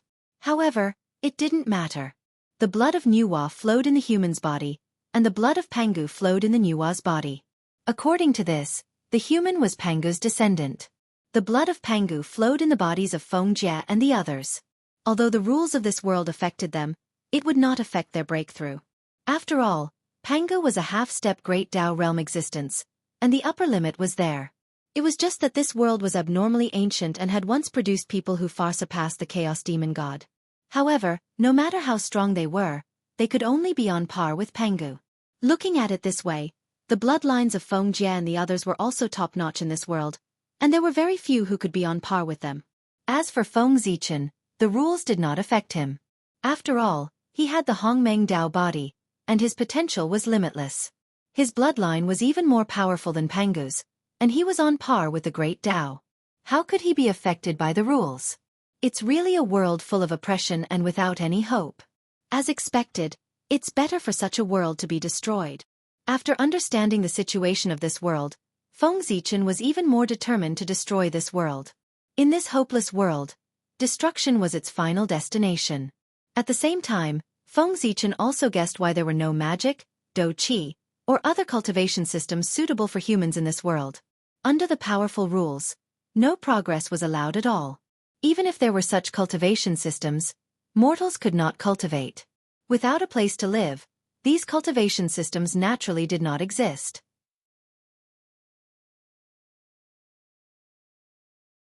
As for why there were legends of magic and dou qi in the later generations, it was even simpler. It must be that after this world merged with the untainted land, its rules were broken, and the path of advancement was opened. With a place to live, those cultivation systems naturally appeared. What a world full of darkness! After a moment of silence, Feng Zichen and the others arrived at the Forest of Life. The Fane of Life was not the top in this world, but it could be called top-notch.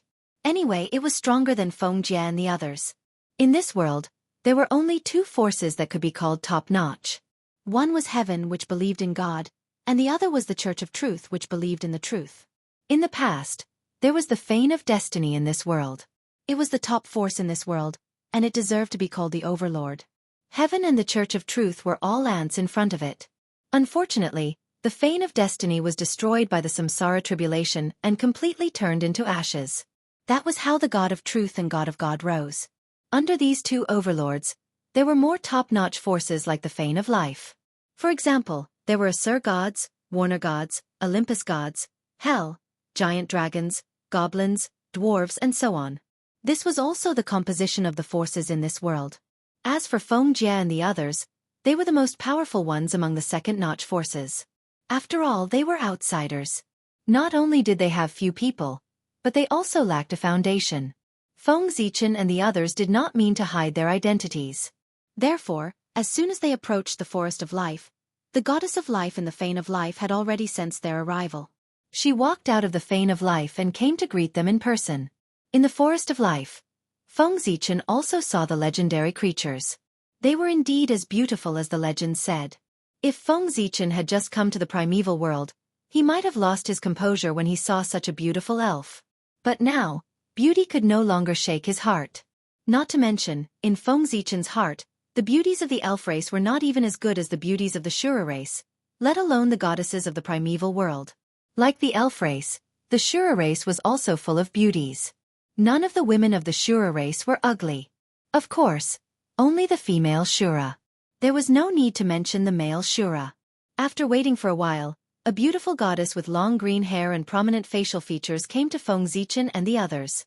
She was a typical Western beauty. As soon as they met, the goddess gave Jianghu a warm hug. "My friend, have you come to see me again?"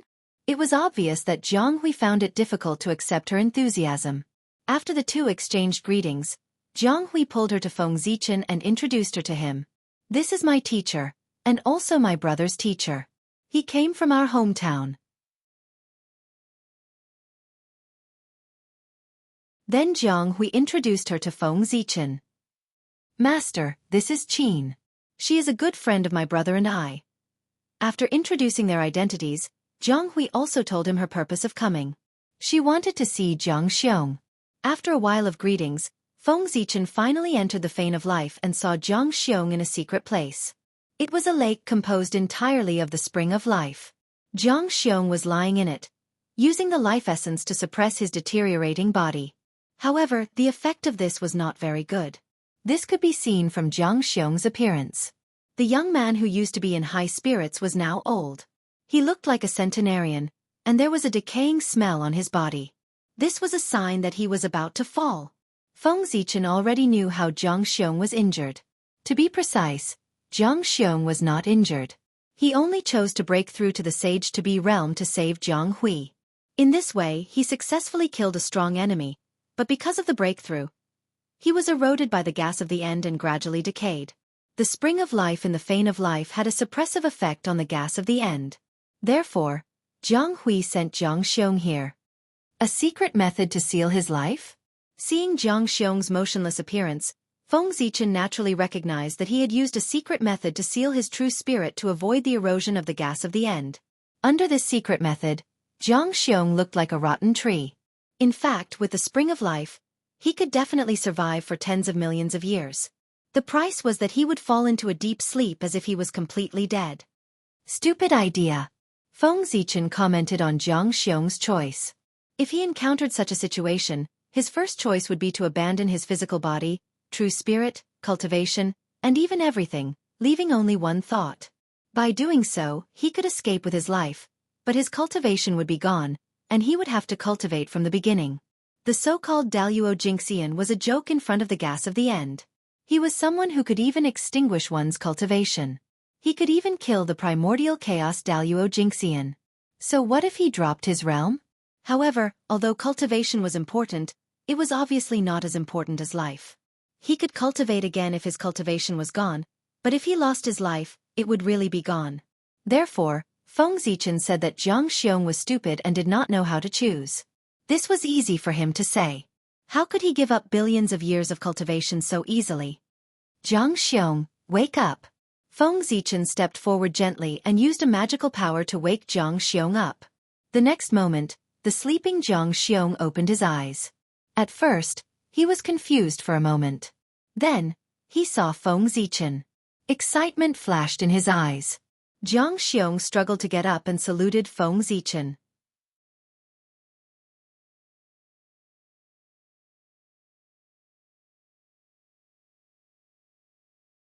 Chapter 898. Feng Zichen stepped forward and held Jiang Xiong down. "Don't move. Let me heal you first." As he spoke, the Hongmeng qi around Feng Zichen surged and poured into Jiang Xiong's body. Obviously, Feng Zichen wanted to use his own Hongmeng qi to wash away the qi of termination in Jiang Xiong's body. Feng Zichen had already tested it before. As long as there was enough Hongmeng qi, which was several times more than the qi of termination, it could definitely wipe out the qi of termination. Rumble! Hongmeng qi surged out of Feng Zichen's body. It was like a great river, mighty and endless. It washed over Jiang Xiong's body again and again, wiping out the qi of termination in his body. However, although the momentum was great, the effect was not obvious. Jiang Xiong was already in the realm of sage to be. He was one level higher than Feng Zichen's Hongmeng incarnation. Therefore, the spiritual power in Jiang Xiong's body was far more vast than Feng Zichen had imagined. His plan to use the amount of Hongmeng qi to wipe out the qi of termination in Jiang Xiong's body was obviously not going to work. This was because the qi of termination in Jiang Xiong's body was much more than Feng Zichen had imagined. It was far more vast than the Hongmeng qi in Feng Zichen's body. Fortunately, although there was a lot of qi of termination, it was a rootless source. Every bit that was wiped out was a bit less. However, Feng Zichen's Hongmeng qi was endless. As time passed, it could always wipe out the qi of termination. Time flew. In the blink of an eye, 3 years had passed. 3 years was enough for Feng Zichen to wipe out part of the qi of termination in Jiang Xiong's body. Jiang Xiong's spirit had recovered a bit. Feng Zichen was very dissatisfied with this. If this continued, it would take him at least thousands or even tens of thousands of years to completely wipe out the qi of termination in Jiang Xiong's body. How could he have so much time to waste here? Compared to Feng Zichen's dissatisfaction, the goddess of life, who had been watching this scene from the side, was dumbfounded. He was a native of this world, so he understood the aura of destiny better than Feng Jie and the others. He knew that there was basically no cure for this aura.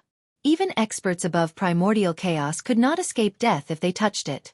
Jiang Xiong had been infected by the qi of doom. It could be said that he would definitely die. It was only a matter of time. But for some reason, he didn't want to see Jiang Xiong die, so he brought him into the spring of life to prolong his life. It was only to prolong Jiang Xiong's life, not to save him. It was clear that the heavenly life goddess no longer held any hope that Jiang Xiong could survive. But just now, what did he see? Under the treatment of Jiang Xiong's mysterious master, the qi of destiny in Jiang Xiong's body was slowly decreasing. Oh my God!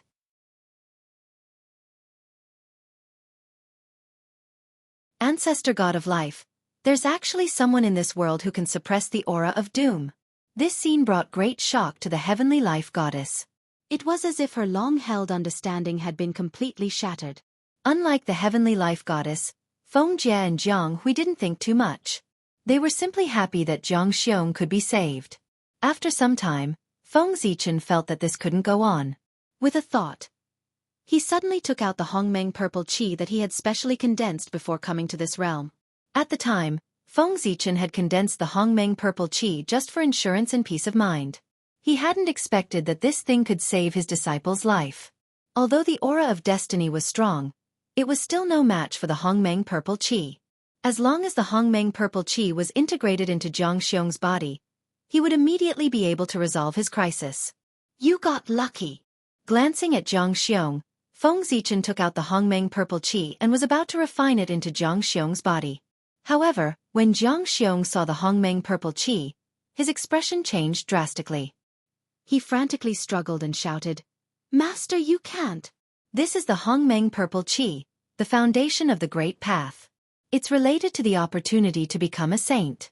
How can you use such a precious treasure on your disciple?" Absolutely not. Knowing the preciousness of the Hongmeng purple qi, how could Jiang Xiong dare to accept this opportunity that could allow him to become a saint? This was the most precious treasure that all powerful people in the untainted land dreamed of. It was the key to becoming a saint. How could such a precious treasure be given to others? Thinking about it, even with his master's means and wisdom, he had paid an unimaginable price to obtain this Hongmeng purple qi. The more this was the case, the more Jianghu could not accept this Hongmeng purple qi. This was the opportunity for his master to become a saint. It could not be wasted on him. Feng Zichen did not know that Jianghu had already imagined a fierce battle for the Hongmeng qi. He was afraid that the untainted land would be destroyed. On the side, Feng Jie and Jianghu were shocked when they saw Feng Zichen take out the Hongmeng purple qi to save Jianghu. Immediately, their expressions changed drastically and they became extremely conflicted. They were worried about Jianghu's safety, but they did not want to see Feng Zichen lose a Hongmeng purple qi. They were really conflicted to the extreme.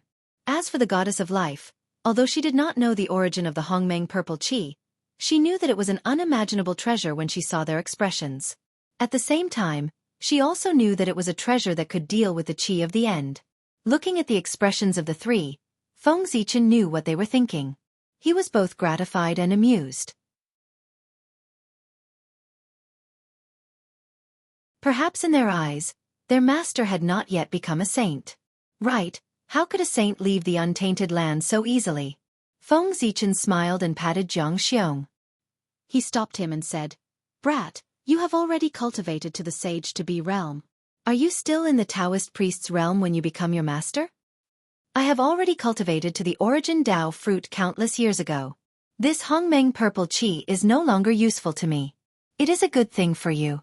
Then, ignoring Jianghu's resistance, Feng Zichen forcibly refined the Hongmeng purple qi into Jianghu's body. It was worthy of the name of the great Tao. As soon as the Hongmeng purple qi entered Jianghu's body, Jianghu's state began to change visibly. His body became young again, and the qi of the end dissipated rapidly. A few months later, Jianghu was cured of his illness and came back to life. Furthermore, it was 30% stronger than before. It was a pity that the Hongmeng purple qi had been consumed by more than half. Without exchanging pleasantries with the recovered Jianghu, Feng Zichen followed the goddess of life to the forbidden area of the Fane of Life. It was a wonderful world. Here, he saw the goddesses of life of the past who had long been declared dead. This was probably the biggest secret of the Fane of Life. As for why they asked Feng Zichen to come, it was most likely related to Jianghu's recovery. An expert who could deal with the qi of the end was worthy of their meeting. Because although they did not die, their situation was obviously not good. They were all in a state of suspended animation. If Feng Zichen had not disturbed them, they would not have woken up at all. Eternal matter? As soon as he entered the forbidden area of the Fane of Life, Feng Zichen knew why these goddesses of life who should have died did not die. You're tuning into the Wisdom Diary YouTube channel. Don't forget to subscribe and join us on this journey to catch the most captivating stories.